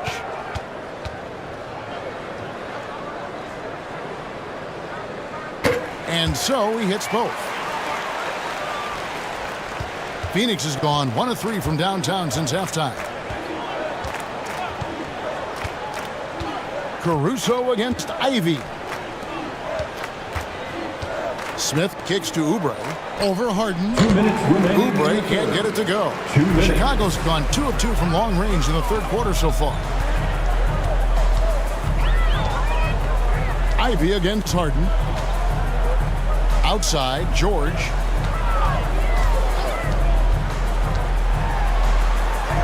And it's good for 2. George has got 26. They're finding lanes to the hoop now with consistency.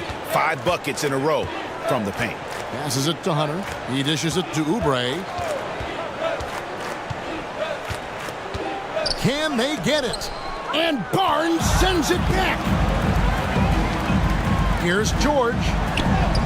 And he banks in the layup. George has got 8 points here in this quarter. Well, we've seen that movie a few times, haven't we? An easy bucket in the paint. Ivy passes to Smith. Chicago grabs the miss. no matter what looks they get, they just can't convert to stop this run. This is snowballing for them. They've got to get a good look next time down. Well-rounded effort, and they show no signs of letting up. Yeah, not just an impressive showing on offense, but on defense as well, executing their game plan perfectly. Knocked away. Out of bounds, Phoenix takes possession. Suns ball. And the Bulls making a change here. For your Bulls. Duncan's checked in. Tim Duncan.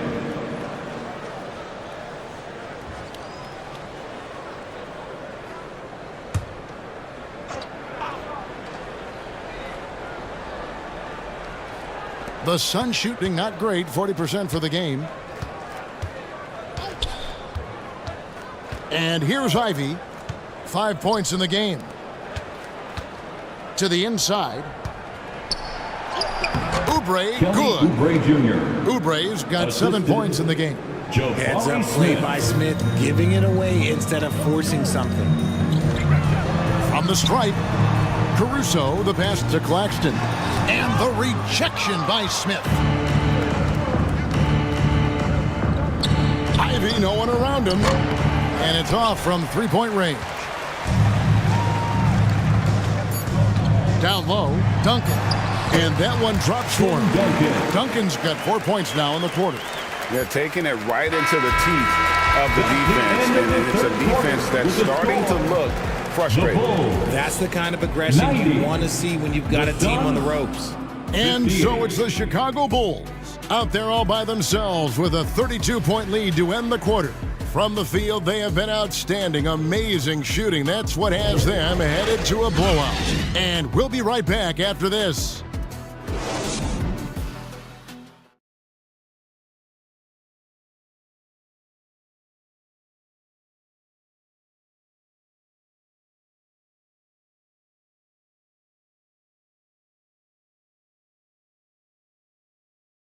And let's take this chance now to show you the State Farm assist of the game. And the definition of teamwork right there, guys. I mean, what great communication between them, and what a beautiful feed. Serving it up on a platter, that is a beautiful dish. And two teammates on the same page, woo.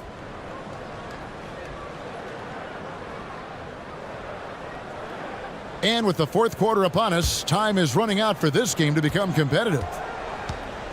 On Phoenix, looking who they've got on the floor. They've got Smith. DeAndre Hunter out there with Ivy. And it's Doughton in at the point guard position. Tate against Hunter. And it's DeAndre Hunter with the foul. That's his first foul. And Greg, while the commissioner might not like player trade requests, Kevin Durant said it's great for the league for players to have that leverage. Where do you stand? Well, I wouldn't go that far. The main thing is trying to keep those requests in-house. Otherwise, it can be deflating for fans. Up top, Tate. From deep, Harden. Drills it from outside. Harden's got the fourth quarter going with the first basket of the period here for the Bulls. Ivy with it. The pass to Doughton. To the middle. Toscano. And the call on the shot that sends him to the line. Claxton. Second personal foul. First team foul. Shooting for Phoenix. Toscano. 2 shots.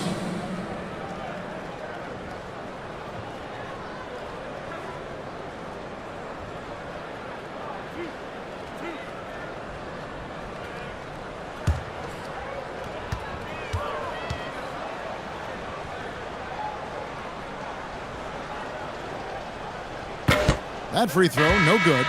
Bull. He's checked in for the Bulls. And the Suns also making a change. Abdul-Jabbar's checked in.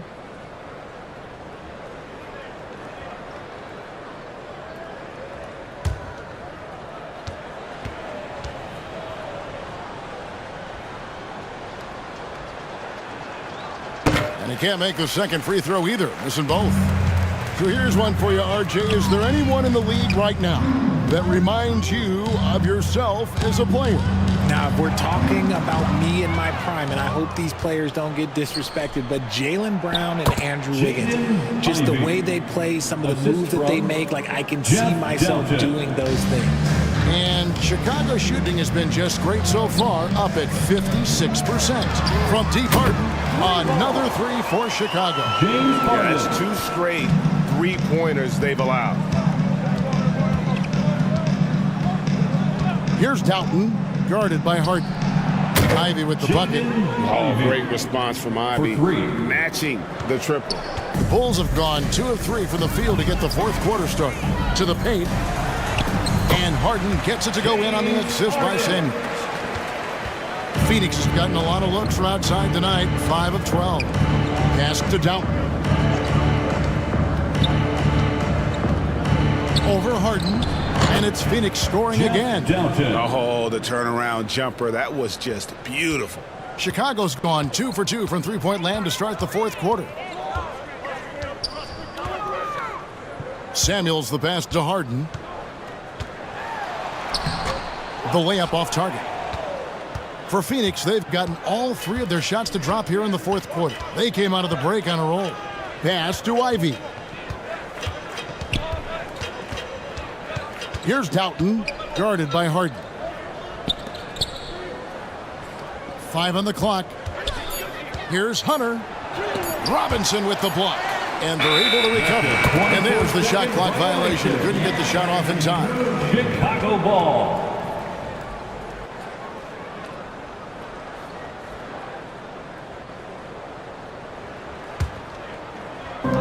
Here is Samuels.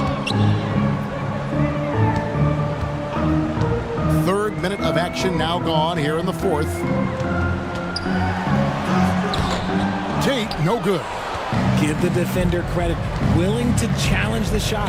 Lots of other guys just let them score there. Robinson with the block. Out of bounds. Phoenix takes possession.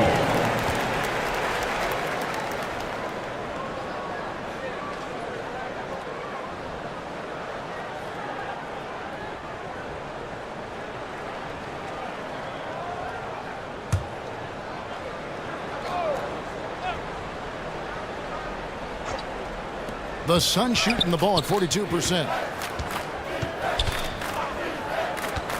Here's Doughton. And we're about 3.5 minutes into the fourth quarter. Toscano. And Ball sends it back. Harden against Abdul-Jabbar. And oh boy, a lot of contact there, but he gets the call and will shoot 2. It's going to go on Kareem Abdul-Jabbar. No one does this better than Harden. Makes trouble inside and draws a good foul. Harden.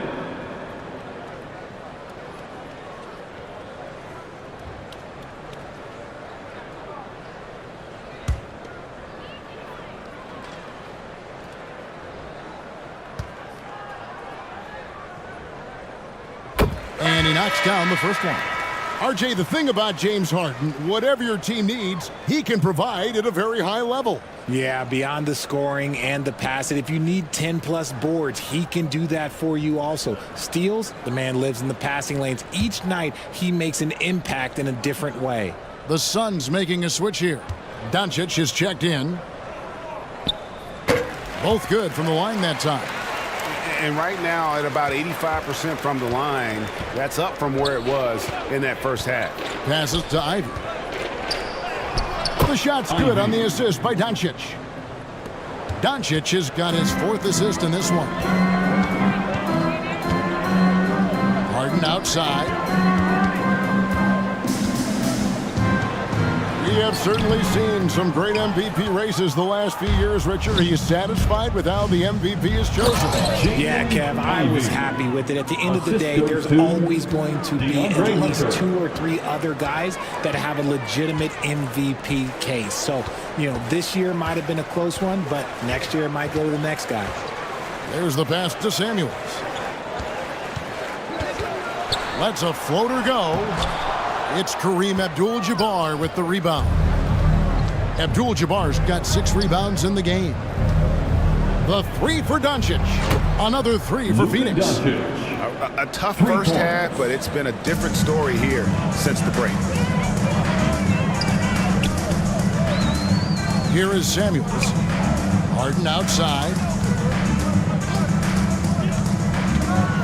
He lobs up the alley-oop pass. Bull can't hit. It hasn't been his best game, but his team is still doing just enough to be up. Here's Doncic. And there it is for him. Luka Doncic. Doncic has got 11 in the second half. It'll take more than that to knock Luka off his spot. Harden outside. Tate kicks to Harden. Shot clock at 6. Back to Tate. Fires from deep. And it's Phoenix with the rebound. Doncic has got his 5th rebound in this one. Toscano. Bull covering. Count the bucket coming off a perfectly placed assist. Just a super unselfish guy. Doncic is all for getting his guys going. Enjoys setting the table. And the Bulls call timeout here. All right, Richard, with the game on the line, which current player the last shot? You can't go wrong with Dame time. KD is up there too because he can get his shot off from anywhere. But you give me one shot, I'm going to say Klay Thompson.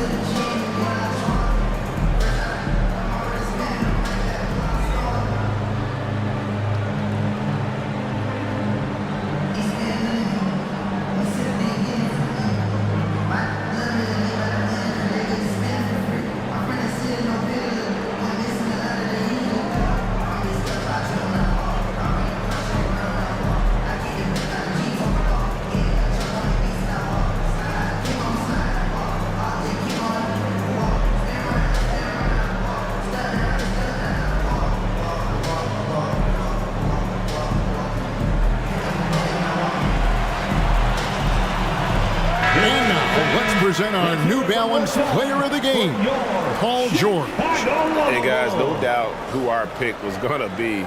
He's made everyone else on the court look like they're playing at half speed. It's been total domination, and you can't help but just sit back and admire that performance.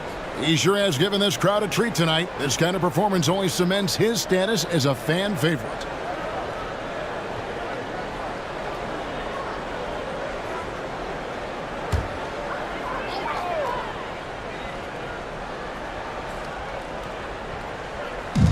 On defense, Phoenix.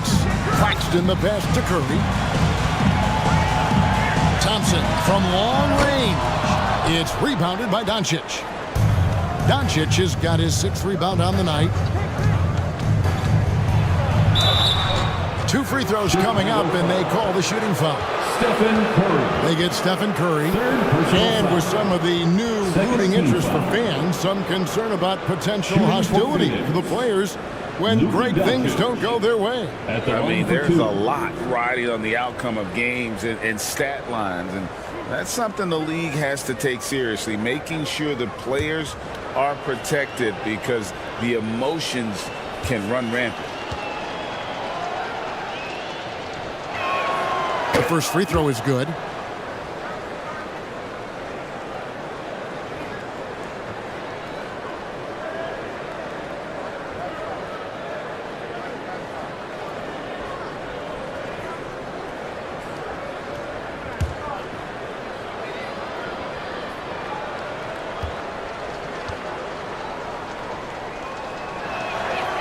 Free throws good from Doncic. The Bulls leading by 22. And the foul called on Jared Allen. That's his 4th foul of the contest. Now at 4 fouls in the game, he'll start to have to be a little bit more careful with his defense the rest of the way.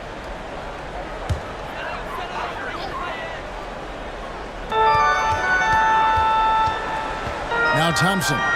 Curry on the wing. And there's the whistle. Illegal screen. That's his first turnover of the game, and that only goes to show how well he's taking care of the ball to this point. On offense, here are the Suns. They're on a 20-7 run. Now, here's Quickly. And here is Doncic. And the Suns miss again. Barnes looking around. Nice D from Doncic. And that is a textbook example of how to defend your rim.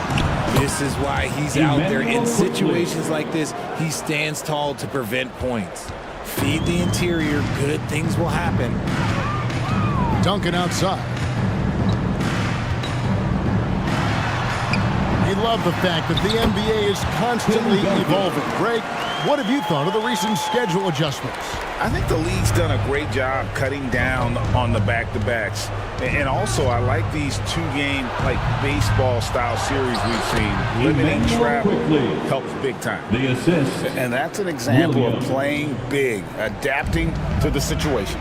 Also relying on his skill there. That's a nice move against length. Duncan kicks to Thompson. Duncan, he hangs in there and cashes in on the second chance points. Leaving no doubt, Duncan gets the rebound and powers that one home. Pass to Williams.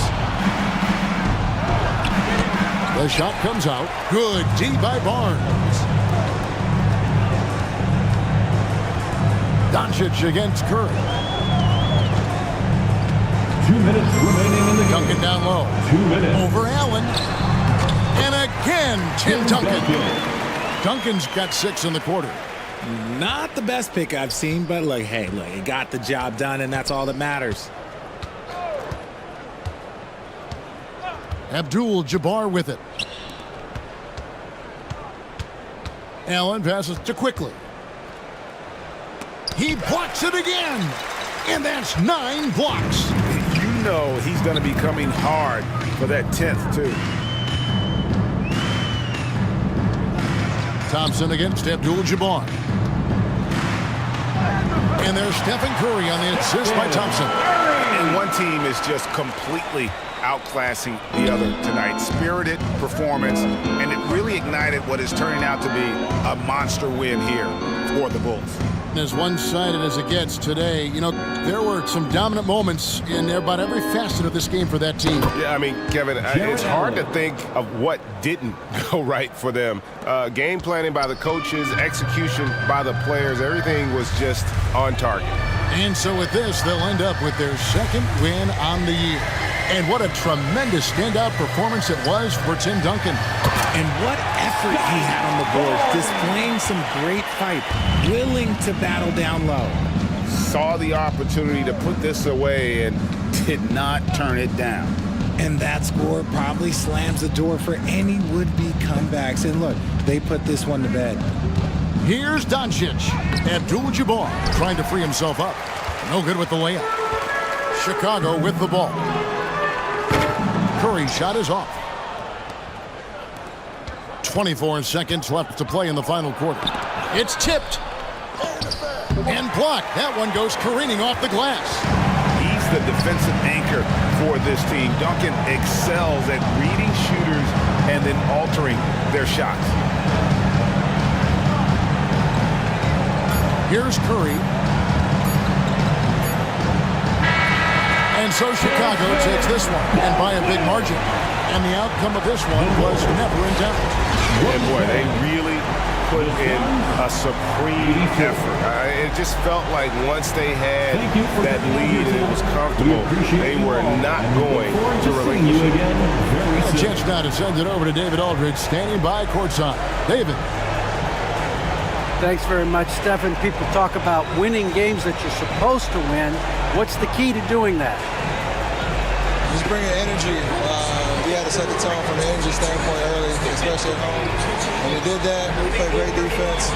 The ball was moving, creating easy shots, and that's when we can kind of build momentum early. Yeah, you guys rode that wave all the way to the win, man. Thanks. Back to you. All right, David, thanks so much. And that about wraps it up. This is Kevin Harlan thanking you for watching. See you later.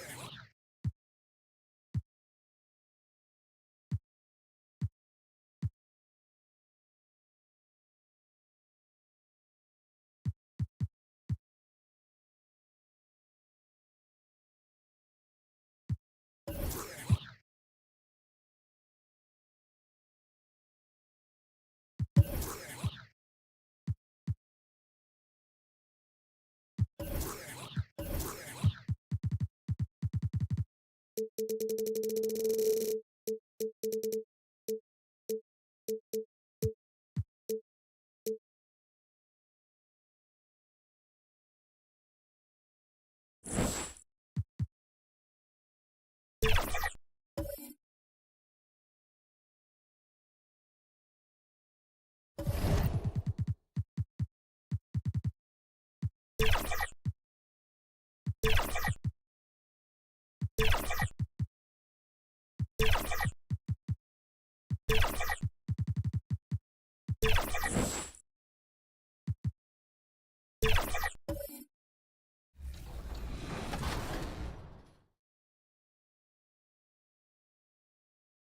your girl, that girl Megan. Hope you guys are having an amazing summer.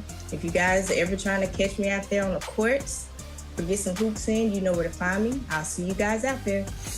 What's going on, 2K community? I am super excited for this summer. We're gonna be balling out all day, all long. So I can't wait to see you guys in the rec, in the park, on the court.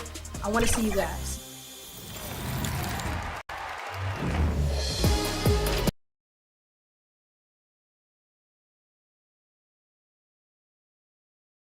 Hey everybody, we're coming to you live on 2K Sports, bringing you the NBA. Hi everyone, here with analysts Grant Hill and Clark Kellogg. I'm Brian Anderson, Allie LaForce, our reporter. Now the starting group for the Sacramento Kings. We've got Murray, he's out there with Josh Hart. Joel Embiid is out there with Jason Tatum. And it's Olajuwon in at the four-man position. And for Dallas, Tyler Hero is out there with Shai Gilgeous-Alexander.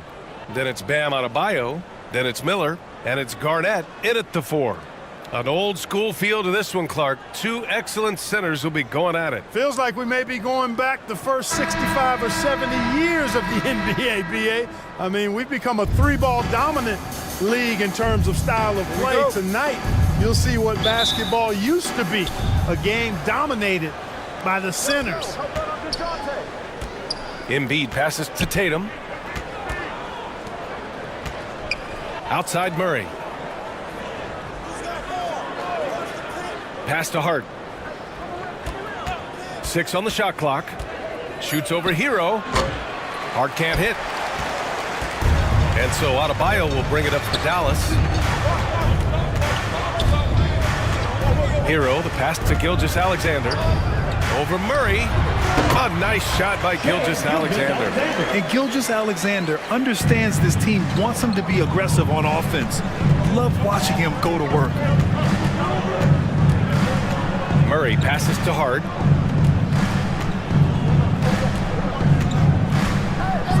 Outside Tatum. Jacks up a three. The offensive rebound.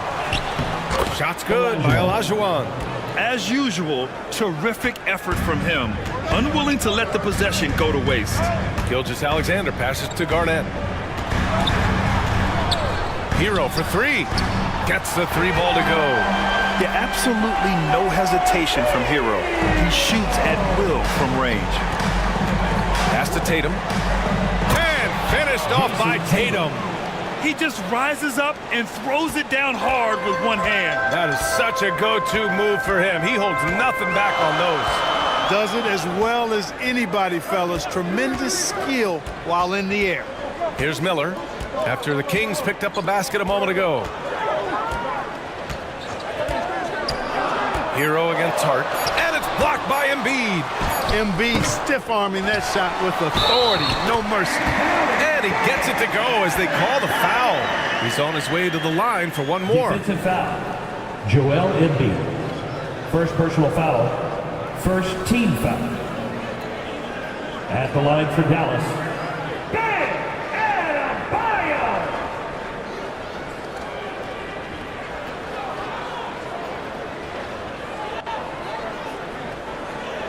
One shot.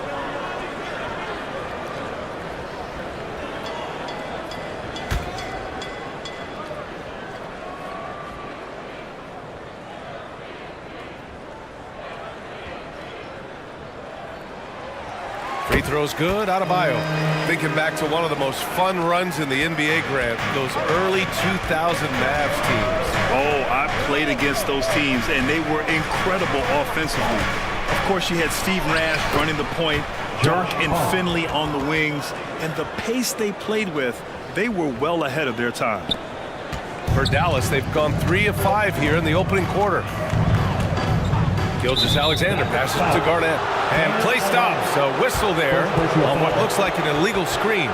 One of the trickier plays to judge, but it would be hard to argue against the call. Yeah, you know, the officials aren't nearly as lenient as they used to be on that call. As a matter of fact, I know I got away with a lot of those in my playing days, but that was 40 years ago. Now here's Gilgeous-Alexander. His last outing, he had 18 points. First quarter of basketball, just over 2.5 minutes played so far. Here's Murray. Adebayo grabs the board. He was so well positioned to interfere with the shot. Yeah, I agree with you. I mean, he challenged the shot, and you can see the effects on the release of that shot. I mean, it turned a simple jumper into a tough one. Yeah, a versatile player. Hero is terrific at sensing when his guys are open. Murray. And once again, off the mark by Sacramento. Defense made an impact right there. Definitely got him uncomfortable going up with it. And Gilgeous-Alexander missing. Guys, this hasn't been his quarter. I mean, to me, he just doesn't look completely comfortable or confident.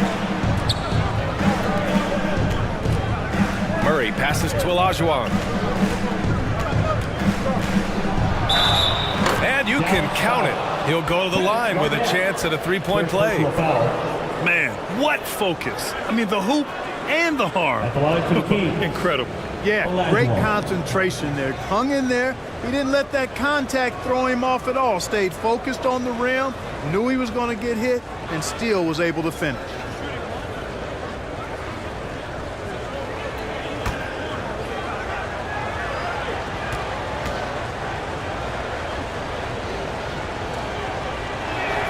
And here in the early stages of the regular season, we're still seeing how the projections are going to match up with the actual standings, Clark. And I love that. The projections are one thing. How it actually shakes out is quite another. It's always fun to see where the surprises are going to emerge because we know they will. Now here's Gilgeous-Alexander. From down in the low post, it goes. And the D can't allow Gilgeous-Alexander to get this positioning because once he does, he makes you pay. Here's Murray. Sinks that one after missing his first two attempts. Now 1 for 3. Tremendous individual play, challenging the heart of that defense. Pass to Adebayo. Kicks it to Hero. Back to Adebayo. Oh, stolen by Embiid. Tatum inside. Laid it in with a nice touch off the window. Tatum's gotten his second bucket on the night. We know Tatum's got a terrific jumper, but I like when he pounds that paint too. Gilgeous-Alexander from outside. Sacramento grabs the miss. And the first season matchup for them against the Mavericks this year. And this is a matchup they expect to win. Certainly, last year they were the stronger ball club. Yeah, and very tough to beat when they're playing up to their capabilities. That's why they're one of the top teams in the league. Yeah, nice bucket from Hero. Just refusing to be denied there. Murray inside. Gilgeous-Alexander defending. Blocked! They sure are. I mean, they've done a terrific job carving out space under the basket and then pursuing the ball. You know, it's one thing to box out, but you've got to pursue the ball if you're going to get rebounds, and they look strong here in the early going. Timeout called, Sacramento. And the players take this opportunity to get some Gatorade. Getting some fluids in you is so important during these timeouts. Get fresh, keep those batteries charged. Yeah, without proper hydration, a player can completely run out of gas down the stretch of a ball game. And that's something that none of these guys can afford to have happen. If you're going to battle all the way to the finish, you have to be hydrated. Robert Williams checked in for the Mavericks. Karis LeVert comes in for Hero. Smart finds Garland. Back to Smart. Outside Vanderbilt. To the wing, right side. Garland. Williams grabs the board. And so it's Williams with it. He brings it up for the Mavericks. It's a three-point game. Their last game, a win against the Suns. Looking to carry it into this one. And guys, those road games are never easy. But they had a solid strategy going in and stuck to what they do best. Yeah, you know, game balls all around in that one. A terrific team effort. They trusted in their system and executed well to get the win. Free throws good, Adebayo. You have to love the style Bam brings with him to the floor. He's such a spirited player, and you can see his teammates enjoy it as well. McBride, he's checked in for the Mavericks.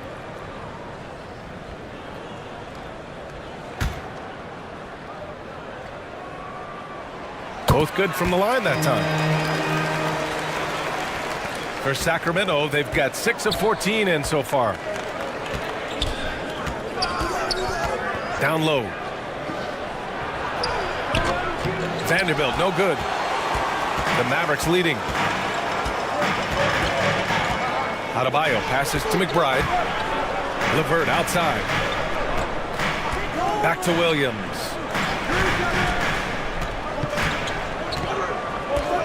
Just 5 on the clock. Here's McBride. No good from outside. The way they've gotten after rebounds has been impressive. Yeah, sensational is a really good word for it. They're tearing it up on the glass. And it's Smart missing. You know, sometimes making it difficult for him to finish at the rim is all you can ask for from the defense. That one drops for him. They're finding ways to get the ball into the paint. 5 consecutive buckets. And on the flip side, the defenders have to show more fight on the interior. They've got to offer more resistance here. Here's Vanderbilt. Oh, it's blocked by Gilgeous-Alexander. Impeccable defense from Gilgeous-Alexander. For a guard, he blocks a fair amount of shots. Here's McBride. He's coming off a 10-point game against the Suns in Phoenix. From the high post, and the Mavericks getting another bucket right there. Sweet-looking jumper from the mid-range. I mean, Gilgeous-Alexander just making it look easy. Timeout called, Sacramento. Yeah, they're hoping to turn things around with this timeout. Yeah, you know, they had to do something, anything to stop this run. You can't just let it go on any longer.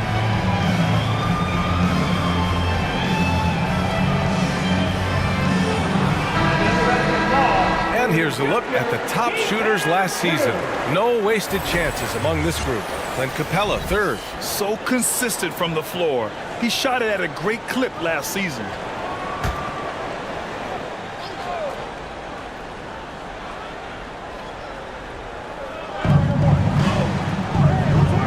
Duran, the pass to Capella. Here's Garland.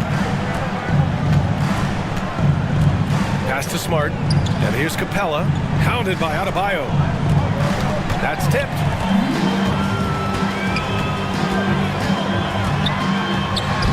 Ooh, he's looking comfortable now. 3 for 3. Building a big advantage early with a terrific all-around performance. Yeah, you know, they've had the advantage at both ends. They've got all the momentum early on. Now here's Garland. No points yet. And he lobs it up to the rim. Ooh, it's stolen by Gilgeous-Alexander. To the middle. Here's McBride. And the layup is good after a nice lead pass. They're not messing around. 5 of their last 6 buckets have come from the interior. We've got 1:48 left to play in the first quarter. Here's Garland. And he hits the jumper for 2. Dallas has gone 1 for 3 from beyond the arc. Gilgeous-Alexander passes to Adebayo. He can't hit that time. Capella with the defensive effort. Smart with the ball. Guarded by Adebayo. Here's Gilgeous-Alexander. And the layup falls. Gilgeous-Alexander's got 10 points in the game. All right, guys, what's your take on the hustle stats for the Mavericks? They've really been disruptive on the defensive end, forcing turnovers and turning those turnovers into points at the other end. They're also managing to make lots of trouble for their opponent in transition. Right away, they're finding points on the break. Now here's Gilgeous-Alexander. 10 points for him. Williams misses. 43 seconds left to play in the first.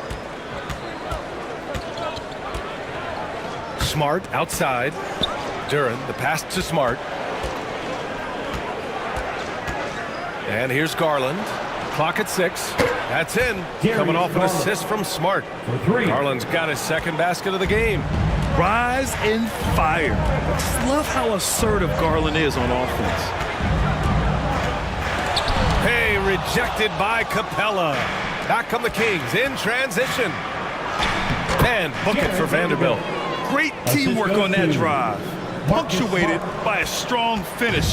That is the perfect fast break, guys. Getting a hoop before the defense can get set. And here's LeVert for three. And it's in! Oh! Nails the buzzer beater! Are you kidding? And just nails the three. Way to close the quarter. Talk about lifting up a team and energizing them at the end of a quarter. A three at the buzzer, that'll do it. What a performance for Shai Gilgeous-Alexander. He has been the story for the Dallas Mavericks. He put together 10 points in the quarter. Back after this. And if you're just tuning in, we've got a wide margin on the scoreboard, but plenty of time left for a comeback. Well, guys, we've seen a confident-looking Mavericks team out there. Oh, what I love was that first quarter was all about leaking out and capitalizing in transition.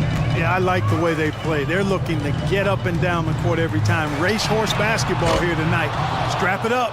Don't look down. You'll miss something. They've got Miller. Tyler Hero is out there with Julius Randle. And it's Garnett in at the power forward position. So that's who Dallas starts the second with. Here's McBride.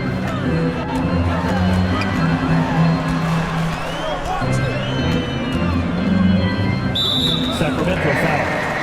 Olajuwon. First personal foul. First team foul.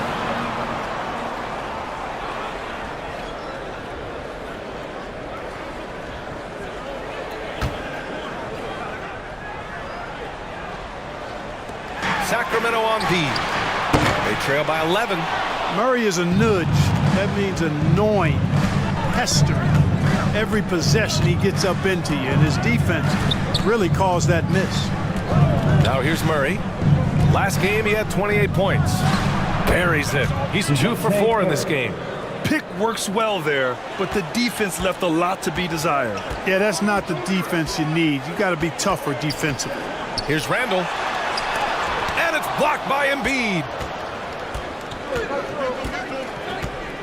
On the wing, Tatum. 35 points his last game.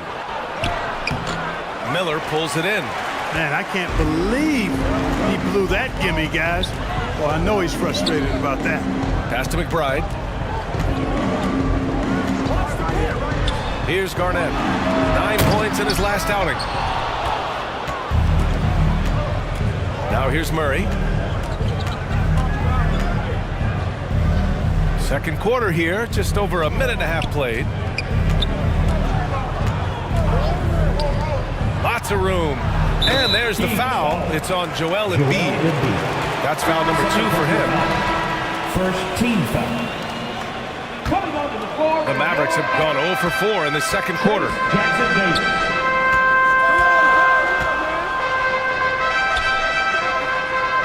To the paint. Here's McBride.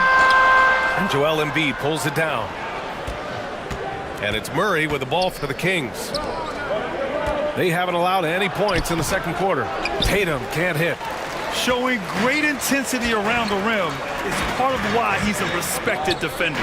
And you know what? He's not going to give up an easy finish at the rim. I mean, that's just against his constitution. And just not letting up at all. I mean, you have to love this approach. You want to get the ball to the guys who make plays. If it's working, keep working it. That's what I say. Keep the pressure on. And up the court they come. The Mavericks on the break. Pass to Garnett. The fadeaway. He drains that one after 2 misses. Now 1 for 3. Well, he plays with so much physicality. Garnett accustomed to finishing through contact. Embiid with it. Strong finish by Embiid. This team looks to him to score the ball. They feel good when he's taking his shots. Pass to McBride. Hauled in by the Kings. Just hasn't found much consistency from the floor, but his teammates have picked up the slack. And let's send it over to Allie LaForce. Well, the modern NBA game is very perimeter-oriented, and big man Ivica Zubac was talking about it. He said, quote, they want to push it. There's a lot of space for guys to work. The talent in the league is incredible right now, and the NBA wants this to be an offensive game, so it is what it is. Brian, the old school big man must adapt or else. And the game has changed so much. Good stuff, Allie. Thank you. And the Kings call time here. And today's team's all looking to space the floor with shooters, Clark. Thinking back, you ever wonder why it took so long to catch on? I haven't thought about it in that context, BA, but I think part of it is you got to have a lot of shooters to take advantage of it first and foremost. And now, again, with the likes of Steph Curry and Klay Thompson and Damian Lillard and so many other outstanding perimeter shooters, more and more of those guys are coming into the league and following their example. 5 on the clock. Inside, Embiid gets the advantage. Man, nice to see how Embiid operates in the pick and roll. Knows how to set hard screens as well as where and when to roll. The basket drops, and he gets fouled on the shot. One free throw coming his way. And despite the height disadvantage, oh my, he just attacks that interior. You know what, guys, honestly, I didn't think he'd win that battle. I mean, that's a lot of height to give up. One shot. One shot.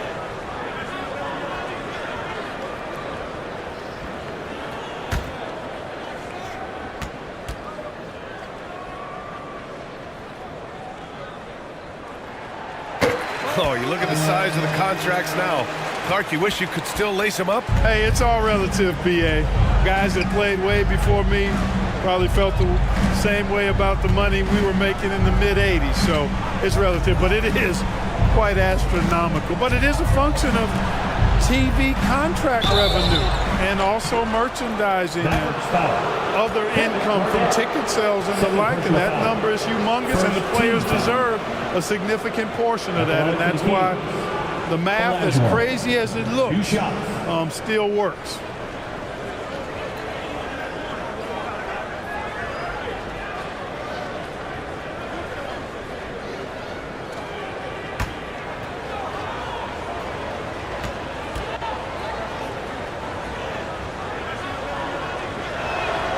He misses the free throw.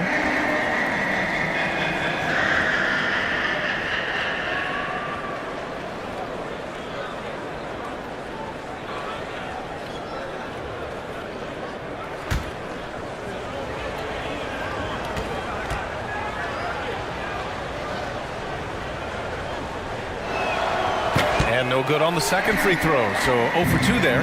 Dallas has gone 1 of 4 from three-point land here in the second. Hero, no good. For Sacramento, they've gone 4 for 7 in the second quarter. Tatum looking it over from 11 feet away. Here's Embiid. And it's good. Fought through contact, hit the shot, and will go to the line. Darius Garland, he's checked in for the Kings. Joel Embiid. One shot.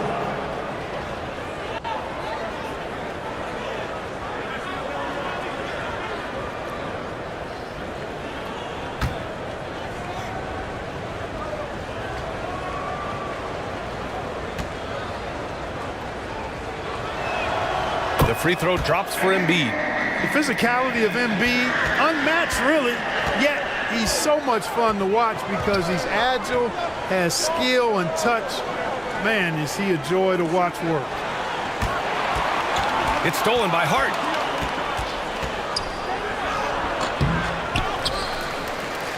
The kick to Tatum. Fires the three. JT for 3. Boy, Hart is one of those guys you look at and you can just see the team is first with him. Never hesitates to find the open guy. Garnett passes to Miller. Three-pointer. Perfect night so far, 2 for 2. That's how you up the ante. Come right back at him. A little back and forth from long range. I love it. That's a terrific answer there. Here's Olajuwon. He's got 5. Pass to Hart. Let's go with a 3. Yes, and a nice assist from Garland. Hart's got his second bucket of the night. Well, you love seeing that from Hart. Great exuberance and enthusiasm out there on the court. Timeout called. The Mavericks. Coach no doubt wants to use this timeout to review the matchups and maybe make some adjustments as well. And I agree. I think there's going to be a new wrinkle in their game plan when they come out of this timeout.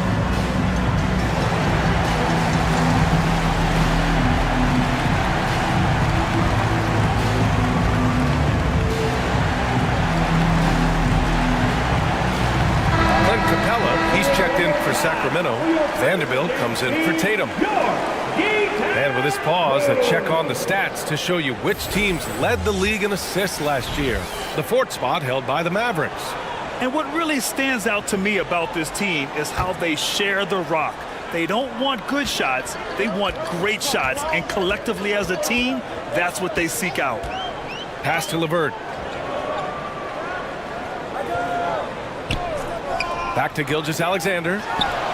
Buckets. He's now 6 of 10 from the field. Boy, Karis LeVert has done a nice job elevating his playmaking ability, which helps him and his team. Garland, the pass to Embiid. Over Williams. And there are the Kings with another bucket. And after a scoreless first quarter, he's finding his offense. Pass to Williams. LeVert outside.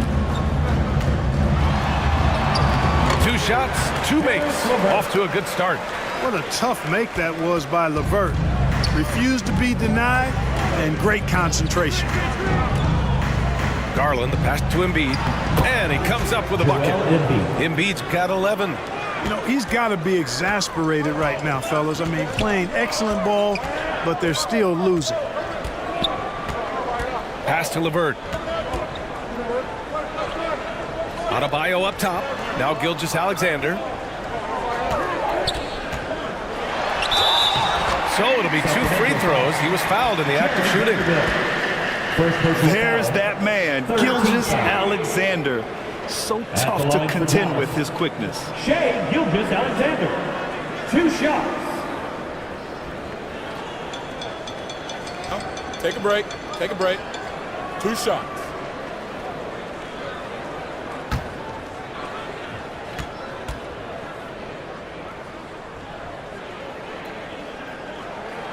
And he drops the first. Yeah, what's special about Gilgeous-Alexander is how shifty he is, which also makes it so tough on defenses. And some changes here for the Kings. Duren comes in for Joel Embiid, and Smart subbed in for Hart.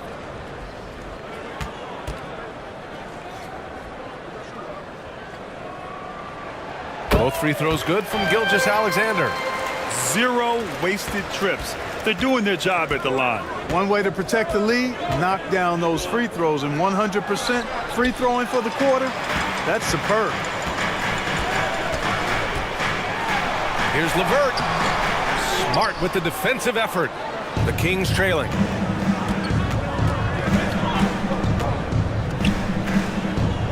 Pass to Garland.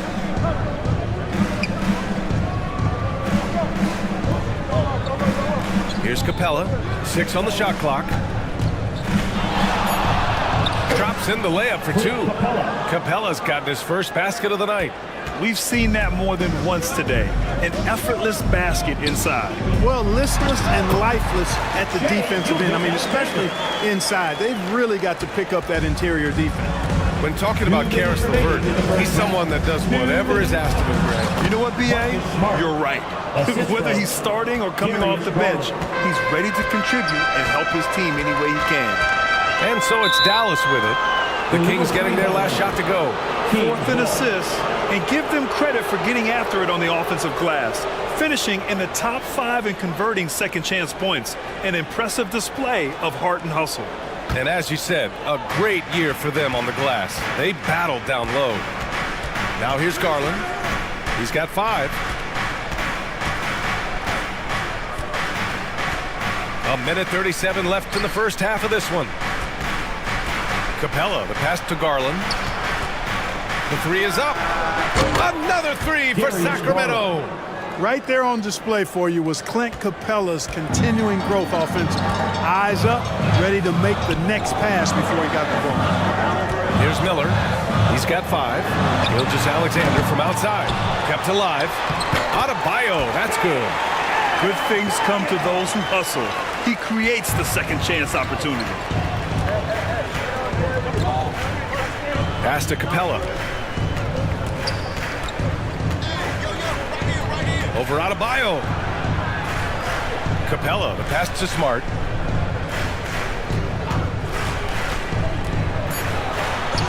Wow, heart of Smart, unmatched in this league. You know, he started slow, but now in the second quarter, he's finding his groove. Knocks it loose. Adebayo against Capella. Here's LeVert. Good, and the assist goes to Adebayo. LeVert's gotten 4 this quarter. For a center, Adebayo is an excellent passer. He's always so aware of his surroundings. Shot and game clock separated by 5. Smart on the drive. Oh, a clear foul there on the missed shot. So he'll get a pair at the line. Third team foul.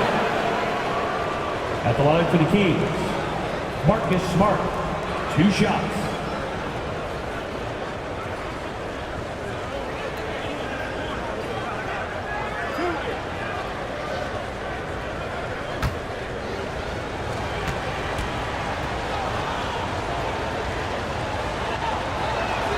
First one falls for him. Yeah, the emotional leader of this team, Marcus Smart, sets the tone with his effort and intensity.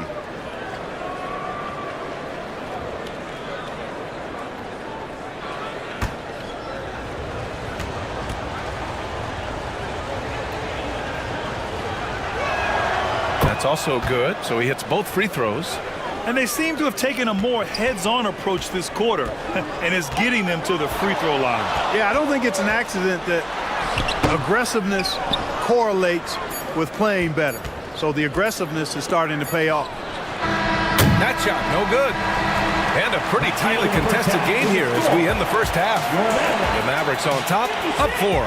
Don't go away. We'll be back momentarily.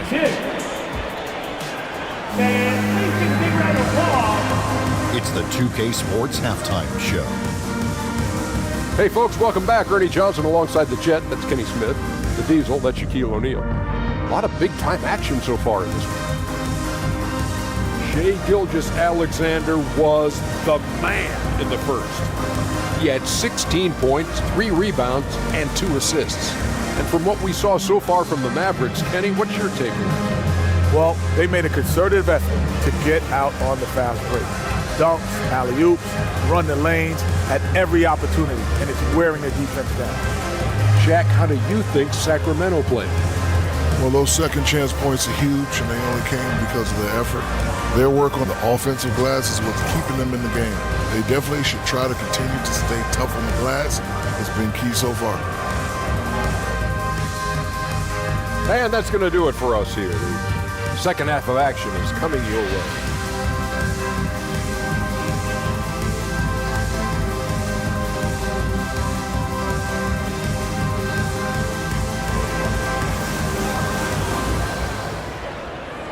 And after a fairly even first couple of quarters, this second half could turn out to be a great one, as both teams trying to gain an edge.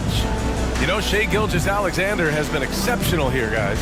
They've leaned on him to provide a lot of offense, and that's how he likes it. And you know what? They've come at him a few different ways defensively, and nothing has slowed him down.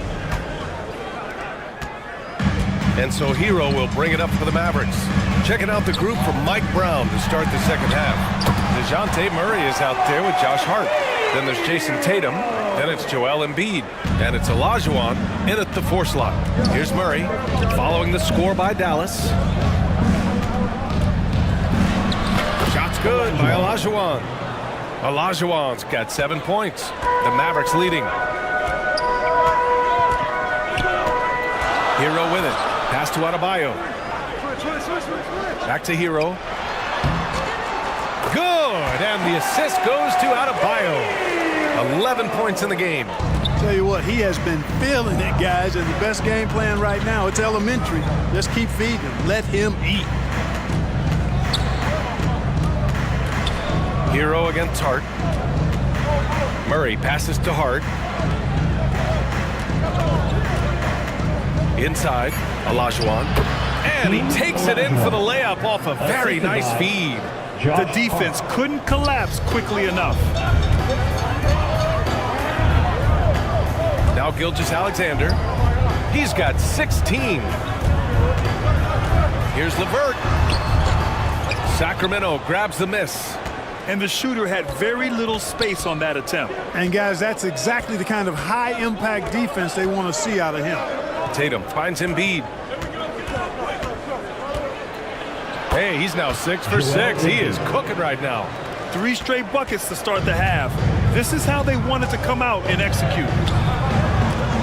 Hero, the pass to Gilgeous-Alexander. A big triple, Gilgeous-Alexander. They found a nice groove in this half, starting out 3 for 4. Murray against Gilgeous-Alexander. Oh, a deep 3 from Tatum. Trying to come right back with a 3 of his own, but it's no good. This offense's first miss after 3 straight makes to start the second half. And yep, it's good. On fire to start the second half. 4-5 from the field. Timeout called. Sacramento. You have to like what we're seeing from Shai Gilgeous-Alexander. Yeah, this guy is torching them. And so far, their defense hasn't responded.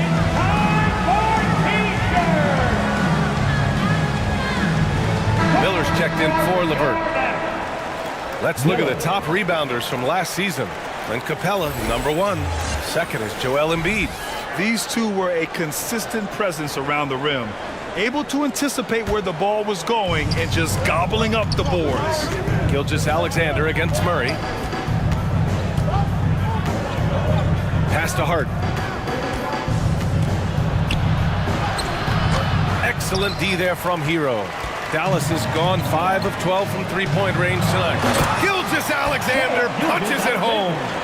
And this is what makes SGA an all-star caliber talent, his ability to take over games.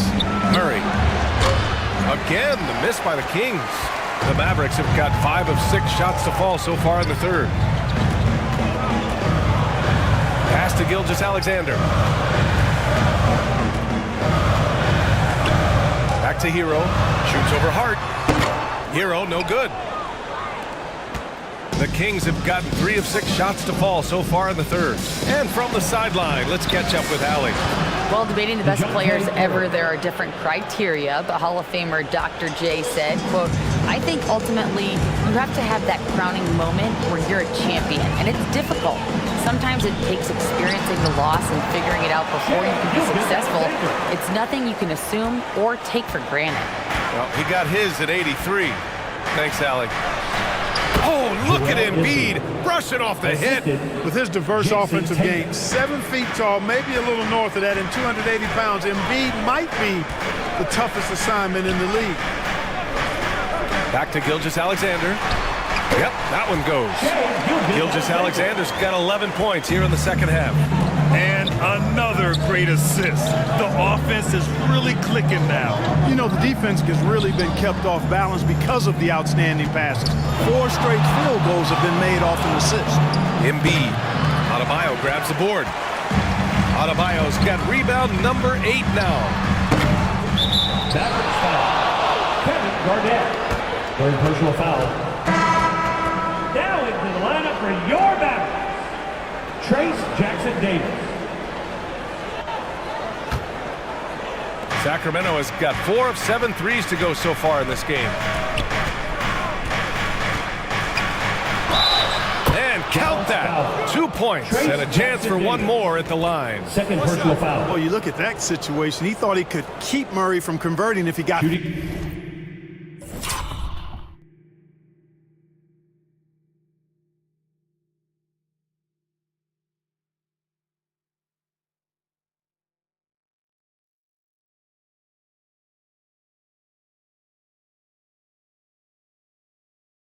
physical with him.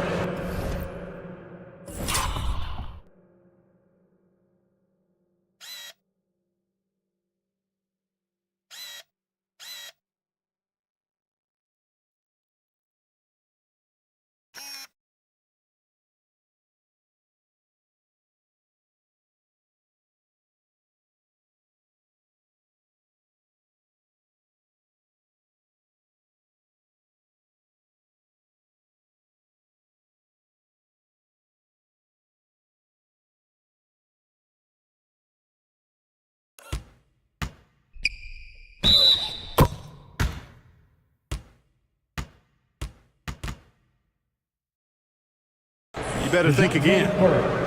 At the line for one.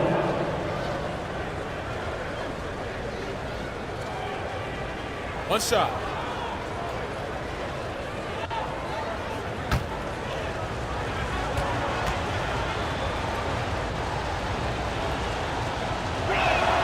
And DeJounte Murray is truly the complete package. He does a little of this and a little of that.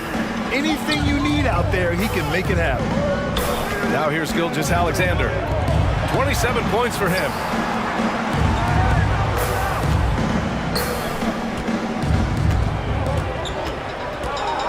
Pass to Garnett. It's rebounded by Olajuwon. Olajuwon's got 4 rebounds in the game. Outside Hart. Oh, they get a hand on it. Gilgeous-Alexander with a steal. And a nice finish on the layup. Gilgeous-Alexander's got 13 points here in the second half alone.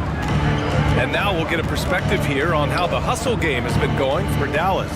I like the fact that they've been very aggressive at the defensive end, tenacious. They're jumping passing lanes and coming away with a lot of steals. They're also finding a lot of points tonight off transition play, running the floor and using the fast break to beat the defense. And so it's Dallas with it. The Kings getting their last shot to go. Oh, what a play! It's snatched out of the air. Credit the block. Murray looking around. To the inside. Hart. It's good. And the assist goes to Murray. Murray's got 3 assists now in this one. Throws it up high. Trying to go for a lob there. Excellent defense and anticipation to stop it. They've been taking care of business. Especially at the offensive end, where they've been totally in sync. Yeah, their defense is starting to wear down. That's 3 straight buckets at the rim. And Dallas calls time here. Yeah, they're hoping to turn things around with this timeout. Yeah, you know, they had to do something, anything to stop this run. You can't just let it go on any longer.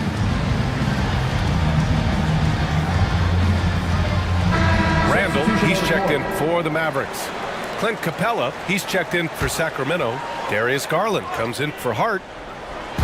Hero for 3. And that bucket makes him 6 for 10 in the contest. 1 this half, 2 for the game. Staying active from beyond the arc. Outside Tatum. Tatum like a freight train coming. Miller pulls it in. Dallas has gotten 6 of 13 shots to go from outside the arc. And the whistle blows as the basket counts. Chance at a 3-point opportunity here. 1 free throw coming up. Smart's checked in for Jason Tatum. At the line for 1, Shai Gilgeous-Alexander.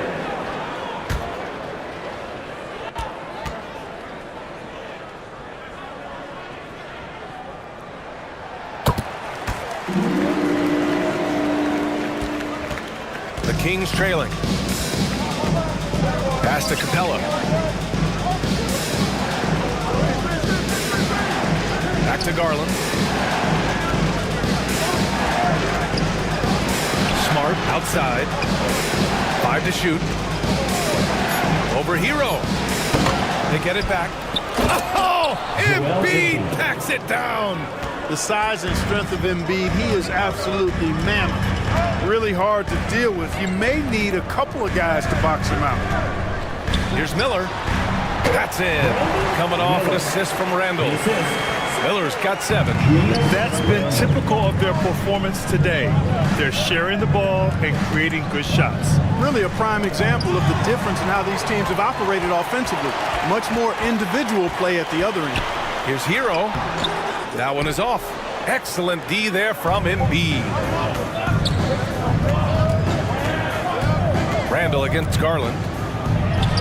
That one goes in. He's got 10. He's so good at getting into the underbelly of the D. Garland can penetrate and score even when the defense is ready for it. Now here's Gilgeous-Alexander. He's got 32 points.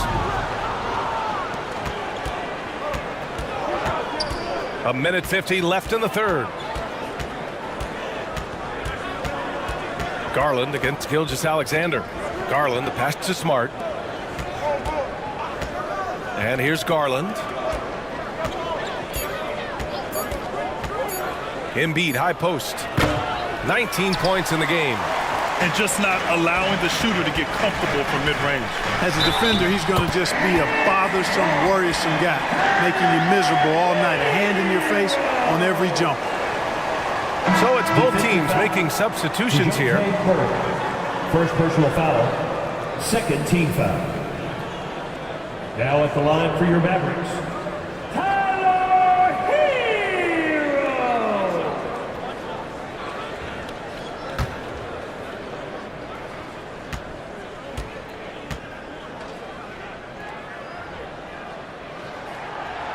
and that one falls for Hero. Sacramento has got 4 of 7 threes to go so far in this game. And here's Garland. He's got 10. Tatum from long range. Here's Duren. Williams grabs the board. And Gilgeous-Alexander's got the ball here for the Dallas Mavericks. They've led by as many as 14. Hero with the bucket. Hero's got 19 points. You got to do more than that to stop Hero. He's superb at staying under control. Garland feeling it out a bit. Step back and fire. And that one falls. His 5th basket in 7 tries. Oh, man. Carving this defense to pieces with the drive. Well done. Gilgeous-Alexander passes to LeVert. There's 31 seconds left in the 3rd quarter. Shoots over Tatum. Rebound by the Kings. Duren's got 5 rebounds tonight. Tatum with it. Now LeVert defending. Shoots from the right block. Tatum, good. Tatum's got 11 points. Dallas has gone 2 for 2 from deep here in the 3rd. Garland against Gilgeous-Alexander. Randall, the pass to Gilgeous-Alexander. Now here's Hero. Unloads from 13. He can't get it to go. And so it's the Dallas Mavericks closing out this quarter with a 7-point lead.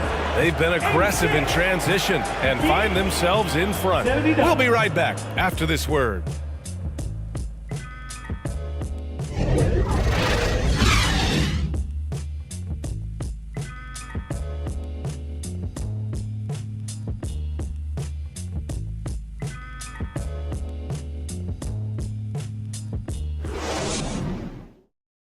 All right, let's listen in. Head coach Jason Kidd is mic'd up. Good D, good pull. Understand something, one shot, one rebound, and let's go. We take care of the ball, get good shots, and get back on defense. Keep talking. Efficiency, fundamentals. That's what I'm hearing from Jason Kidd. Yeah, there's a toughness to the way they're playing right now, and they're communicating as well. That's what coach wants to keep seeing. With 3 quarters behind us, let's see what this 4th period holds in store. They've got Tyler Hero. He's out there with Shai Gilgeous-Alexander. Karis LeVert is out there with Bam Adebayo. And it's Garnett in at the power forward position. That's the lineup out there for the Mavericks. Now here's Gilgeous-Alexander.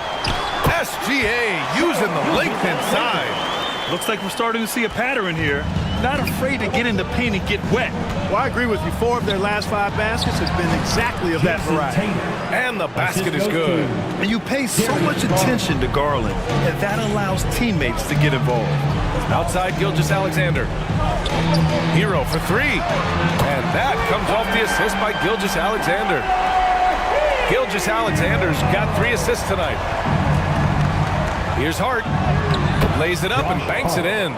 You know, getting inside and doing damage there really elevates Hart's game, and I'd like to see him be that kind of all-around threat. Here's Garnett. Hero outside. LeVert goes against Tatum. The shot from 20 feet out, and off the left side of the rim, it swirls in for him. And the Mavericks lead by 10. This has been the story of the game, a battle fought on offense. Any lull in the action so far has been short-lived because there have been nothing but buckets in this one. Miller's checked in for Hero. Miller.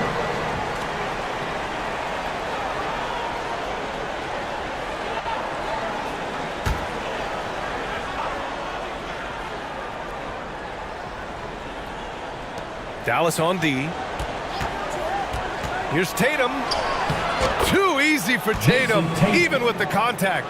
And Tatum is pretty calm out there. He does not rattle easily. Incredible concentration in the face of hardcore defense there. Gilgeous-Alexander no good. For Sacramento, they've gone 3 of 5 since this fourth quarter started. Lets it fly. Garland no good. Dallas has gone 7 of 15 from distance in this game. LeVert goes against Hart. From deep, Gilgeous-Alexander. Offensive rebound. Adebayo. No good that time. The Kings trailing. A little over 2.5 minutes have passed here in the fourth. Here's Garland. The Mavericks pull it in. Adebayo's got 11 rebounds in the game. Pass to Gilgeous-Alexander.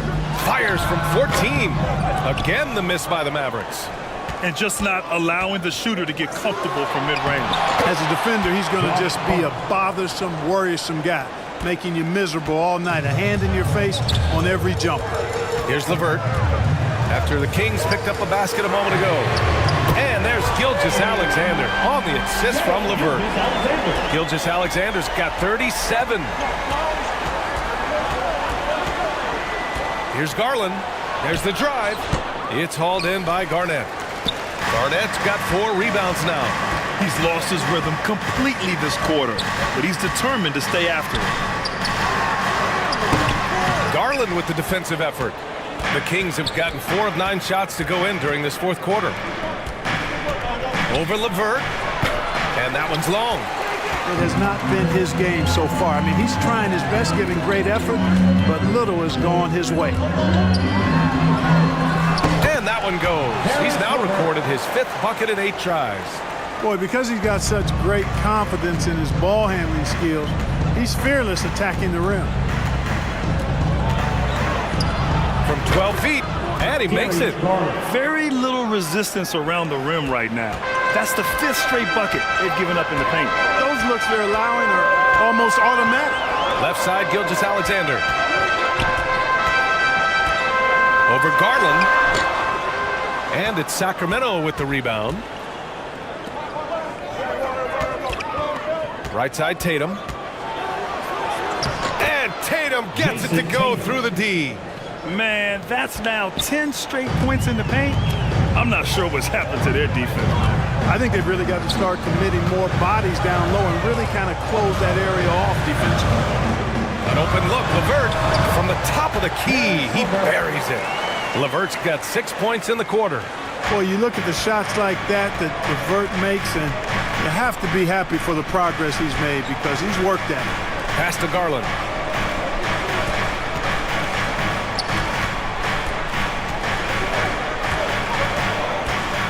Six to shoot. Fires the 3. Counted. That's his 7th basket of the game in 14 tries. Such a close game, and he's finally making a contribution. Only 2 for 7 in the fourth quarter. Here's Gilgeous-Alexander. SGA working through contact inside. An exceptional finisher, and some contact like that won't stop Shea completely. Durant, the pass to Hart. There's Tatum with the 3. It's hauled in by Garnett. You know, after connecting on 1 3-pointer in the first half, he hasn't netted another one since. Pass to Gilgeous-Alexander. Here's Adebayo. Shoots over Durant, and the Mavericks getting another bucket right there. And once Bam gets the ball inside, the bucket is almost guaranteed. He's a serious producer in the paint. Tatum passes to Hart. A step-back shot, and good. Got the friendly bounce off the right side of the rim. He's come out here in the second half and done a nice job moving, getting good looks, and finding his range. And the Mavericks call time here.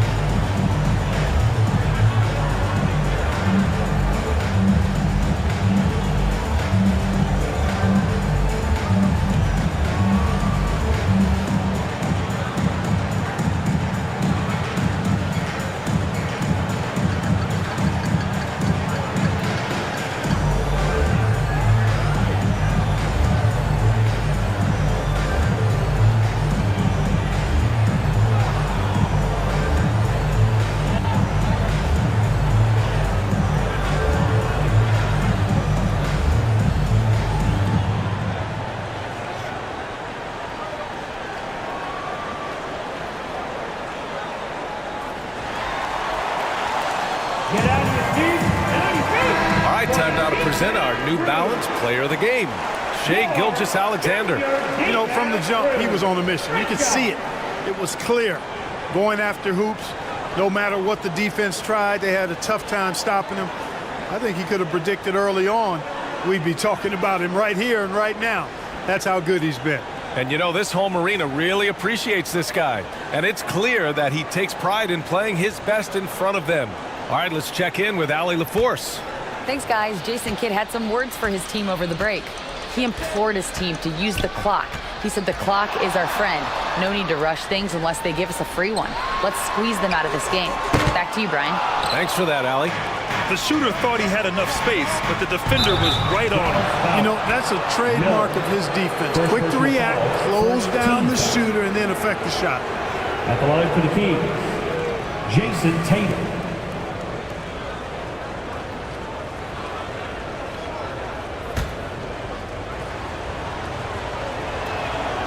And that one falls for Tatum. You really like your chances with Tatum at the line. He locks in and focuses on these two.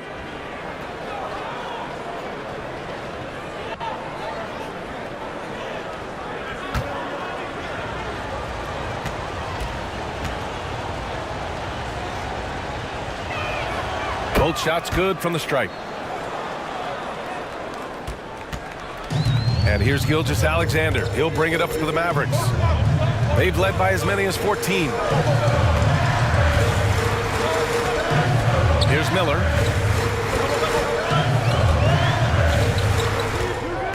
Pass to Hero. 4 on the clock. And Embiid with the block. Oh, there's the shot clock violation. So they'll turn it over. So the Kings making a change here. Murray's checked in.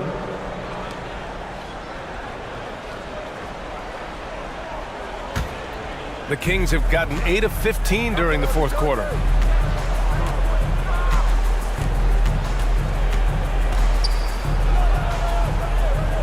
Pass to Olajuwon. Tatum with it. And there's the rejection. An infinite reach, it seems. The wingspan of Garnett is just amazing. He did everything in his power to make that a hard shot. And you know what, guys? That will pump him up because he takes a ton of pride in what he does on defense. Dallas has got 2 of 5 threes to go here in the fourth. Inside. Fades. Boy, clanks that one off the back iron and it falls. With a man in his shirt, Adebayo stays focused and delivers. Murray passes to Olajuwon. Oh, and he got fouled on his way up. He'll head to the line to shoot 2. Man, he made sure to get his money's worth on that foul. He got him good there. I mean, that's why the shot was so far off. 2 shots.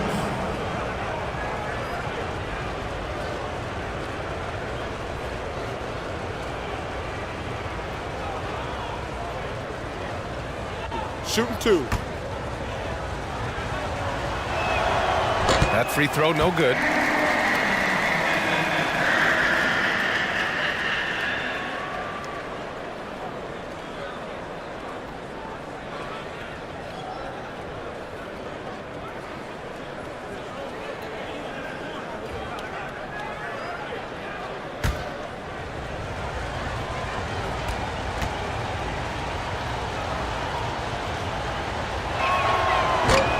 And he can't hit the second. The Mavericks leading. 2 minutes remaining in the game. Pass to Miller. Here's Gilgeous-Alexander. Here's Garnett. And that's out of bounds. Dallas will keep it. Mavericks ball.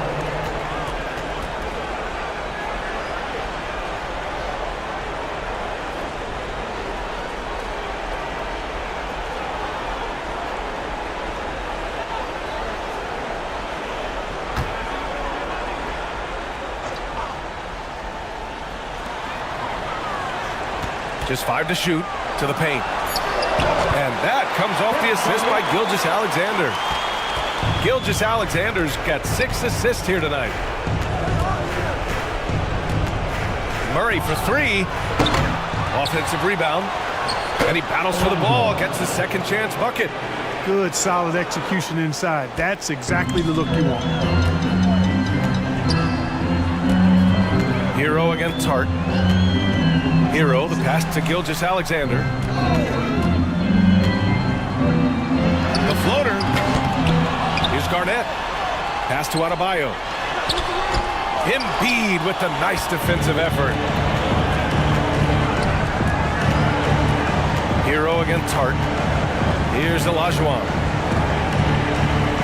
Murray for 3. He connects. Oh, and that cuts the lead to just 5. His game continuing to evolve, guys, and shots like this prove Murray is the real deal. Ball stolen. Left side, Tatum. They kick it out to Murray. Here's Olajuwon. Back to Murray. Down to 5 on the shot clock. Hart from long range. And it's good. And he's brought them within 2 points now. Great to see guys who don't back down under pressure. Cool, calm, collected, and confident in the biggest moment of the game. Yes. Shot and game clock separated by 5. Down low. Here's Garnett. It falls! And they just continue to attack, even late in the game, while they're up big. I don't think you want to get loose and sloppy or ease up, but it is time for them to start using that clock a bit. Timeout called. Sacramento. They trail by 4. 11 seconds left to play in the 4th quarter. Guys, your thoughts? No doubt. They've got to get a quick bucket here. Yeah, and they need it hiccup fast. I mean, they'll be drawing up a quick hitter in the huddle here, no doubt.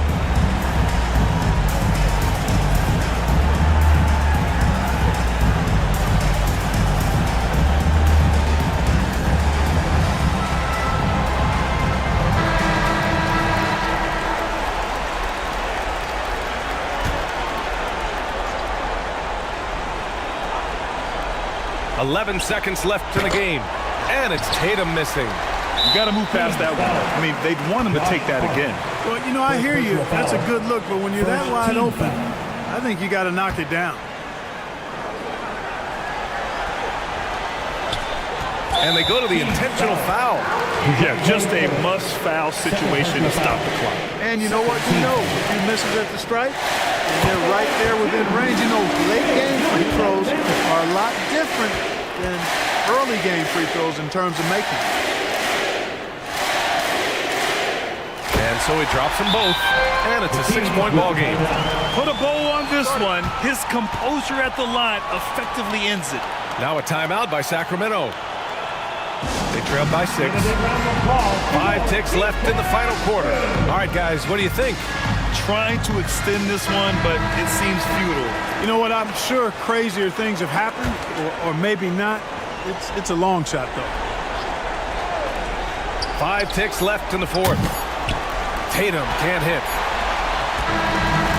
And so it's Dallas winning this one. I'm sure they would have preferred a blowout victory, but a win's a win. And so true, but you have to credit the crowd for giving them such a big boost toward the end. It really kept this team's energy high. And now let's check in with Allie LaForce with the player of the game. Allie. Shea, you were using those long arms to be disruptive on the defensive end. What's your focus at that end of the floor? I'm just trying to be as active as possible. And like you said, getting my length involved, something I've been blessed with, and I just want to use it. That activity, that length was noticed. Congratulations. All right, Allie, thank you. And that'll wrap it up, folks. For Allie LaForce, Clark Kellogg, and Grant Hill, this is Brian Anderson saying thank you for watching the NBA, brought to you by 2K Sports. We'll see you next time.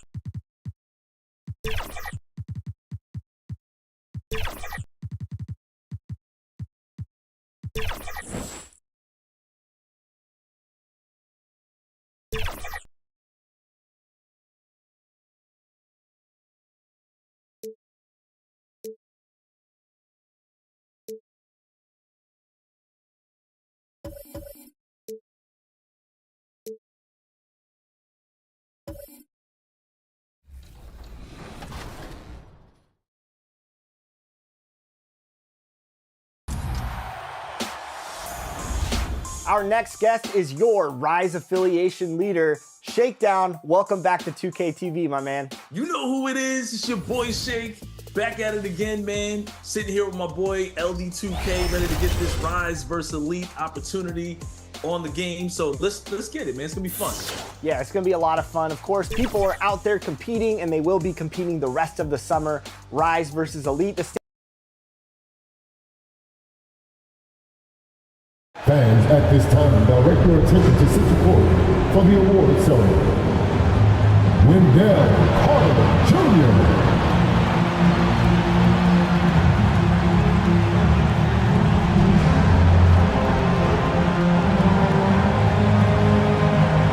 Lonzo Ball.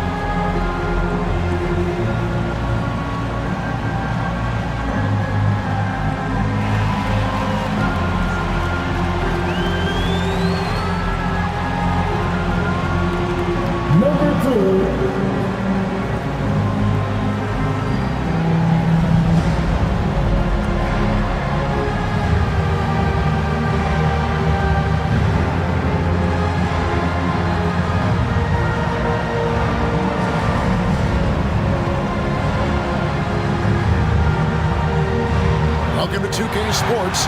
We have the NBA coming up. Great to have you with us. This is Kevin Harlan with Greg Anthony and Doris Burke. Also joining us from the sidelines, David Aldridge.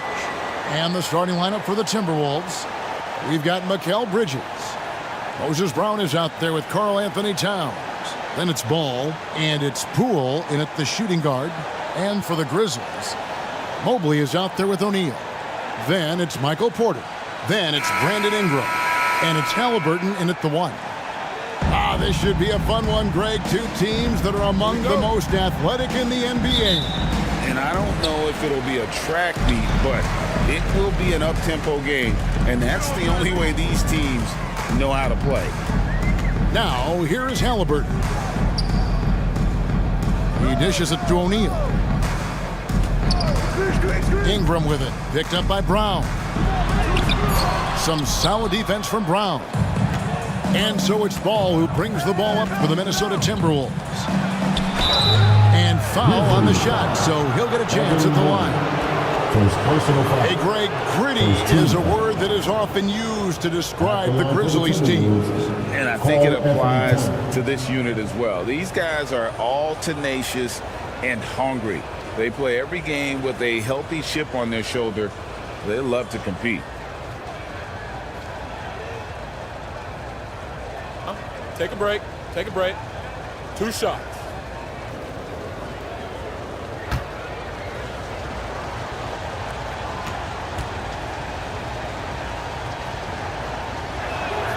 And he makes the first.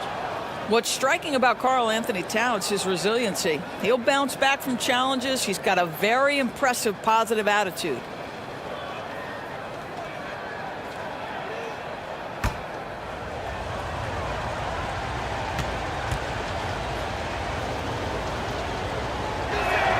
And that one goes in. 2 from the line that time.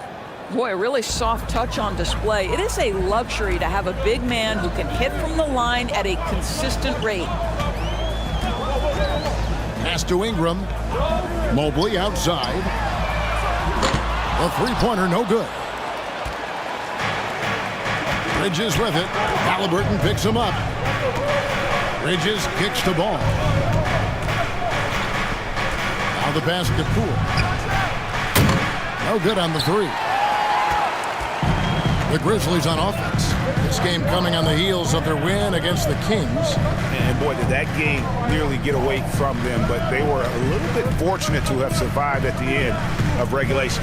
Well, perhaps just knowing that they can pull out a close game, the next time they're in that challenge, they can go in with a ton of confidence. And they'll keep possession. And the shot goes down. Boy, after missing 3 straight, they finally get one to go down. Ball against Halliburton. Ball with the bucket. Well, the size LaMelo Ball brings to his position helps him finish on the interior, even against tough coverage. Wow. Now here's Ingram. He's coming off a 13-point game against the Kings in Sacramento. And his court vision was extraordinary, too. Let's not forget that. He was flawless passing the ball. Here's Poole. Brandon Ingram picking up that last bucket. Poole with it. A 23-point game for him in the win against Boston. Inside, here's Porter. That falls. Nice feed that time from Halliburton.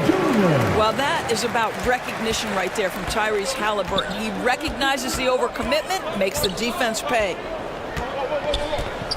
Passes it to Brown. Halliburton against Ball. Brown controls the rebound and puts it back up and in.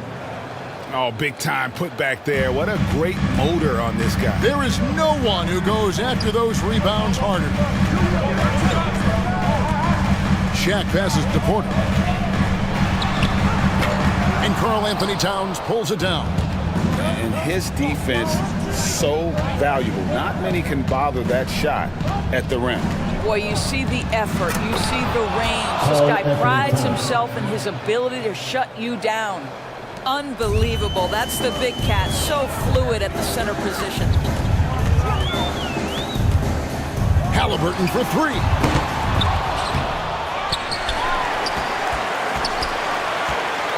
They shoot again. Porter, no luck. Well, we love his ability to attack the rim. He just loses a little bit of focus and misses the chippy. And Poole gets it to go. Not a ball stopper on the wing. Bridges with the helper. And Halliburton's got the ball here for the Memphis Grizzlies, trailing by 4.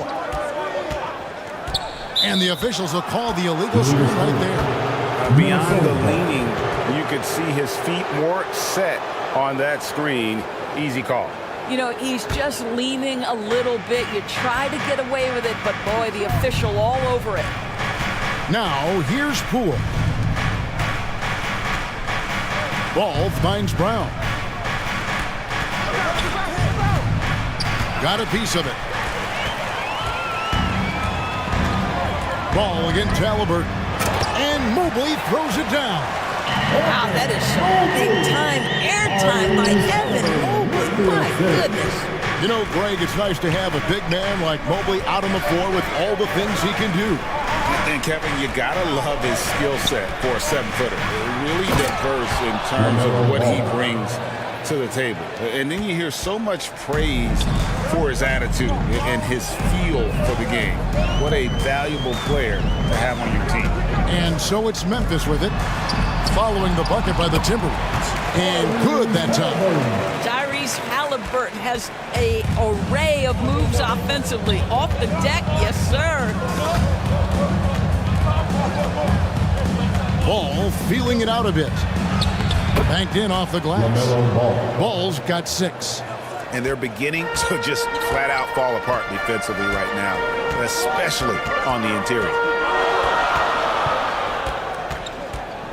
Ingram against Poole. And that one's good. Ingram's got his second bucket.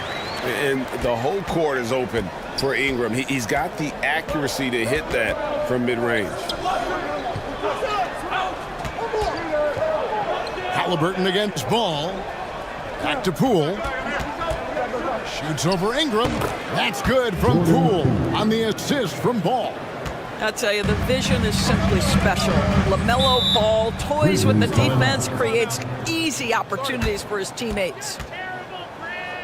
So timeout called here. The first for Memphis. It is still early in the season. Greg, we'd like to think we have teams figured out, but do we really? Not at all, Kevin. This is the time period where fan bases freak out because of records. There's still a lot of identity to be found with every team.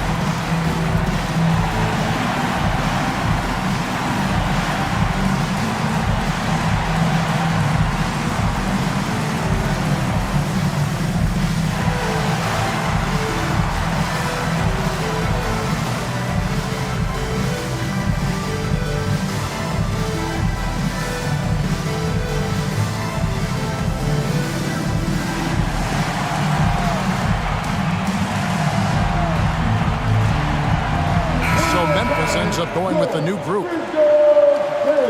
It's time now to look at the NBA's top shooting teams from a season ago. In third, the Grizzlies. In fourth, the Timberwolves. The percentage each of these teams shot was just outstanding. I mean, that's a result of unselfishness and great offensive rhythm. Now, here's Ball. His last outing, he had 8 points. Here's Lively. Nice pass. Led him to the rack perfectly for the layup. And you got to clog up any passing lanes around Ball, especially in that pick and roll. He knows how to slice the D apart in those sets. Here's Kidd.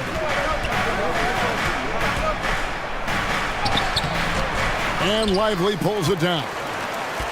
Memphis trailing here.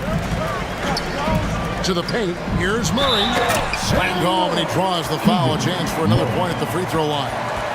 It's on Franz Wagner. Great job by Murray sticking with that one and rewarded with the free throw.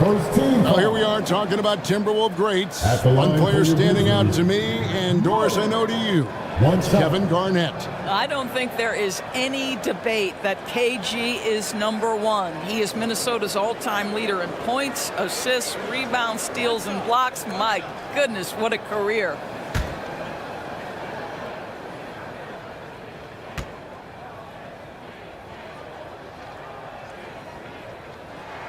And that one falls, and that puts them up by 1 point. Great for a franchise like Memphis. Is there a specific way they have to build? Through the draft. I mean, they aren't going to get the huge A-list free agents, so you have to hit on your picks. You also have to keep your guys happy. Sign them to smart extensions. Here's Jovic. Pass to Barrett. 5 to shoot. A floater, and that one drops. Well, there's a strength to R.J. Barrett that belies that thin frame. He's got toughness and the willingness to absorb contact. Now, here's Ball. Murray scanning the floor. And 2 free throws coming up, unable to get that one to go with all the contact. And checking out some numbers for Barrett. Some last season stats for him. 4th in free throw percentage, and he was in the top 20 in field goal percentage. Able to create offense with tremendous efficiency.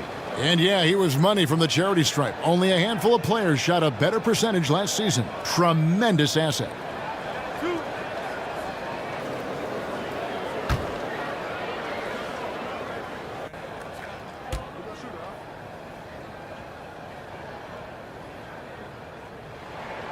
throw good, Murray. And with his mobility, Murray doesn't need the ball in his hands all the time to be effective. His movement and energy alone puts pressure on a defense.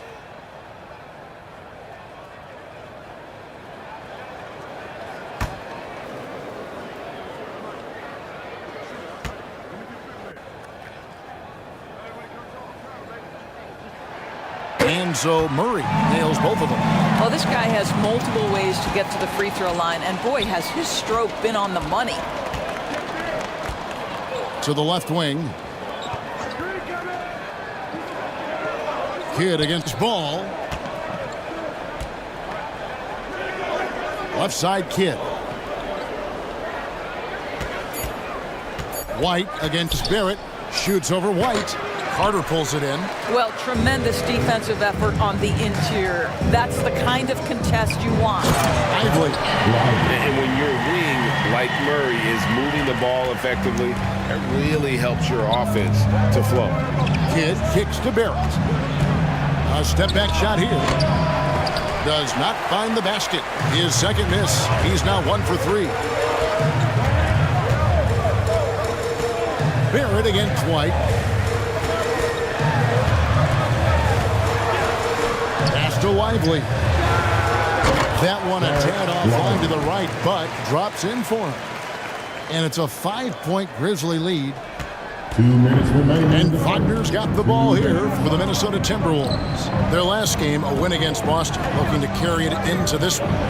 You don't like to count on points from your reserves, but they had some hot hands coming off the bench. When you get that kind of a complete effort, that's a game you're going to win far more often than not. And offensively right now, each team getting what it wants. Yeah, this is already a high-scoring game, but we knew that was a possibility coming into this one. Here's Lively. He's got 6. And stolen by Barrett. There's the feed to Kidd. Goes to the reverse layup and taps it in. And now just a 1-point Grizzly lead. That's 2 things right there for R.J. Barrett. It's awareness and unselfishness. Pretty pass. Here's White. Carter outside. 59 seconds left to play in the first quarter. Trains the 3 while he's being fouled, and he might be able to make this a 4-point play. And Murray makes that catch-and-shoot jumper look much easier than it actually is. Grizzlies have made 3 free throws so far. Haven't missed any.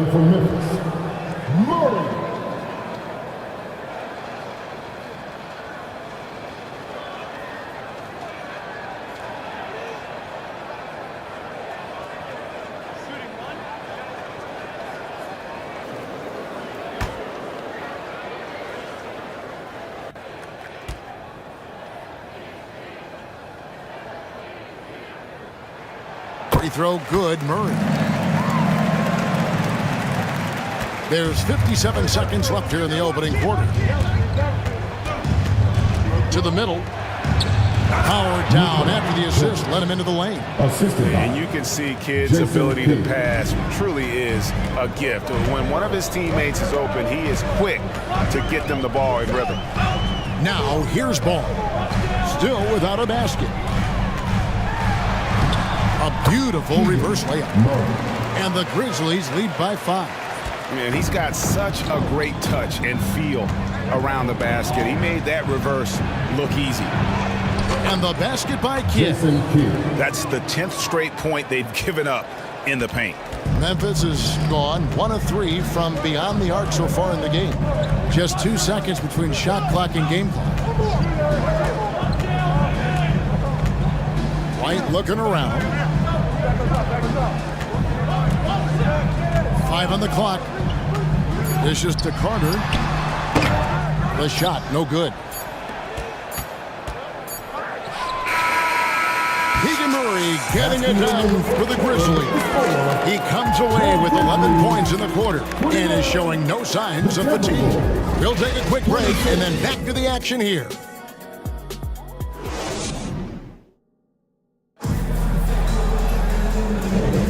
And if you're just tuning in, it's been a pretty even game through the first quarter. What stands out to you from the Grizzlies in this one? Yeah, in that first period, they looked to push in transition at every opportunity. And why wouldn't they? You see their effectiveness in the open floor. Very difficult to slow down.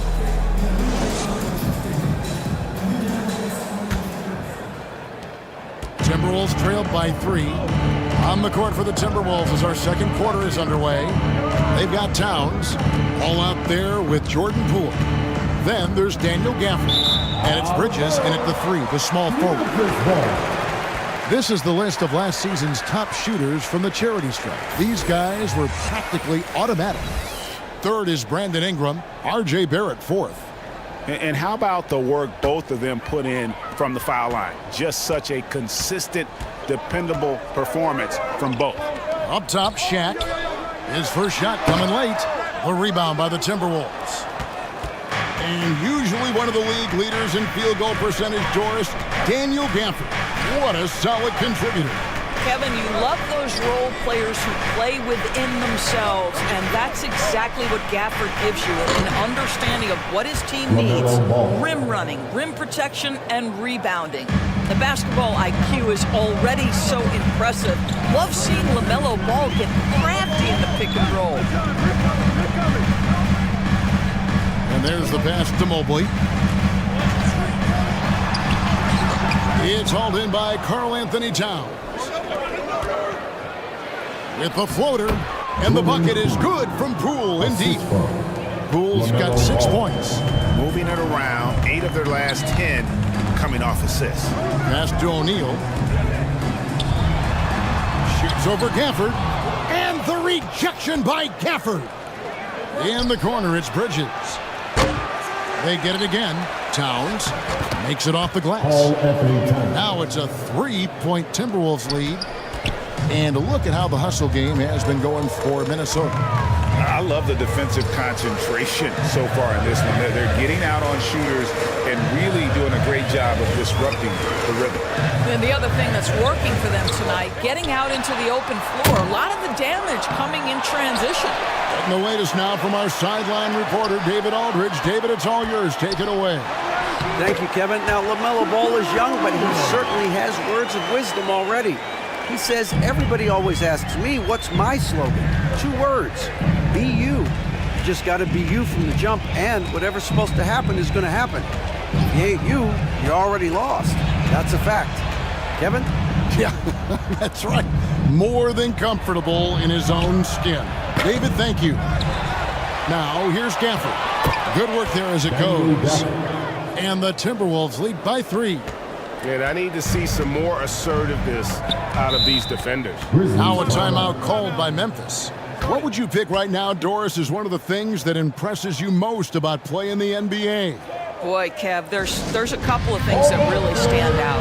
Number one, the ball skills that players have and the ability to shoot the ball with range off the bounce. Those are game-changing aspects in today's NBA. Quarters checked in for Keegan Murray. Minnesota also with the sub. Brown's checked in. Here's O'Neal. He's coming off a 22-point game against Sacramento. The other thing I thought was big, guys, was the incredible night he had on the glass. No one wanted any part of him down there. A solid shooter from outside the arc. Ingram is fantastic at realizing when he should take those shots. Ball, the pass to Towns. Takes the 3. That falls. Nice feed that time from Ball. 3.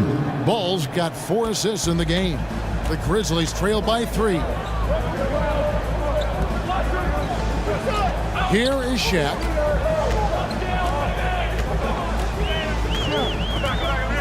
Pass to Halliburton. Happy to see that one go in for a second make in 5 attempts. Yeah, give Halliburton credit for staying with the play. You've got to be able to fend off that defense and still finish. Ball, the pass to Brown.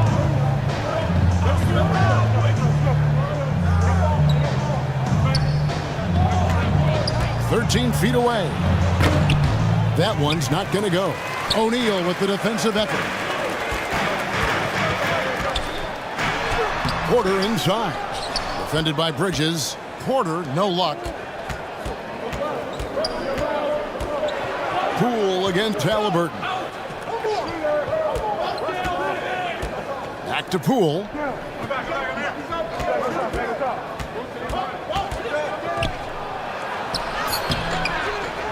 It's rebounded by Memphis. Mobley's got his 5th rebound right now in the game.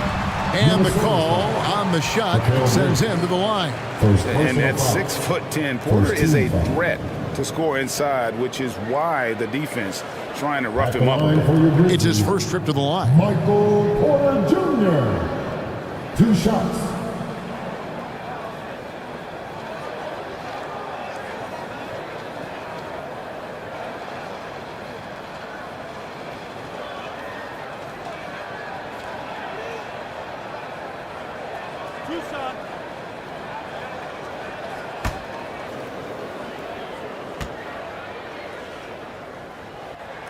Ties it up, and this next one could give them the lead.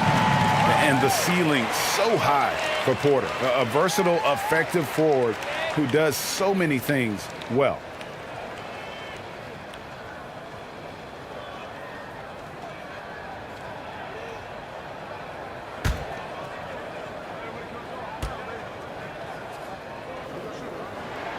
And that drops, so they now lead by 1. The Timberwolves have gotten just over 50% of their shots to drop here in the second quarter. They're 5 for 9. Pass the ball. And stolen by Mobley. Ingram against Poole. Outside for Halliburton. The Grizzlies with another miss. Well, it hasn't been the most efficient game for this guy, but their team is fortunate to still be out in front. Buries the long-range jumper. Towns has got 8 points in the quarter. Boy, what a pleasure to have a big man who can shoot the basketball like Towns. That's a pretty 3. Outside, Porter. Loads it up there for Mobley. Towns with the steal. Halliburton against Bridges, and it's ball in the corner. Outside, Towns. And he gets the whistle. 2 free throws coming up. That's on Shaq. Well, he's got moves and counter moves inside. Towns makes the defender pick his poison. On the night, he's gone 2 for 2 at the stripe. And 88 from the line a season ago. He was one of the best shooters in the league. Take a break. Take a break. 2 shots.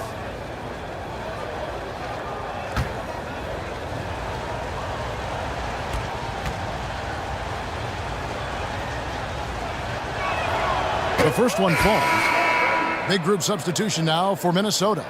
Jovic is checked in. Franz Wagner comes in for Bridges. It's checked in for Poole. And Jason Kidd has subbed in for Ball.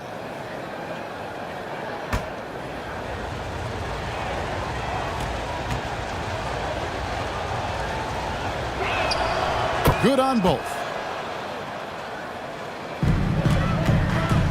And so it's Ball who brings the ball up for Memphis. 4-point game.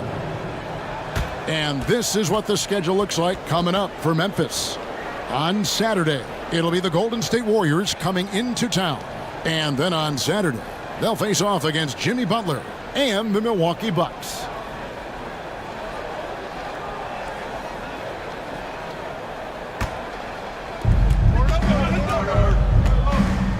Now here's Kidd, outside Towns.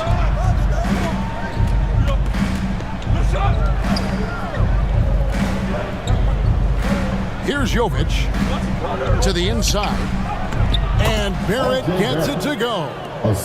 Barrett's got the lead up to 6 now for the Timberwolves. Well, despite pretty good contests on the interior, R.J. Barrett doesn't back down and makes it look easy. Ball with the bucket. Boy, I don't think he'll get a screen assist for that pick, but they get the points, and that's all that matters. Down low. That's good from Kidd, the assist by Barrett. And it's 6 points for Jason Kidd. The focus from Kidd, terrific at just keeping his composure even when things get tight. Carter at the elbow. back to Ball. He can't hit that time. Good defense by Kidd. Timberwolves leading by 6. And the rebound goes to the Grizzlies. Now Ball. It's rebounded by Barrett. Oh, that's terrific defense there. That's how you protect the rim. And the dunk by Towns. Karl Anthony Towns putting on a show on the offensive end of the floor. Legit 3-level score, and he's got it all working. Here's Carter. Towns with the defensive effort. Boy, in that close, he's almost automatic. Boy, that's pretty good defense. Wow. And it's blocked. That'll be Minnesota as it goes out of bounds. Timberwolves retain possession.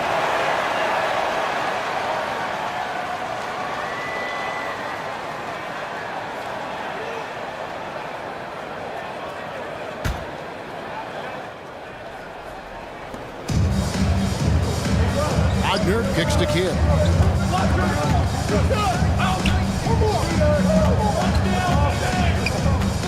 He tries for 3. And I love how Ball will stay in your face defensively, not willing to give ground. And I like the fact that he competes on that end.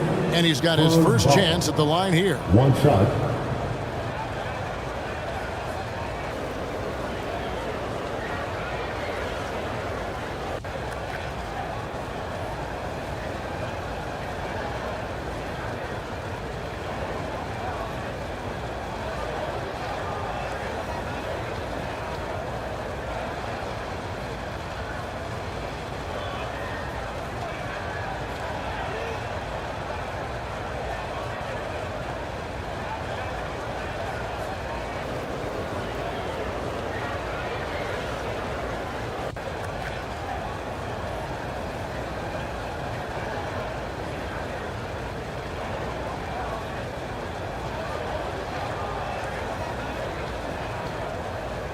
One shot.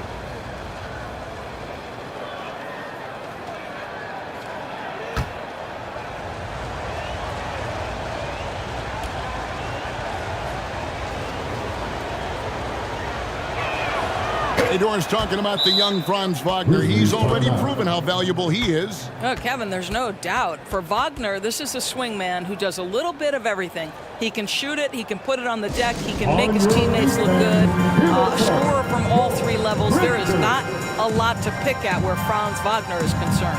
Now a timeout called by Memphis. Well, it's been an express lane to the rim. Coach can't be happy about that. Well, poor rotations, poor communication. There's a lot to figure out right now.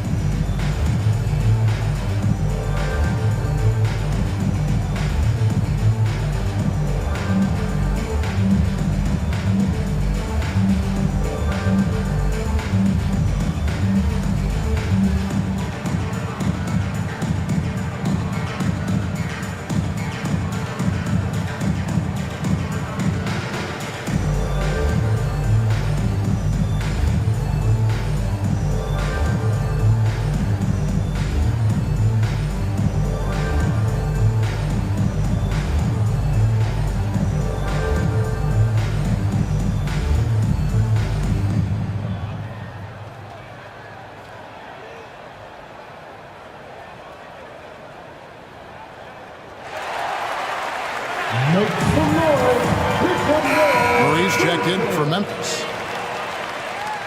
And now it's a look at the 2K leaderboard with the list of the NBA's best fast break teams from a season ago. Number 1, the Grizzlies.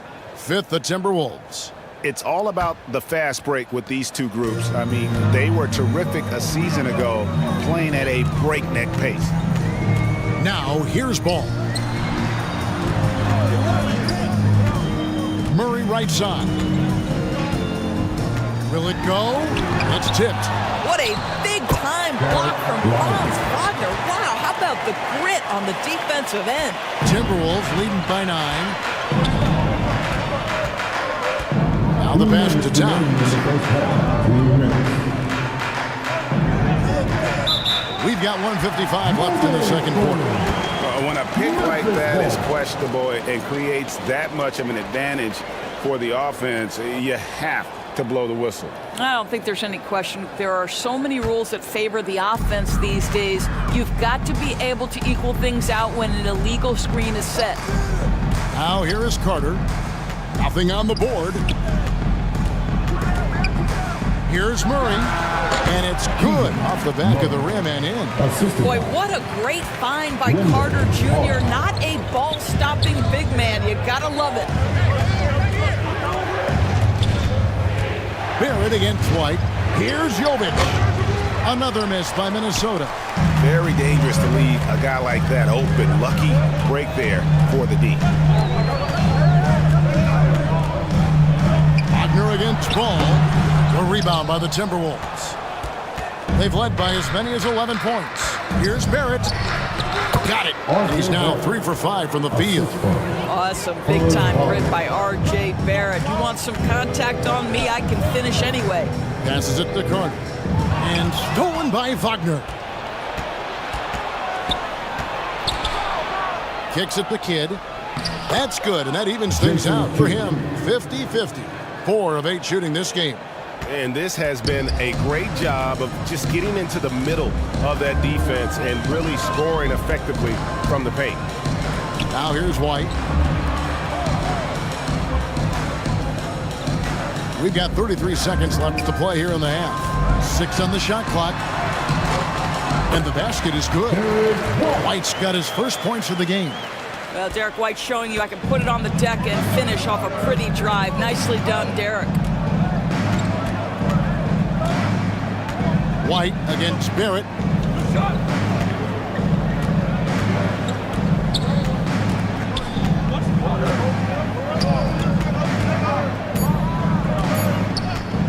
Launches it.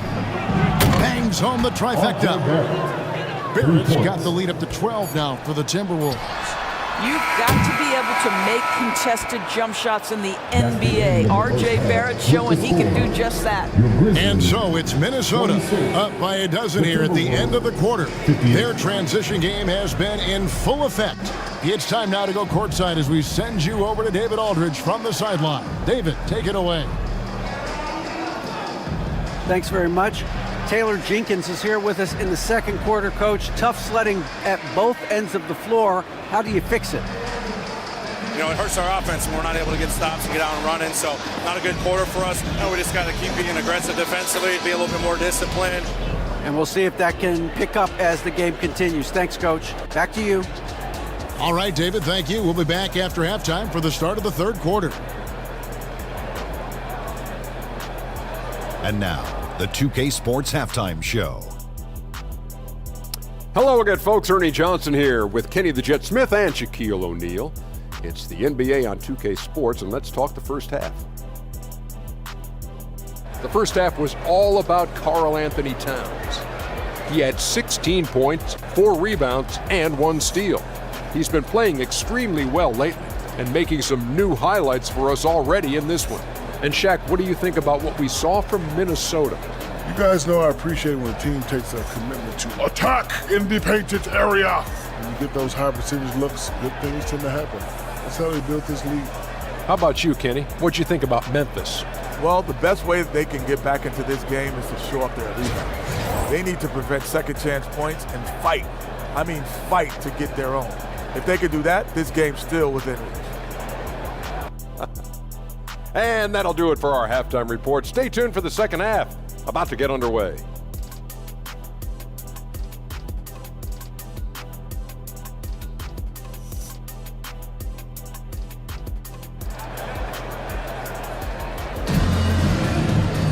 And with the second half upon us, we'll find out if this game becomes the route that it's threatening to be. Karl Anthony Towns has been sensational. The way he was able to finish on the block was incredible there in that first half. It felt like his work on the interior really gave this offense a boost. Let's see if he can dominate the rest of the way. Well, we've got a second half of basketball for you. We think it's going to be pretty good. A big comeback, though, is needed for this game to be competitive, and it probably has to happen quickly. They've got Tyrese Halliburton. Porter is out there with Mobley. Then it's Ingram. And it's O'Neal in at the pivot spot, manning the middle. And that's the group for Taylor Jenkins as we begin the second half. Here's Ingram after Mikal Bridges' bucket. Passed the ball.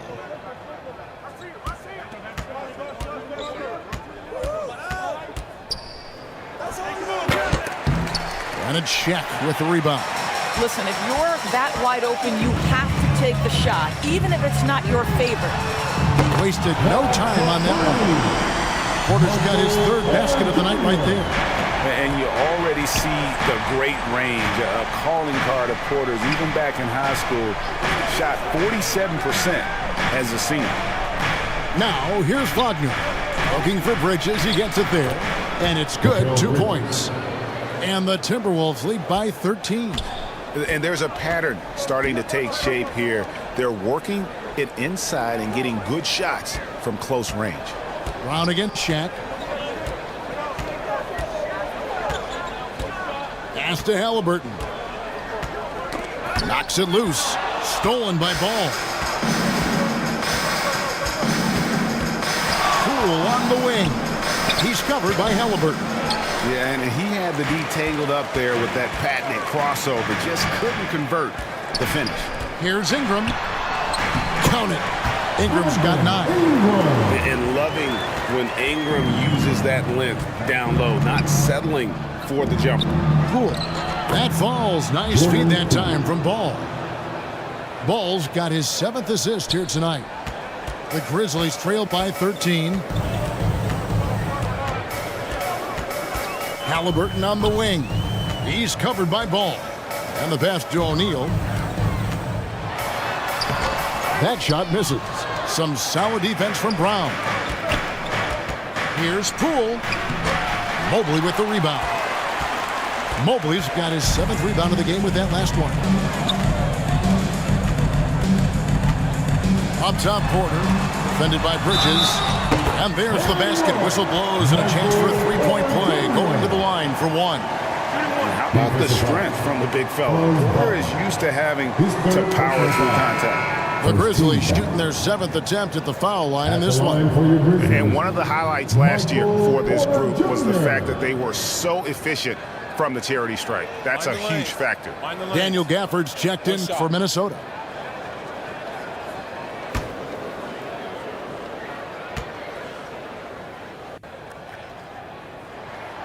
Free throw good. Porter. A little over 2.5 minutes off the clock in this final half of play. Here's Ball, and he's fouled pretty hard on that shot, but he's got the chance to pick up the points at the line. It goes on Tyrese Halliburton. Yeah, you love how LaMelo uses the contact to get to the line. This guy's IQ on the offensive end is something else. The Timberwolves shooting their 6th and 7th free throw attempts tonight.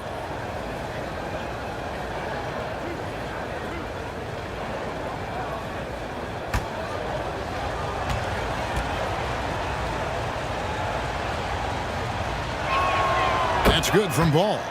LaMelo, one of those guys at the top of the list in terms of excitement. This guy is capable of the spectacular.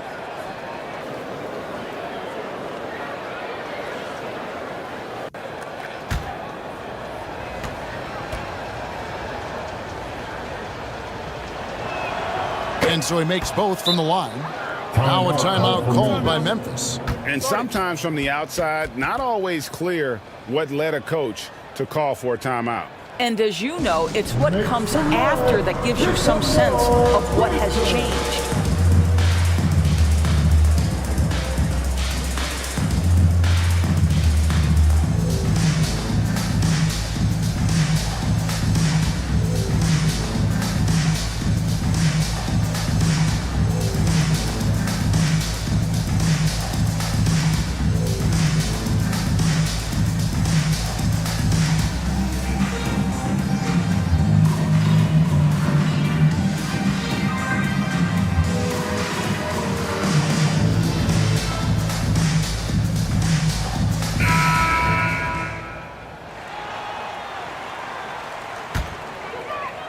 Well, we're into the third quarter, just over 2.5 minutes played.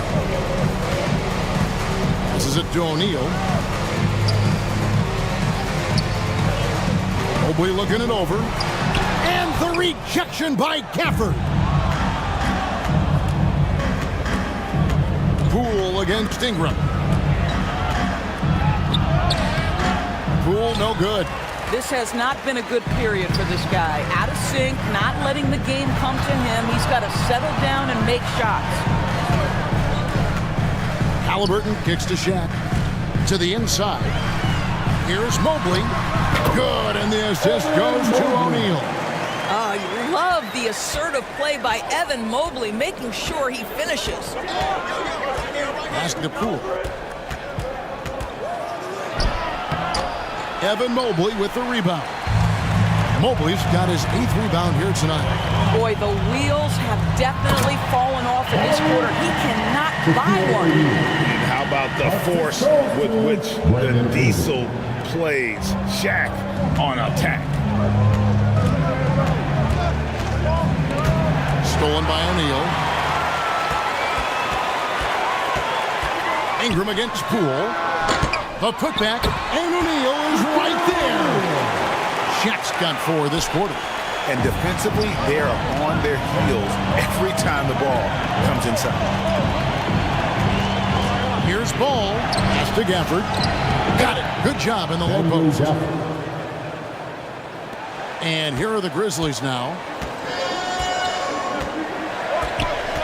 And here is Ingram. He's got 9. Halliburton outside. A kick out to Mobley. No good on the triple. He couldn't believe how open he was. He just couldn't convert it. Here's Poole. Not going to go that time. Some solid defense from Ingram. And so it's Ingram who brings up the ball for the Memphis Grizzlies, trailing here by 8. Here's Halliburton. Here's Shaq. And a good offensive board. And he gets the bucket. Shaq's got 8 points. The strength of O'Neal is otherworldly. Halliburton against Ball. The pass to Gafford.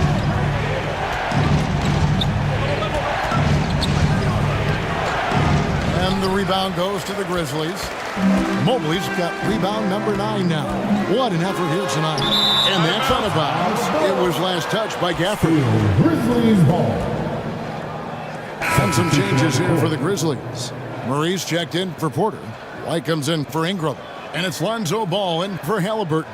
Towns, he's checked in for Minnesota. Barrett comes in for Poole.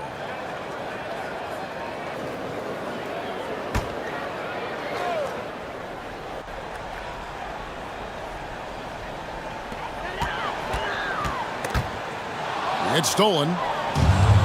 And now the Timberwolves on the break. Bridges up top. He's covered by Murray. Ball against Ball. 6 to shoot. Here's Towns. Mobley with the block. That's a big-time send back by Evan Mobley. That length is real, folks. Look out. Murray the pass to White. Bridges against Murray. Shoots it up. He goes up again. Shaq can't hit. And the activity he shows around the rim is why he is such a respected defender.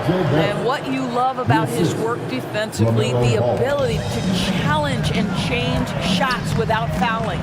Here's Ball after R.J. Barrett's bucket. Ball with it. Unloads from 9. They get the rebound. That one goes. Counted. Ball's got his second basket of the game. And I love how Ball accepts the contact on his way up, not allowing it to alter his shot. Inside. And there's Bridges on the assist by Ball. Ball's got assist number 10 tonight with that last one. Now, here's Ball. Murray outside.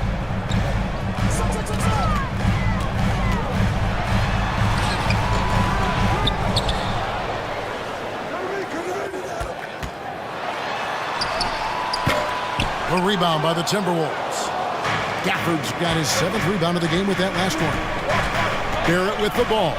He's picked up by O'Neal.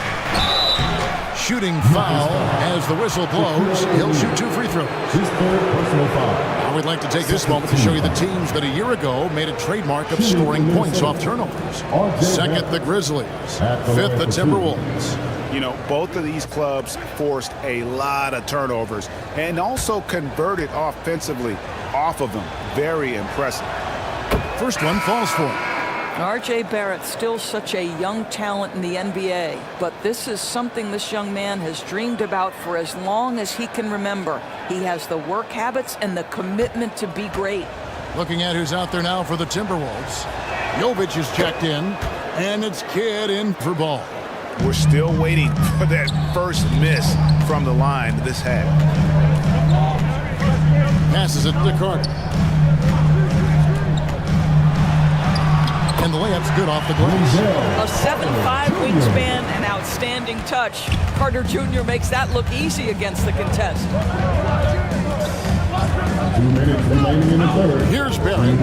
He's got 13. Kidd dishes to Barrett.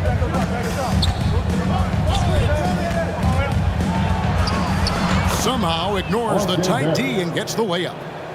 Barrett's got 6 here in this quarter. Well, they're winning largely because of this guy's play. He has been sensational. Here's White. Dish out to Carter. And another shot. And he lays it up and in. Well, in pursuit of the basketball, that extra effort paying off for Wendell Carter Jr. Kidd against ball. Tries again. And it's Kidd getting it to go in. Kidd's got 10 points in the game. When you're trying to claw your way back into a game, you cannot allow second chance opportunities. Well, how about the effort on the glass? Even with this lead, I love that they're still going after it. Now, here's ball. Out to White. Driving to the basket. A second chance effort. With the clock winding down. A strong finish under heavy pressure all over. White's got his second bucket of the night.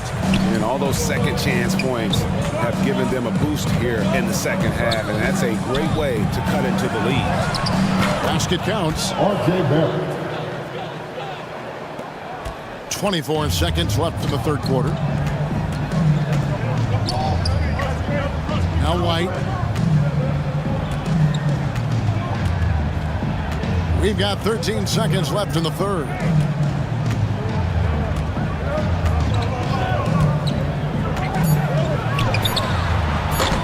Can't hit that one.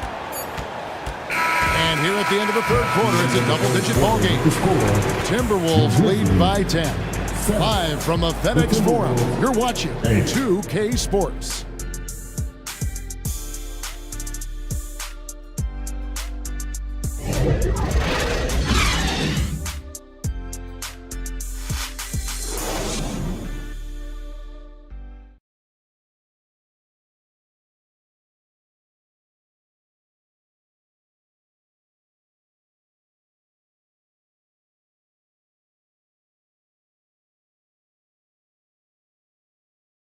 While we have the chance now, folks, let's go to our State Farm assist of the game. And he sliced the D wide open with this feed. They had no chance to prevent that basket. Well, that's what a great pass will do, right? You love the unselfish play.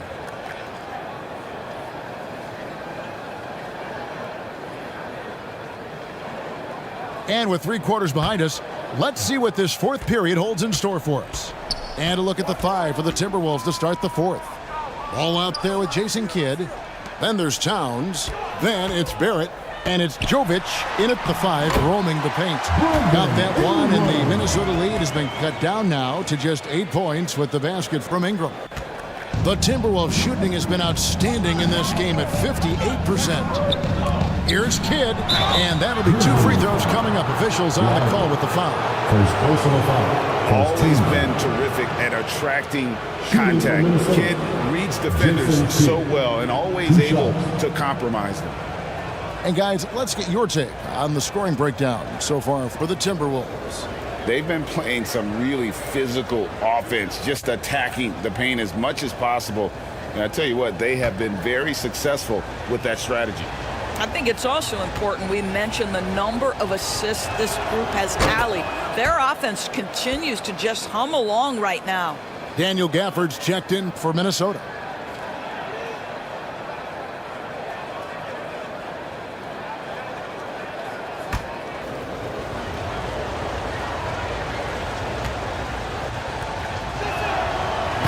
Both free throws good from Kidd. And Kidd, really just a nightly triple-double threat. Big point guard who can score, pass, and also rebounds the ball. Now here's Porter. Here's Lively. Pass to Halliburton. Shot clock at 6. Excellent D there from Ball. And you know, you can't impact a shot that close any better than he did on that possession. Boy, whether he blocks it or simply alters it, the result is pretty much the same. When you allow good scorers to get uncontested shots at the rim, no wonder you're losing. To me, this has simply stated been a complete lack of defensive attention and focus all night long. And they call an illegal screen here. Boys, ball security flawless in the first half, but since then, it's an absolute disaster. The Grizzlies making a switch here. O'Neal's checked in. Timberwolves also changing it up. Franz Wagner comes in for Barrett. And Poole subbed in for Kidd. Timberwolves leading by 12. And here is Ball. Wagner outside. And Shaq pulls it down. Listen, that's a shot he can make, but obviously the defense okay letting him shoot it. Poole against Halliburton. And the foul on Daniel Gafford. That's his first foul. First team foul.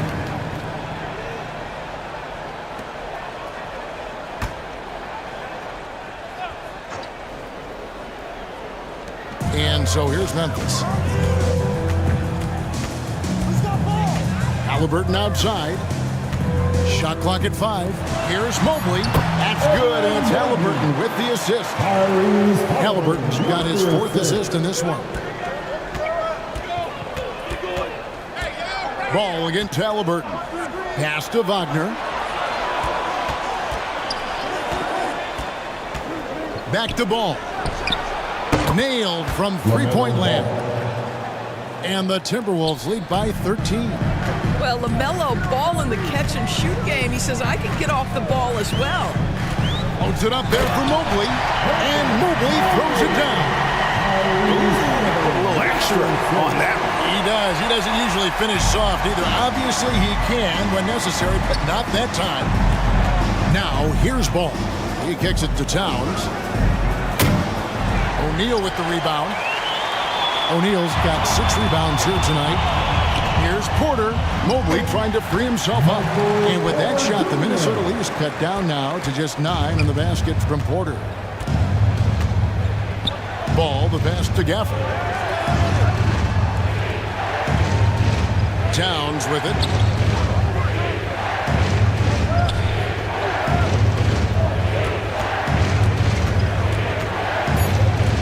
The Timberwolves need to get a shot off here. And it's Wagner missing. Well, the defense clearly was not interested in guarding him from downtown. They're very fortunate he missed. And it's Ingram missing. That's exactly how you have to defend him. He's a guy that the D needs to be aware of at all times. Poole on the wing. Wagner outside. The pass to Towns.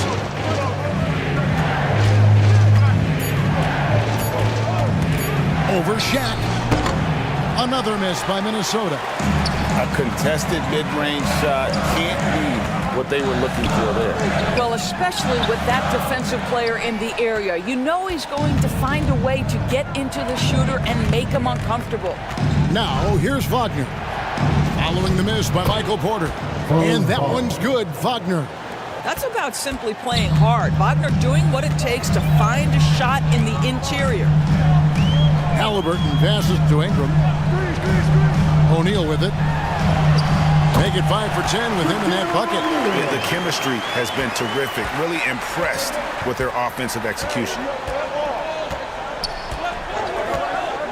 Now, here's Ball. Wagner outside. Connects from three-point range. And the Timberwolves lead by 12. What we know about Franz Wagner is this guy attempts a fair amount of threes for a reason. He's pretty effective, guys. And a wide open look for Porter. Tried to come right back with a three of his own, but it's no good. Here's Poole. Drives to the hoop. Just rubbing it in their faces with that dunk.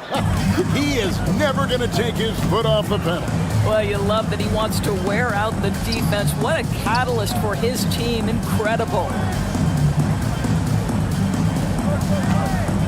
Mobley inside. Towns on him. Mobley kicks to Ingram. Goes back up. And the layup is up and in. Ingram's got 4 points in the quarter. Boy, he's been cooking, but the teammates, he's just not getting a lot of support from them. Poole against Ingram. Outside, Ball.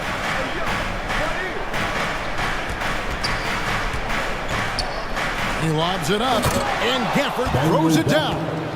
Oh, and the lead gets bigger on a ridiculous offensive sequence. That dunk alone would have been spectacular. Never mind it coming at the end of an alley-oop. Boy, it seems like every shot he puts up, it's going in. This guy is hot, hot. Minnesota calls timeout. And team strategies closely guarded. One aspect of the game the fans aren't always privy to. It's tough to hide your communications. Teams go to great lengths to try to do it, but sometimes to no avail.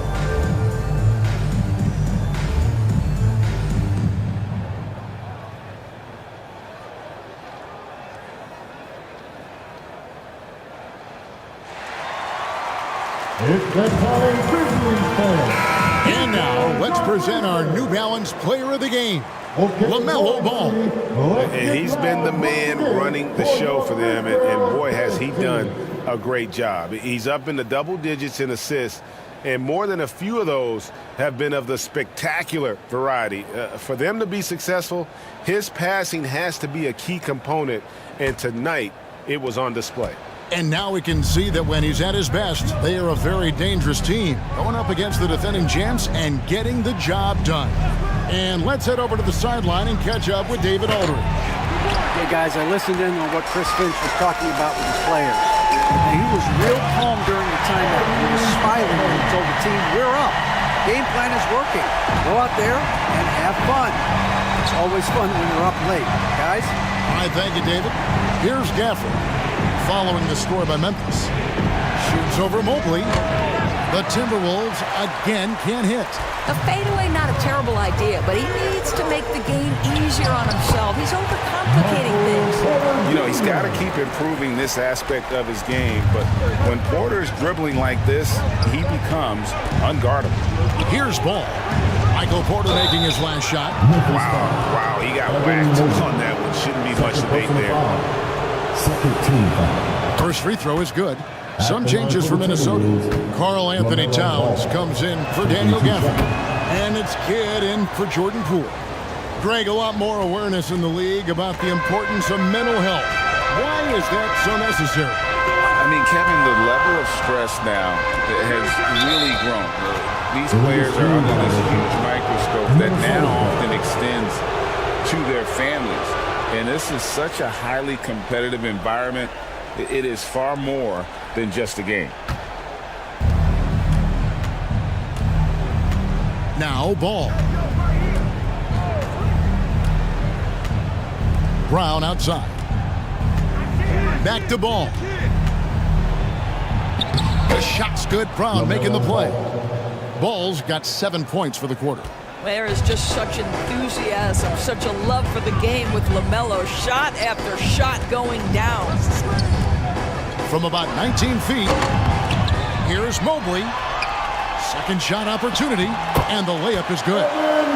Great game for him. Double-double now. 10 points and 10 rebounds. Ball up top. He's covered by Ingram. And it's Ball penetrating. And he drops in the layup off the glass. Ball's got 11 points here in just the second half. Well, you see the length of Ball just makes him so hard to guard on these drives to the cup. Halliburton, that's good. Such a multi-talented threat on the offensive end, and you love his confidence. Here's Ball. The kick out to Towns. From downtown, 6 for 10 with that shot going in. That's a good game for a lot of guys. A whole lot of everything from Karl Anthony Towns, the big who can stretch you from distance. Here's Ingram. Goes up and lays it nice and easy. What an effective, efficient offensive possession. They'd love to get that shot every trip down the floor. 1:27 left in the fourth quarter. Outside, Towns. Pass to Bridges. Pocket 4. It's blocked by Shaq. And the aggressiveness on display here from O'Neal. Terrific at turning shots away with that size and length. Ingram. Again, Memphis. And when he gets in his head that he's going to get to the basket, very little you can do defensively. Ball, the pass to Brown. There's 53 seconds left in the fourth. Here's Ball.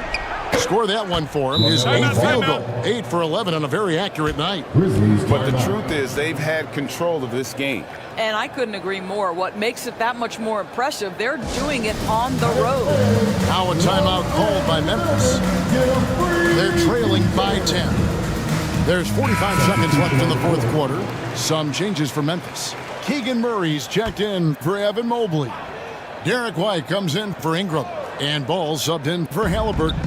Daniel Gafford's checked in for the Timberwolves. Franz Wagner comes in for Mikal Bridges. And out of bounds as the Timberwolves gain possession. No clue where that pass was going. That is a brutal turnover. Here's Ball. Guys, you've got to think a basket here would seal it. No question. That would be all she wrote. Add another basket to his impressive total. It's his 9th against 12 attempts. Making every effort to put this game on ice. Well, just terrific teamwork. Each guy doing his part. You love what you're seeing from them tonight. And contact on the shot, so he'll be shooting free throws here. And the athleticism and size of Porter creates problems for the defense. Hard to guard without getting physical. Jr.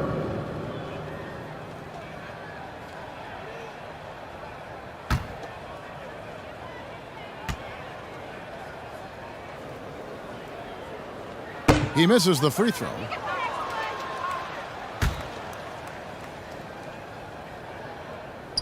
And the second free throw, good.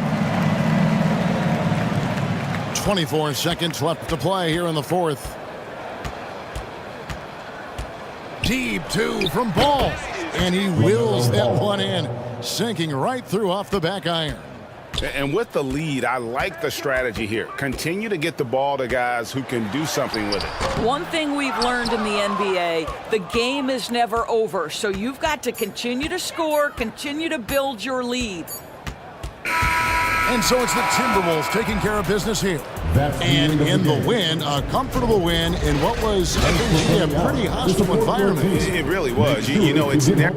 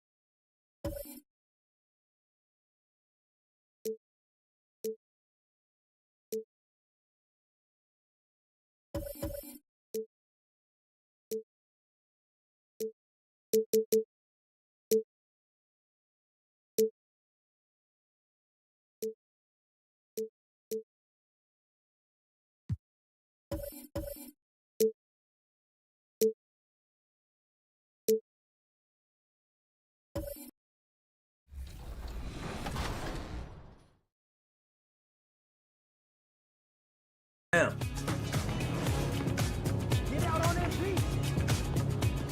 Good shot. Let's go. Good shot. Today I'm bringing in my buddy Josh. We've been playing 2K for over a decade together. So him and I have a nice two-man chemistry. And I'm also running with my man Eric, who's a great screen setter and a great popper, grabs rebounds. It's going to be a lot of fun.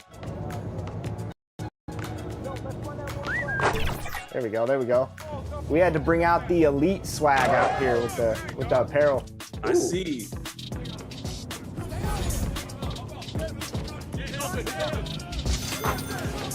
There we go. Good shot, E.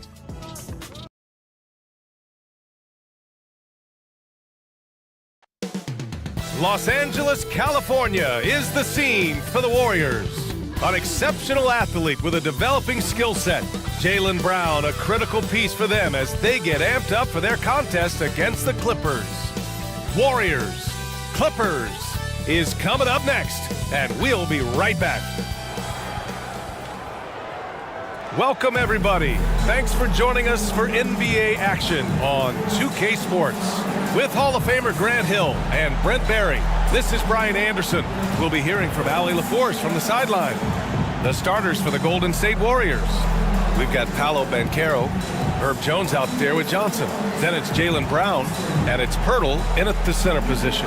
And for Los Angeles, well, Grant, we're still early on in the season here, but you feel like you've got a good sense of these teams yet? Absolutely no. I mean, it's too early right now to tell.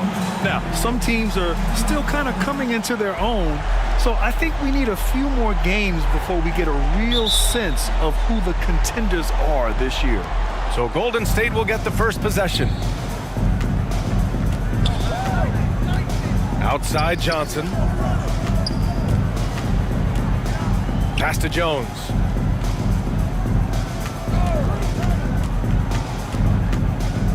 Shot clock at 5. Banked it in off the glass. Not worried about taking that hit. Jones powering through. Covered by Johnson. Now here's Allen.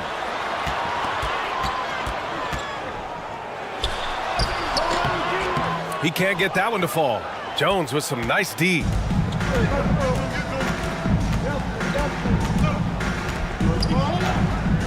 Left side Johnson. Basket's good. Great pass there from Herbert Jones. When someone's open, he'll find them. On offense, here are the Clippers. 4-point game. Allen outside. Off target from three-point range. And just over a minute played here to start the game. Davis on the double team. Johnson passes to Brown. The steal.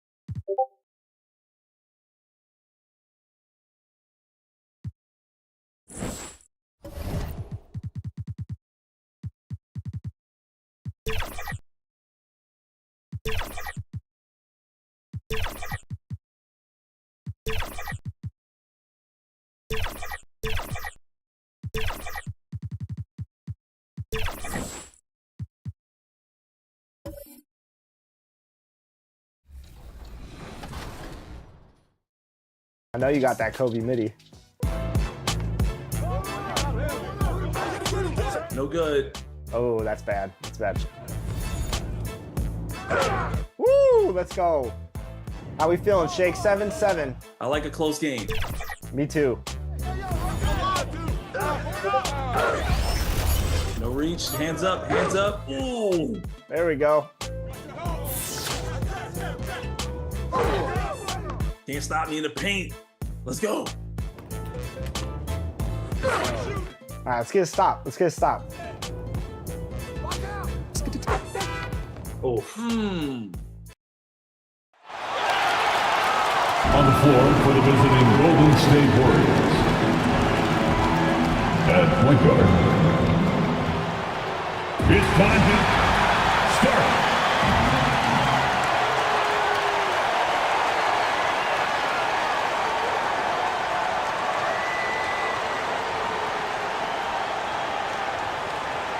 At small forward, at 6'6", number 32, Justin Brownlee.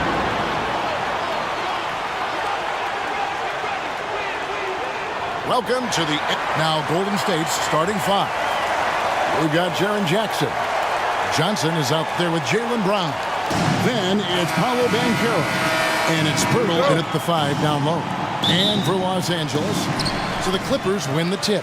One thing we expect to see a lot of here tonight is quality ball movement, Steve, from these two pass-first teams. It should be fun. It should be. I love the way they share it.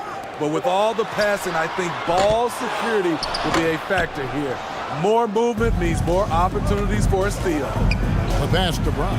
And finished off by Brown. And the insane peripheral vision there. If anyone's open, even for an instant, Magic's gonna find you. Nobody near Allen. Drills the three-pointer. And that's exactly what he's looking for, draining the triple. Johnson outside. Pass to Pirtle. Over Porzingis. Nice shot by Pirtle. Tough shot from Jakob Pirtle under duress, but finds a way to maintain his concentration. Outside, Davis. Porzingis high post. And there's the whistle. Illegal screen. That's something you hate. You're trying to come in with an aggressive mindset, and that early foul could take you right out of it.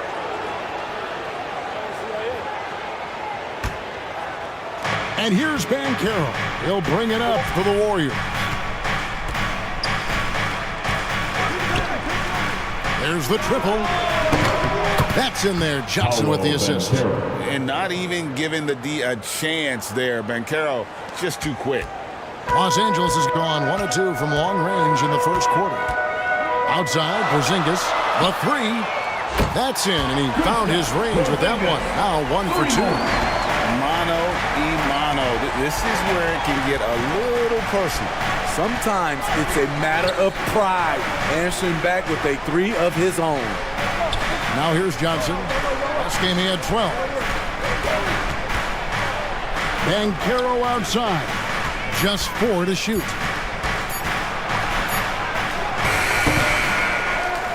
Rebound by the Clippers. Greg, here he is, the first overall pick of the 2022 draft, Paolo Banchero. And the top pick because he's a 6'10" playmaker. Banchero has a tremendous feel for the game, great vision, passing it, and endless potential offensively. Now, here's Johnson. Pass to Banchero. It's good for his second make. He's made 2 of 3 so far. And you need guys who can make tough shots. And Banchero fills that role. And the Clippers decide to take their first timeout here.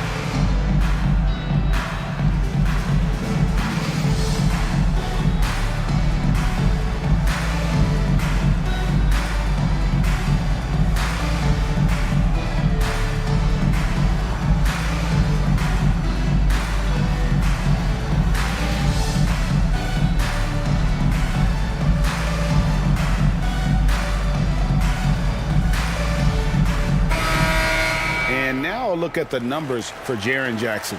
Last season's performance for him, 9th in blocks, and he was also among the top 20 in steals. That ability is more unique than folks realize. Very valuable defensively. Great anticipation and timing. That's how he ended up a top 10 shot blocker. To the middle. Here's Davis, and again it's the Clippers missing. I like it. That's a great battle at the rim. He just couldn't finish. Johnson surveying the floor. Passes to Jackson. There's Brown with the three. Sinks the triple. Brown's got 5 now. And the story here, Kevin, early on is how well they've shot the basketball. Porzingis trying to get free. Lays it up off the glass. Just setting the tone with an aggressive move to the rack. And where's the help defensively? No excuse. You have to be aware. He should be on your radar all the time. Second chance shot. Goes up again, and Pirtle lays it up and in. You can count on Pirtle to play with energy, and this time it pays off with the second chance points. Here the step back. Here's yes! Entertaining fans and embarrassing opponents. AD showing us what it's all about. And that's life above the rim, courtesy of our AT&T 5G Slam Cam. Johnson, the pass to Jackson.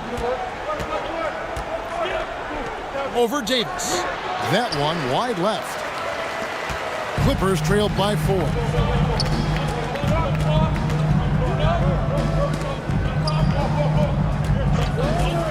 Brownlee, he's covered by Banchero. And he's good on the 3-ball. He has 5. And he gives up some size on that play, but the defender fails to close the gap. This is why you spend so much time devising ways to space the floor. If you can't, you don't get very far. And looks like the illegal pick was set. Yep, that's right. That'll get their attention. And not the most common call you'll see in the NBA, but hard to argue that pick wasn't illegal. It's often a tough call that can go either way, but I agree with you on that one. There's the pass to Allen. And again, it's the Clippers from deep. They're getting him shots in his spots. That's understanding your personnel. Johnson outside. Porzingis with the block. And with that 7'6" wingspan, Porzingis has always been a big-time shot blocker. There's the 3. Good for the basket. Starting off 1 for 1 with that shot. Their third three-pointer in a row. And the Warriors decide to take their first time out here. This current Clippers group, they're changing the identity of this franchise.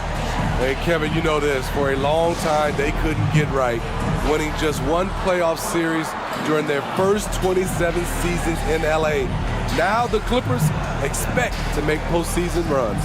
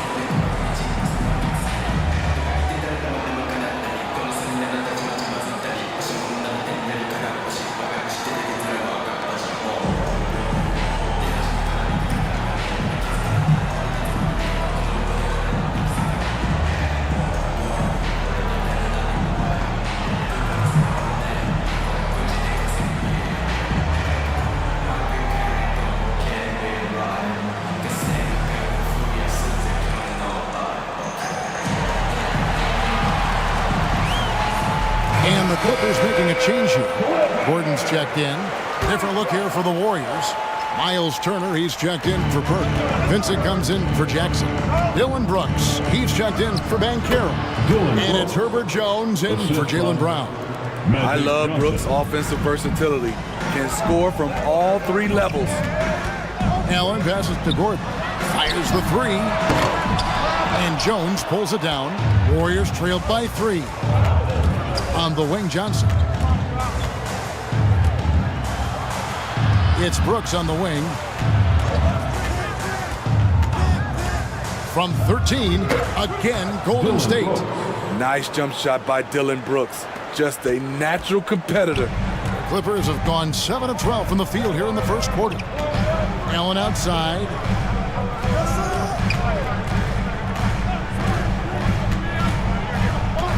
Pass to Porzingis. Over Jones. And it's Porzingis that time on the assist by Allen. Porzingis has got his second basket of the night. Here's Johnson. The Clippers grab the miss. Pass to Porzingis. Turner covering. Allen for 3. It drops for his third basket. He's missed only one shot. All these threes they're giving up have really been the driving force on this run. Jones against Allen. Johnson outside. He's just scored his first basket with that shot, making him 1 for 4. And when you have this kind of size as a point guard, what a tremendous advantage. And Magic can really match up with all 5 positions. Back to Allen. He gets that one. Allen's got 11 points. This has been a tremendous quarter for him. Everything he puts up now looks like it's going in. Johnson down low. That one drops, and he's now 2 for 5. And they've repeatedly probed inside in the first half, guys, and it's paid off. Outside, Porzingis, wide open. And it's Gordon finishing it off. And offensive rebounding really about timing and positioning there. Gordon using both to burn the D. Now a timeout called by Golden State. And even with preseason, Smitty, there's always some rust that needs to be shaken off in these early season games. Yeah, Kevin, some guys are playing themselves into shape. Others are simply finding their rhythm. You got to be patient and figure out what works and what doesn't.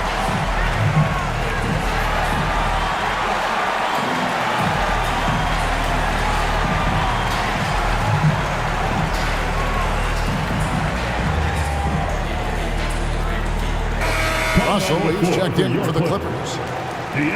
Let's take a look at last year's leading shot blockers. You don't want one of these guys in front of you when you're coming down the lane.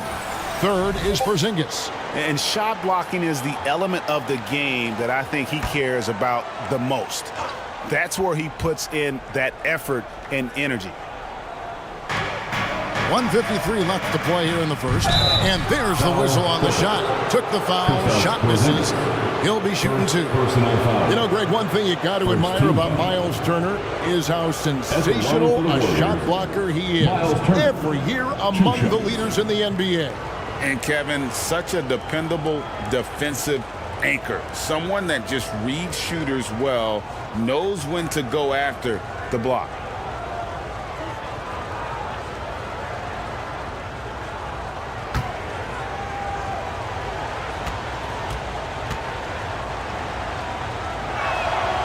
That's good from Turner.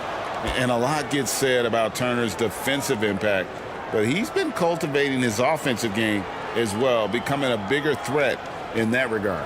Russell Westbrook's checked in for Allen.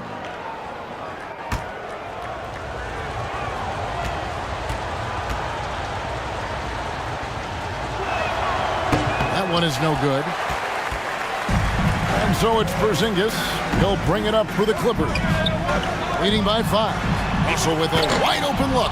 And a miss there on the triple. Rare you'll see him miss such an open look. Here's Brooks.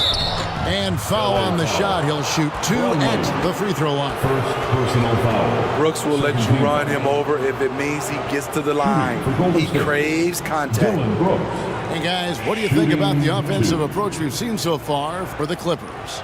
They came out firing from deep. It's always good for a team's confidence when you can start a game that hot.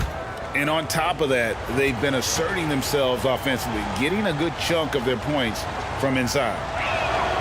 And that one falls for Brooks. There's a terrific intensity to Dillon Brooks' game. He doesn't hold back and exploits any weaknesses he can.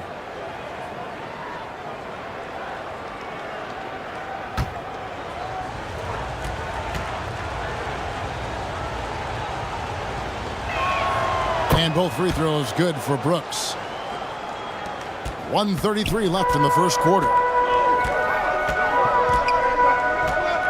Johnson against Russell. The tray. Vincent with the rebound. Jones against Westbrook. Lets it go from 11. Jones, no luck. Los Angeles leading by 3. Outside Russell. The kick out to Westbrook. Good, and the assist goes to Russell.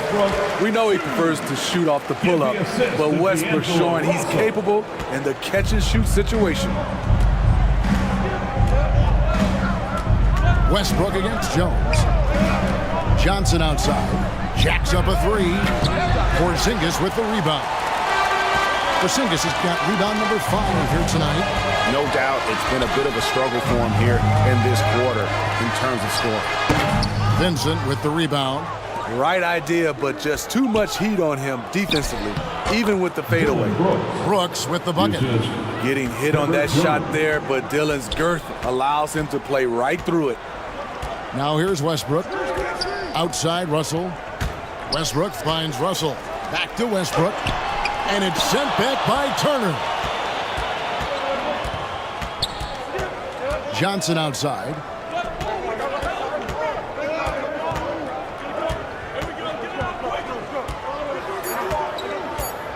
Fades.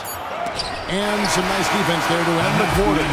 And so, both teams trading buckets as we end the first quarter. Clippers ahead, leading by 3. After this break, we'll be back with the start of the second quarter on 2K Sports.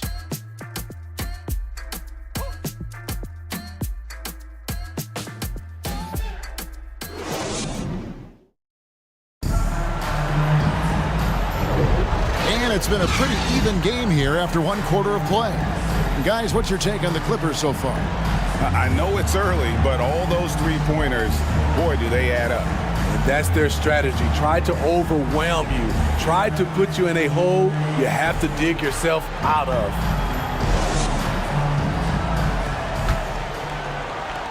Warriors trailed by 3. So on the floor for Golden State to begin this second quarter. On out there with Johnson. And there's Jackson. Then there's Jakob Poeltl. And it's Banchero in at the small forward. Pretty much all of their buckets coming from inside the paint now. Los Angeles has gone 6 of 11 when they're taking the three-point shot tonight. Very respectable. Russell passes to Davis. Good, and it's Russell picking up the assist. Davis has got 5. There are so many dimensions to AD's game. Shooting threes, just another thing he does well. And there's the call. It's going to be an illegal screen. And guys, point of emphasis for the league is to really crack down on illegal screens. Yes, the last few years, the rules changes have tended to benefit the offenses. This evens things out a bit. Ray Allen is checked in for the Clippers. Now here's Markkanen. Here he goes, and he gets it to go. Now it's a 6-point Clipper lead. Who says Markkanen dislikes contact? Hard drive, under control, even after he takes the hit. Brown outside. Off target from outside. LA's gotten off 12 shots from beyond the arc tonight, hitting 7 of them. Russell looking around. Outside, Markkanen. And another 3 for the Clippers. This is where Markkanen is lethal. Good balance off the catch, smooth mechanics, soft touch. Brown outside. He feeds it to Jackson. To halt the run. Back to Brown. Down to 5 on the shot clock. And the officials calling for a 3-second violation. Now, into the lineup for your Clippers, number 6.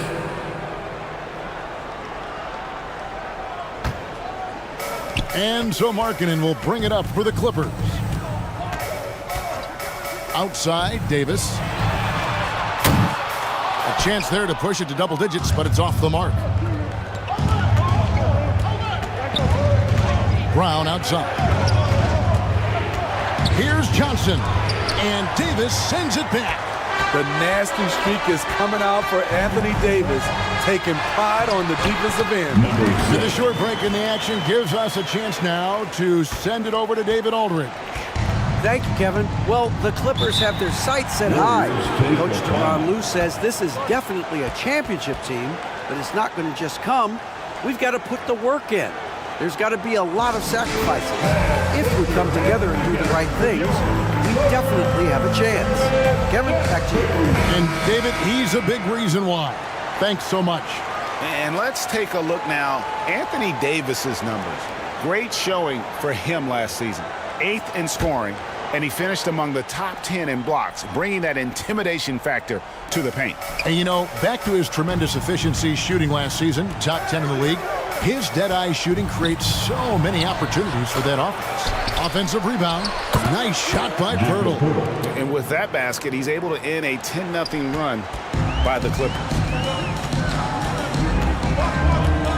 Allen outside. Covered by Johnson. Scooped up. And foul on the shot, so he'll get a chance at the line. That's on Jaren Jackson. The Clippers shooting their first shots from the free throw line tonight. You've heard people say it's a make or miss league. Does that hold true? It seems so, right? Shooting percentages correlate more with winning than possession stats like turnovers or offensive rebounds. It's clear shot making has never been more valuable, but the ability to disrupt rhythm still plays a big role. Now here's Johnson. He's got 6. Just 5 on the clock. From deep three-point land. Rebound by the Clippers. What I like, he hasn't stopped competing despite the off night. Passes it to Allen. It's stolen by Brown. Out to the right wing. Johnson outside. The pass to Brown. Over Allen. And it's Brown missing. Los Angeles leading by 11. Here's Markkanen. He can't get that one. Some solid defense from Brown. The Warriors have gone only 2 of 7 from the field since the second quarter got underway. Pass to Banchero. The shot's good. Brown making the play. And it's 7 points for Paolo Banchero. And Banchero muscling through all that contact. And he could not get that one to go. A lot of contact, and he'll go to the line for 2. Yeah, easy call. Second team. The Clippers shooting their 3rd and 4th free throw attempts of the game. And one of the highlights last year for this group was the fact that they were so efficient from the charity stripe. That's a huge factor. Take a break. Take a break. 2 shots.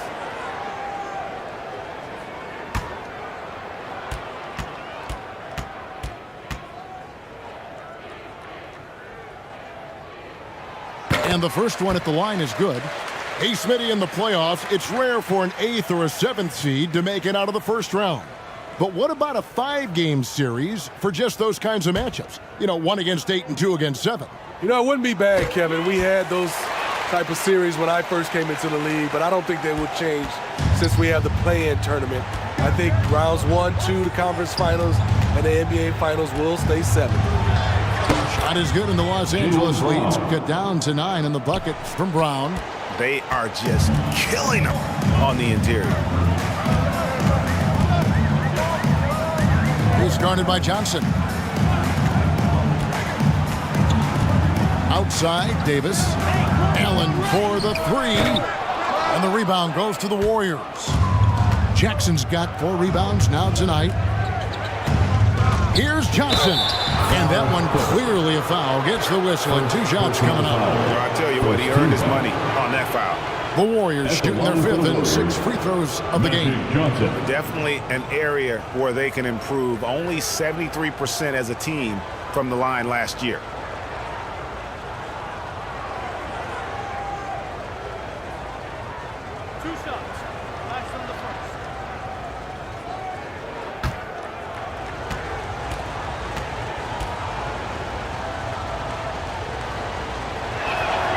That's good from Johnson.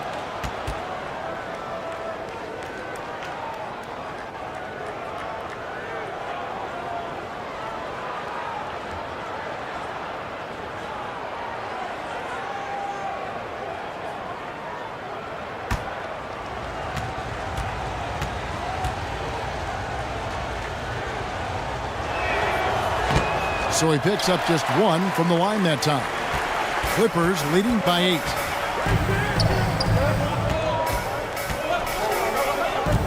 There's the dish to Gordon.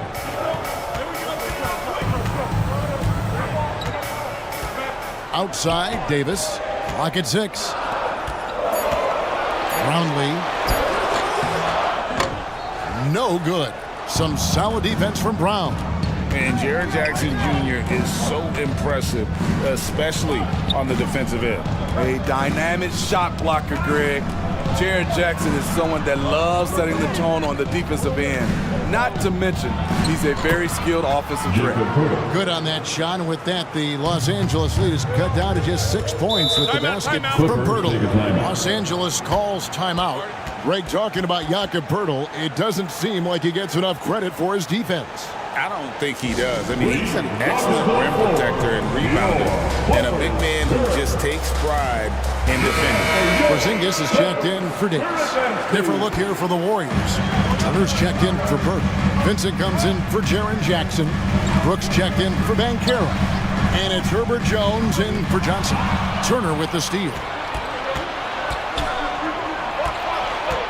Brooks feeling it out a bit. Pass to Jones. Brown outside. And the call is going to be, yes, it is, an illegal screen. First personal foul. With the break in the action, here is the 2K leaderboard to show us the league's best shooting teams last season. Number 5, the Warriors.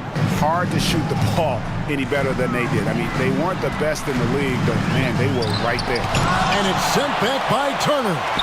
And I would not test Turner. And Miles has led the NBA in blocks and just has great timing on his jumps. Now here's Porzingis. He has 5. As we've gotten closer to halftime, their style has become more and more physical. And he's got his first free throw of the game. At the line for your Clippers, Kristaps Porzingis, free throw.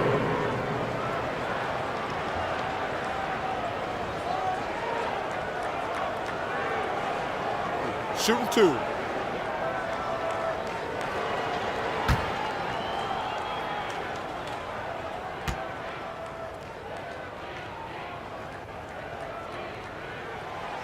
And that one misses. And at 7-3, Porzingis could have been just another big, but he defies expectations. He's got such an impressive array of abilities. Warriors trailed by 7. Outside, Jones. Sinks that one from the post. Jones has got his first bucket in this one. Beautiful call that time up the floor. The hard screen frees him up for the bunny. With the teardrop. In deep, Gordon drops it in. And the Clippers lead by 7. An underrated part, really, of being a sick athlete like Gordon, body control. Used it there to keep the form on his shot.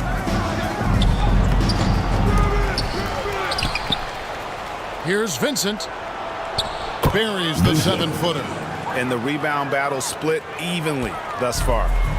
And here's Westbrook. He'll bring it up for the Los Angeles Clippers. And following this game, they hit the road to challenge the Bucks in Milwaukee. That will be a getaway game for them, a 1-game road trip. Gordon inside. Defended by Vincent. Westbrook, no good. And you could tell he thought he had a little more space, but the defender was right there. The ability to close out on perimeter shooters is so important in today's game. Yep, it goes, and the Clipper lead is cut down to 3 on the bucket from Jones. I like when Herb Jones plays with an edge, accepting the contact and finishing through it. Gordon kicks to Russell. A 3-ball. The Warriors pull it in. Vincent's got his 5th rebound in this one. Jones, the pass to Brooks. Golden State moving it around. 6 on the shot clock. Back to Turner. Golden State needs to get off a shot. Brown outside. It's hauled in by the Clippers. Aggressive closeout on a great jump shooter. That's how you defend against the 3. Russell dishes to Gordon. Russell passes to Westbrook. Brownlee. Good. Nice assist from Westbrook. He's got 6. Assists like that have typified their effort today. Terrific ball movement. Brooks outside. Brown against Westbrook. Yep, it goes, and the Clipper lead is cut down to just 4 points with the bucket from Brown.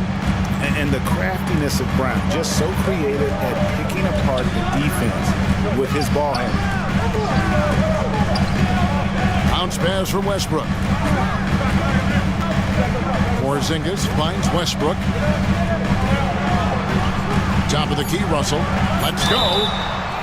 And that'll be 2 free throws coming up. Officials on the call with the foul. Second personal and foul. That's pro. Russell gets his man a little out of position and draws the foul. The Clippers have shot 5 of 6 at the foul line tonight, and the Clippers making a change here. Davis has checked in. Warriors trailed by 5. 5-second differential between the shot clock and the game clock. Here's Vincent, and Davis sends it back. They get it back. And it's crucial that Turner remains assertive like this because it's how he's going to get these calls. These are his 3rd and 4th free throw attempts of the game. And the first one drops. 2 shots.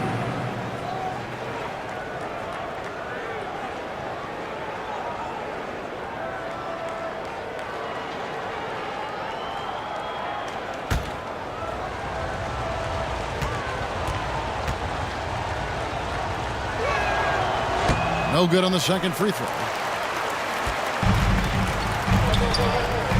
Brownlee, Brooks covering, and it's sent back by Turner.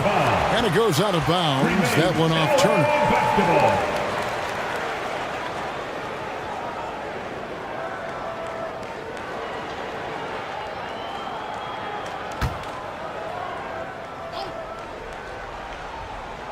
The wide open look here for Porzingis. That's in there. Davis with the assist. Porzingis has got 4 points in the quarter. Brown drives in. From the high post, he drills it. And not the easiest shot on the floor. And Brown sticking with that one, showing his confidence. So that'll be it for the first half.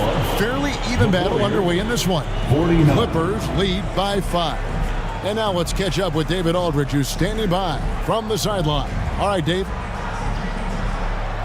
Here with Ty Lue. Good rhythm for your offense in the first half. What did you like about the start?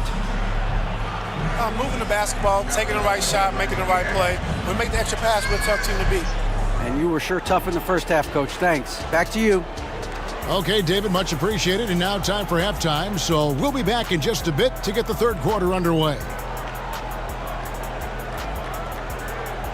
The 2K Sports Halftime Show.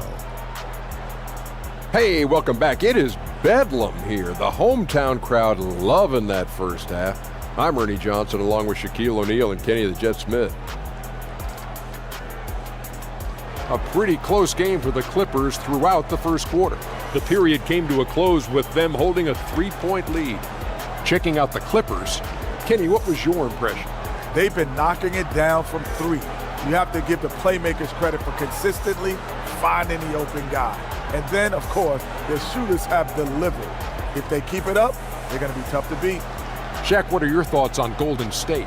This kind of defense won't cut it. You have to get yourself in position to contest shots.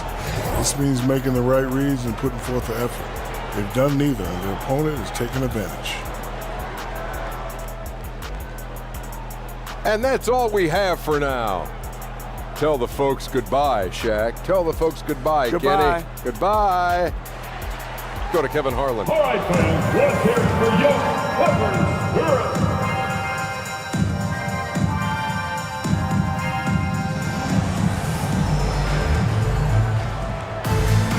We've got second half action for you, and if the next couple quarters are similar to the first, this one could go down to the last possession. Ray Allen really has his fingerprints all over this one. Well, through the first two, he has been nothing short of a marksman from deep. What can you say? Shooting is a premium in this league, and you can see why. And we've got second half action for you. Thus far, a pretty evenly contested game. They've got Porzingis, Allen out there with Russell. Then there's Davis. That's the group starting the second half for Tyronn Lue. Here's Banchero. And good coming off the assist by Magic Johnson. Assisted by Johnson's got 5 assists tonight. Some guys just understand how to generate points. He's one of them. And he makes that one. And the Clippers lead by 5. Yeah, fearless move by Russell, just challenging the defense, going right to the heart. Here's Johnson. Here's Pirtle. Rebounded by Allen. That's a surprise. I mean, really out of character for him to miss when the defense is not right up on him. It's Russell with the drive. Kicks it out to Allen. Outside, Porzingis. Good ball movement here by the Clippers. It's stolen by Banchero. Pass to Jackson. Back to Banchero. Now Turner. They double him with Russell. Just 5 to shoot. It's deflected. And out of bounds as Los Angeles gains possession. And this is what the schedule looks like for the Clippers. On Saturday, they'll face off against Jimmy Butler and the Milwaukee Bucks. Then on Saturday, they'll face off against Donovan Mitchell and the Indiana Pacers. Allen outside. Third quarter here, over a minute and a half into it. Out of bounds, Clippers ball as the Clippers keep possession. Brown is checked in for Miles Turner.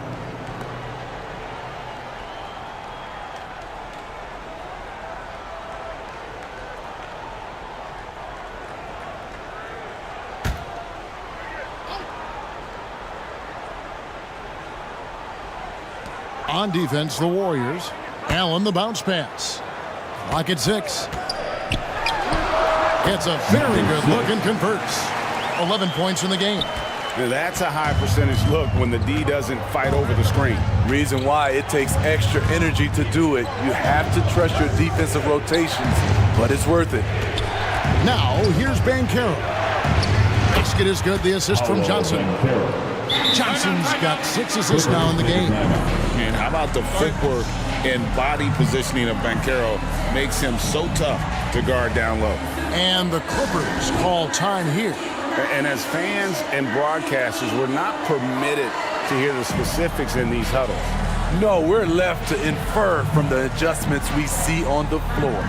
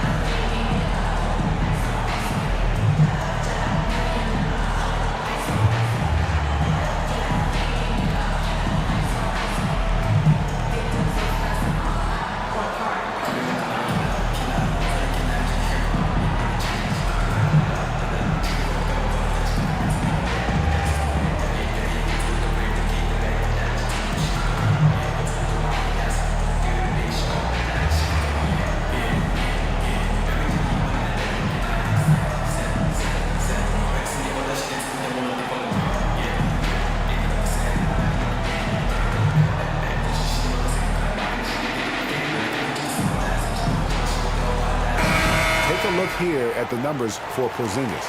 Last year, getting it done. 3rd in blocks. And he was just a machine at the charity stripe. Top 5 in the league in free throw percentage.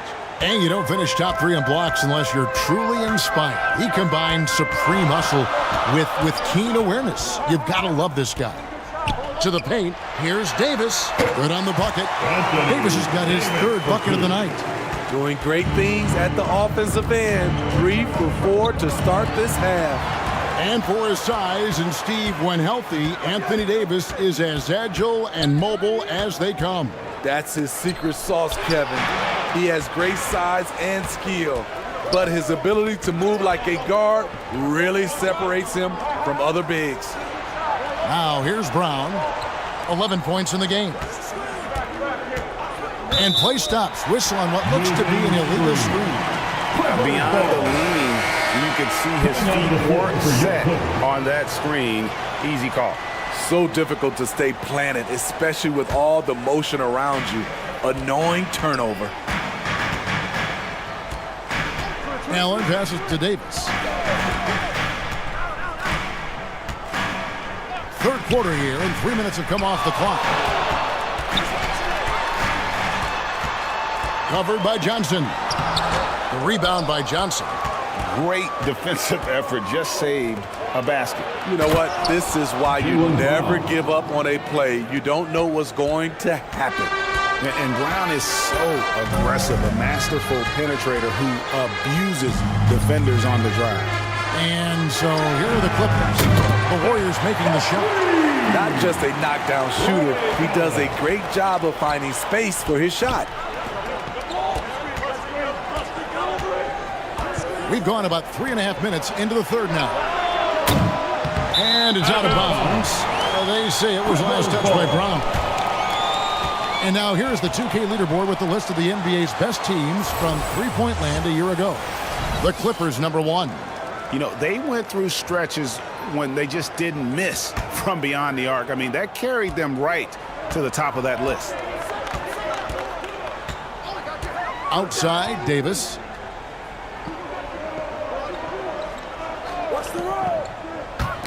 Stolen by Magic.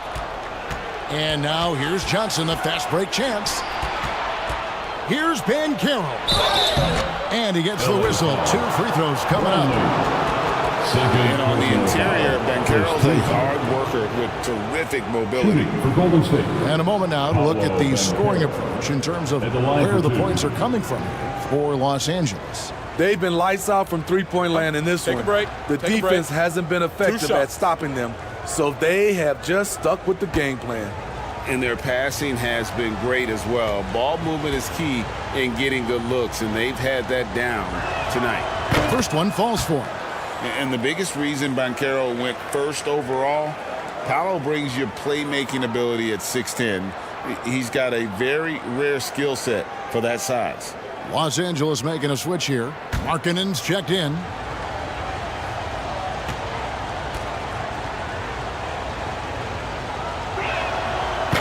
Both free throws good from Banchero. Los Angeles leading by 6.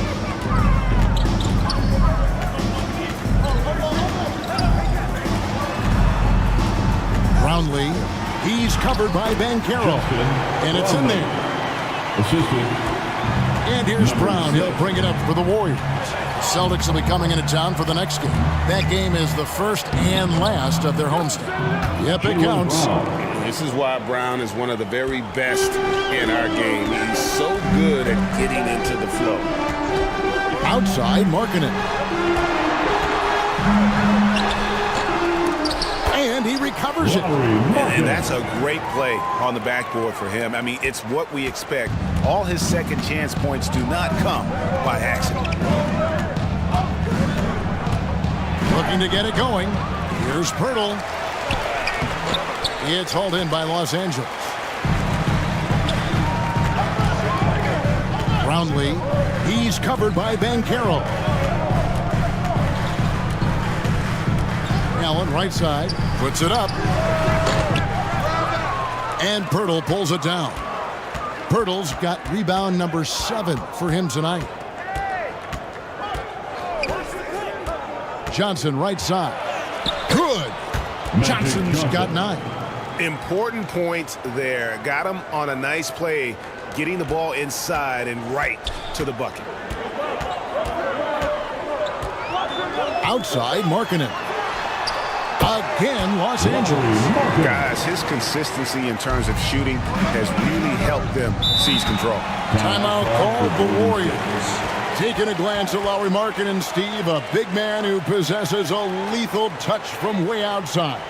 Kevin, this is what makes him a perfect stretch four, as well as an all-star caliber talent now.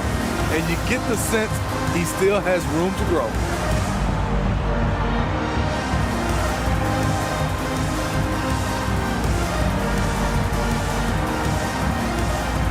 Russell Westbrook's checked in for the Clippers. Golden State also making some changes. Vincent's checked in for Jaren Jackson. Dylan Brooks comes in for Banchero. And Jones subbed in for Brown. Now, here's Johnson. And that's a foul called on Lauri Markkanen. Personal foul. That's his first foul. 17 foul.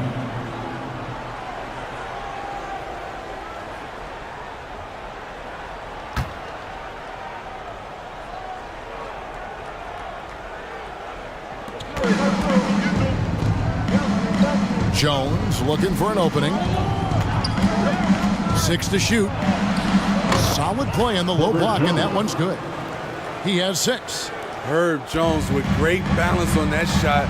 Loves when he plays inside. Westbrook passes to Markkanen. The quick look, no good that time. The defense there got away with a major lapse. Here's Jones. Missed inside. Los Angeles leading by 6. Goes up on the wing. And Pirtle pulls it down. Pirtle's got 8 rebounds in this game. Here's Jones. That's in there. Johnson with the assist. Jones has got 8 points. Yeah, I love the communication and the chemistry between those teammates. Westbrook passes to Markkanen. Back to Westbrook. It's stolen by Johnson. Left side, Jones. Brooks outside. Johnson up top. He's covered by Westbrook. Vincent, the second chance effort. And it's good on the way up. Vincent's got his second basket. And they're beginning to just flat out fall apart defensively right now, especially on the interior. Westbrook passes to Markkanen. Hits the three-point bomb. Markkanen's got 7 now in this quarter. It's enough to where you have to respect him. Had 1 triple in the first half, now has his second. Brooks with no one around. Plenty of room to knock down the shot. A big-time ISO player in college. Brooks has shown the ability to play off the ball at this level. Westbrook, no good. Warriors trailed by 3. Remaining in the third quarter. 2 minutes. Johnson up top. He's covered by Westbrook. Chalk up 2 there. He's got 10. They're finding lanes to the hoop now with consistency. 5 buckets in a row from the paint. And the Clippers call time here.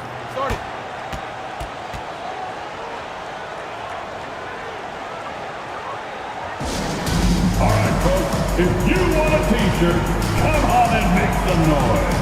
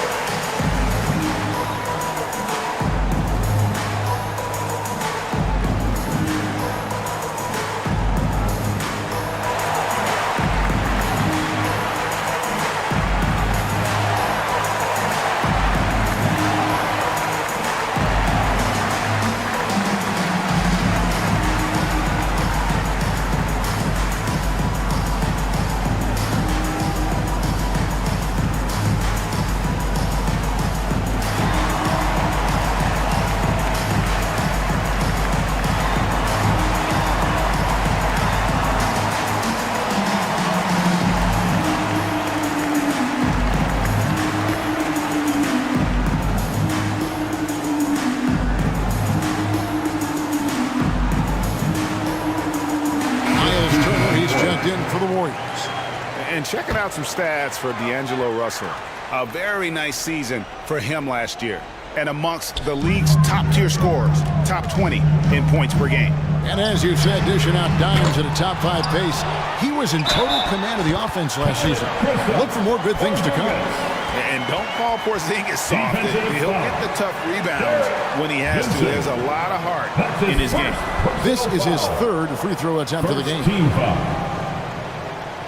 At the line for your Clippers, Kristaps Porzingis, free throw.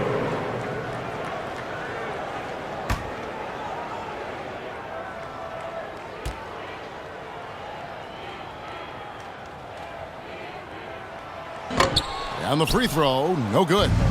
Warriors trail by 3. Outside, Jones. Now the pass to Vincent. And a bit of a battle here for the ball. The official signals a jump ball here. That's a jump ball.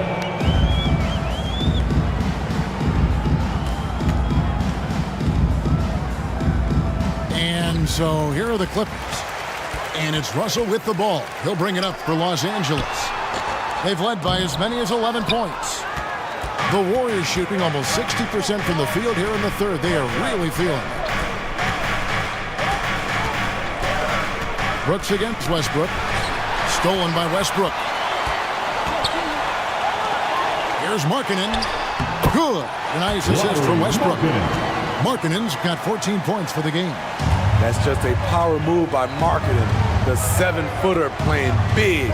Oh, Turner in position. And he uses the glass on the layup. And some kind of switch must have been flipped at halftime because both teams are getting after it. I would have loved to hear the coach's speech because they really took heed to it. Like you said, both teams playing at a different pace. Russell, no luck. Well, so far, this cold night from the field has not affected their ability to maintain this lead. Vincent. Laid in with a nice touch off the glass. Vincent's got 4 points now in the quarter. Hustle points count just like any others. That's a great play. Steps back and fires. And that one's good. Westbrook. And the Clippers lead by 3. I love when Westbrook shoots it from that distance. Here's Jones. It's good. 10 points for him. Strong move at the rim. The defender was just a tad bit late in contesting. Here's Westbrook. Nice spin off the left rim and in. The defense just couldn't match Westbrook's speed. He got ahead and took a nice J. And as we finish the third quarter, it's still close. Both teams trading baskets. Los Angeles on top. They lead by 3. And time to step aside quickly, but we'll be back in no time with the start of the fourth quarter.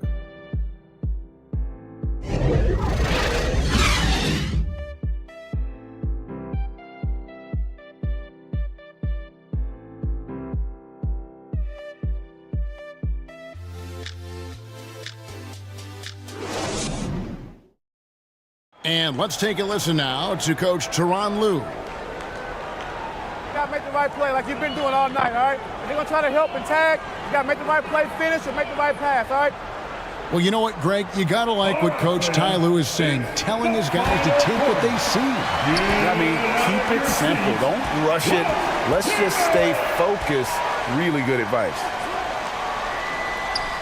We've reached the fourth quarter, and what has been a very competitive game should be an exciting finish. On the court for Golden State here in the fourth. They've got Magic Johnson. Jaren Jackson is out there with Jakob Poeltl. Then there's Jaylen Brown. And it's Banchero in at the small forward position. Now, here's Johnson. And he drops it in from the low post. Johnson's got the fourth quarter started here with a bucket for the Warriors.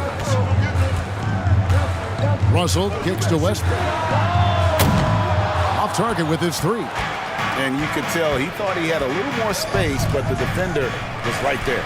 The ability to close out on perimeter shooters is so important in today's game. So they take the lead. And the Warriors lead by 1.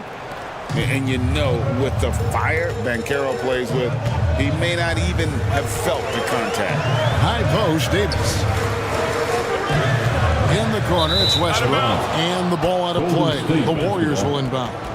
Yeah, just not on the same page. Unfortunate, wasted possession. And it's the Warriors with the ball. Here in the fourth quarter, their defense has been very strong, allowing no baskets. Johnson outside. And the officials call a traveling violation. Wow, take care of the basketball. Something he did a great job of in the first half, but not so much here in the second. We've gone about a minute and a half into the fourth quarter. Outside, Russell. Right wing from downtown. Good for another field goal. Number 5 in the night. 5 for 10 shooting. And they have been relentless from deep. And you see the defense trying to react, but to no avail. You know what? They talked about this at halftime, and they're doing a better job of creating space. Back to Brown, over Russell, and the call on the shot that sends him to the line. That's on D'Angelo Russell. And Brown is a guy who is constantly seeking contact. Defenders have to be more cautious around him. Shooting 2. Take a break. Take a break. 2 shots.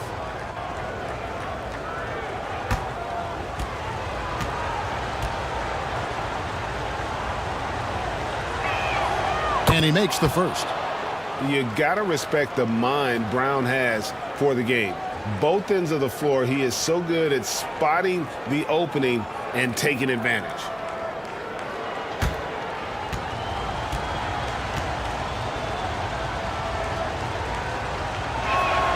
And Brown drops them both. LA's gone 1 of 2 from three-point range here in the fourth. Outside, Davis. Trying his luck from deep. Warriors with the rebound. Pirtle's got 11 rebounds in the game. Brown feeling it out a bit to the inside. Porzingis with the block. And so it looks like the Warriors will retain possession here.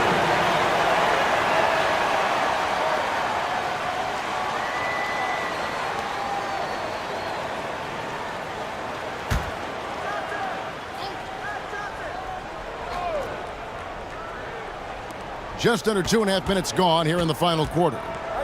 Here's Banchero. 5 to shoot. Down low. And here's Brown outside. That counts. He's put up 13 shots, and he's had 8 of those go in. It's so smooth when Brown is feeling it from deep. No hesitation. Pass to Davis. To the middle. It falls through, making him 6 for 11 in the game. Yeah, nothing too fancy. Just getting the job done when they need to. Make every possession count. Brown inside. Russell's there. Brown, no good. And it's Russell with the ball. He'll bring it up for the Los Angeles Clippers. Some solid defense there from Jackson. High post, Johnson. Porzingis with the block. Outside, Russell. And a little over 3.5 minutes in the books so far here in the fourth. The 3 from Davis. Buries it from three-point range. And the Clippers lead by 2. The quick catch and shoot and AD's length makes that a tough closeout for the defense. Johnson kicks to Banchero. Pulls up. And again, it's the Warriors missing. For Los Angeles, they've gone 3 of 7 from the floor in the fourth. That's a 42% mark in the quarter. Here's Brown. That's down the hatch. Knocks one more to his total. That's 9 for 15 shooting. And very early on, Brown learned how to finish through contact, an essential skill for an NBA player to master. Now here's Davis.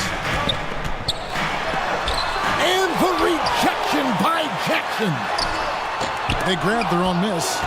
shut down. This is the way you play defense. This is how you protect the rim. Here's Ben Carroll. And a little luck that time, but it drops. And guys, what do you think about the hustle stats here for the Warriors? What I love, and the coaching staff has to love, is the defense. They've really brought the energy with all these blocks we've seen in this one. And also the hustle showing through with all those steals and not giving much breathing room for the offense to operate. Here's Allen. Paolo Banchero making his last shot.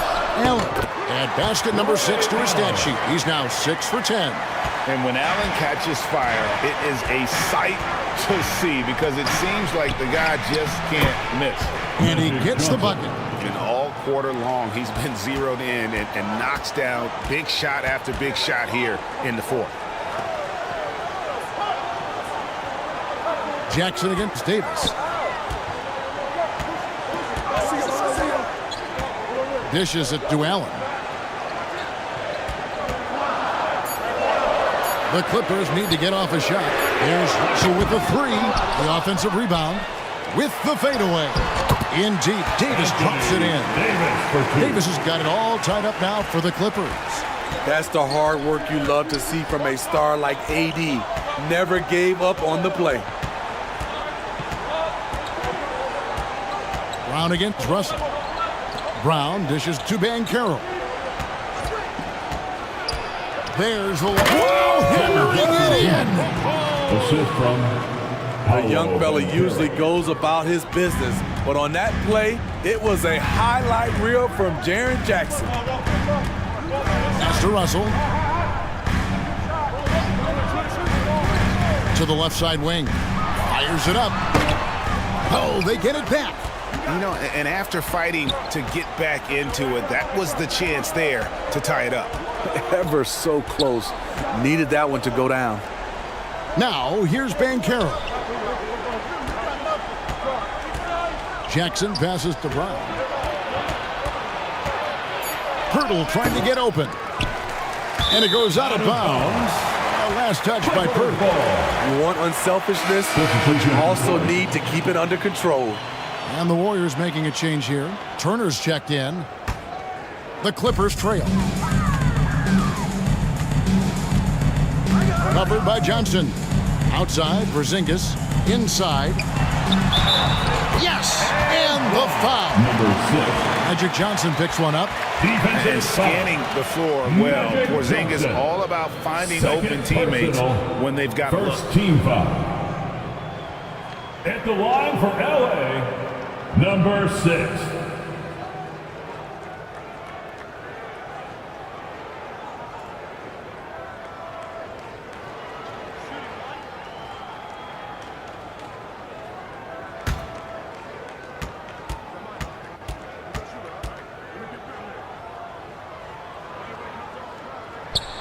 And they now lead as the free throw drops for him.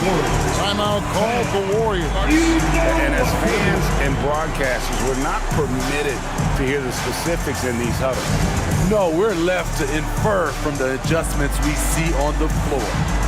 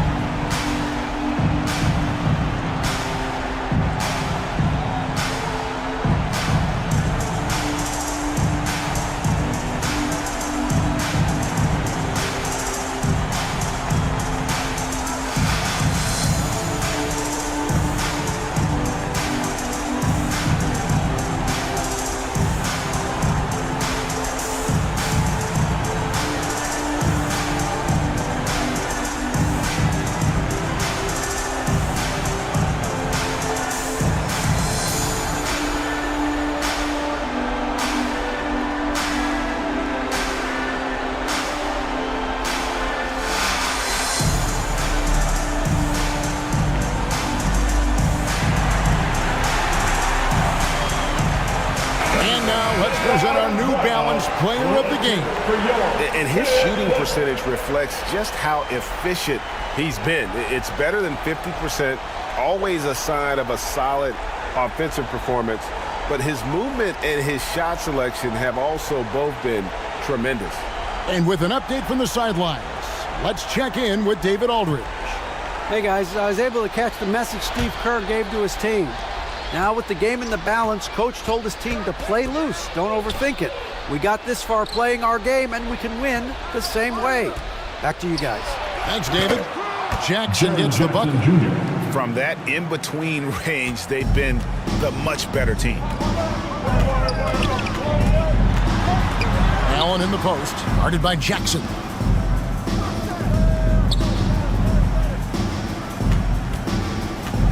Brownlee, and it's sent back by Turner. Banchero outside. Passes it to Jackson. And the shot goes in. And now a three-point Warrior lead. The young fella, Jaren Jackson, has showed us the ability to step up and make big shots.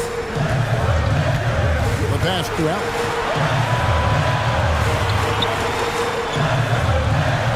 For the three. Excellent D there by Johnson. Great perimeter D. Gave a good shooter absolutely no room to operate. Turner dishes to Brown.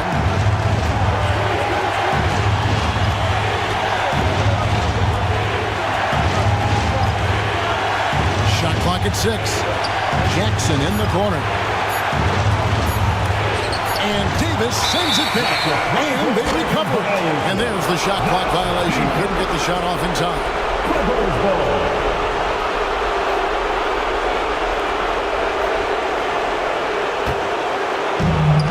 1:21 left in the fourth quarter.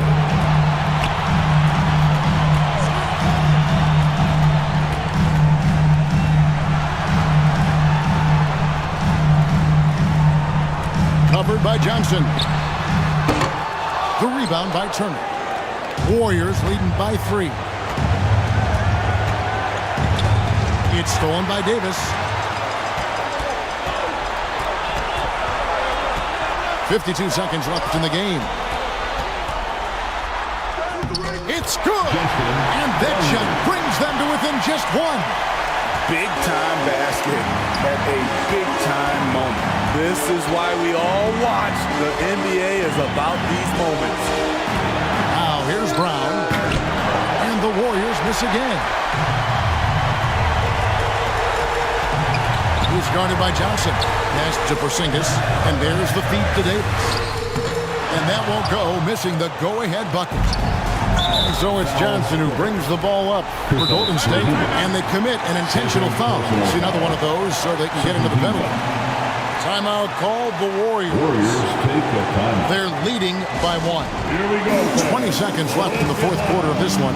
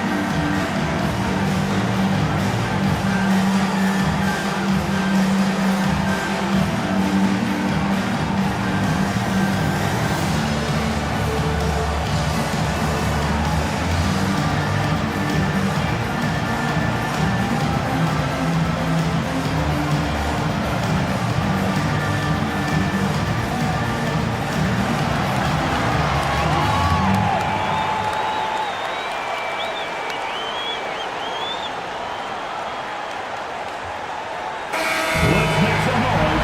We are the Sixth Man. 20 seconds left in the game. And now they decide to foul intentionally. Yeah, you have to do that, though. You can't just let him dribble the game. At the line for the Warriors, Good on the first, and that will put them up by 2. And they need a profitable trip here, and luckily Brown looks to be in the zone. Big-time free throws there. That could be the difference. It forces them now into a three-point attempt. And the Clippers call time here. They're behind by 3. There's 18 seconds left in the fourth quarter.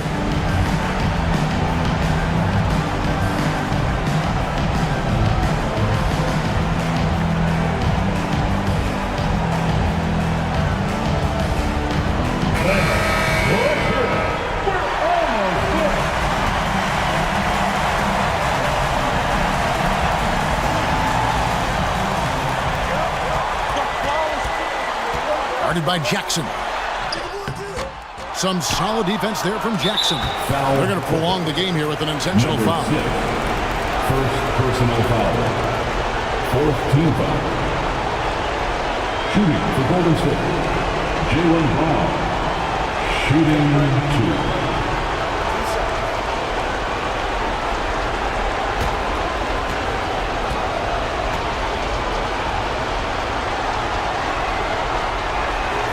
He hits the first one, and that gives them a 4-point cushion.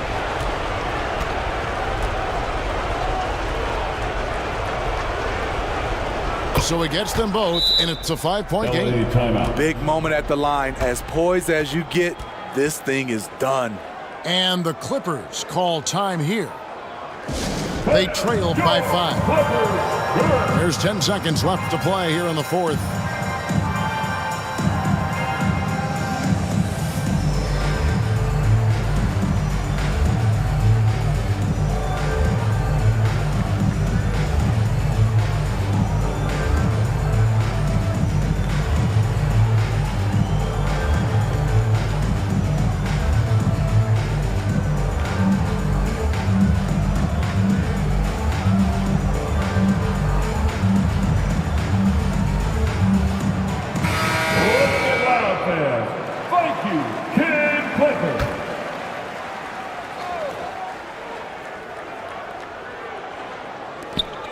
There's 10 seconds left in the fourth quarter. And so they foul intentionally. Brownlee, fourth personal foul. 15 foul. At the line for the Warriors, Magic Johnson.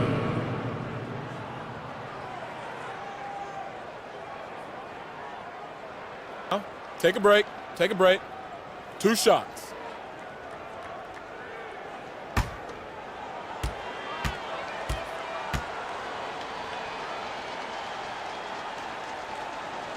And he misses the first one. Boy, he wanted that one to fall.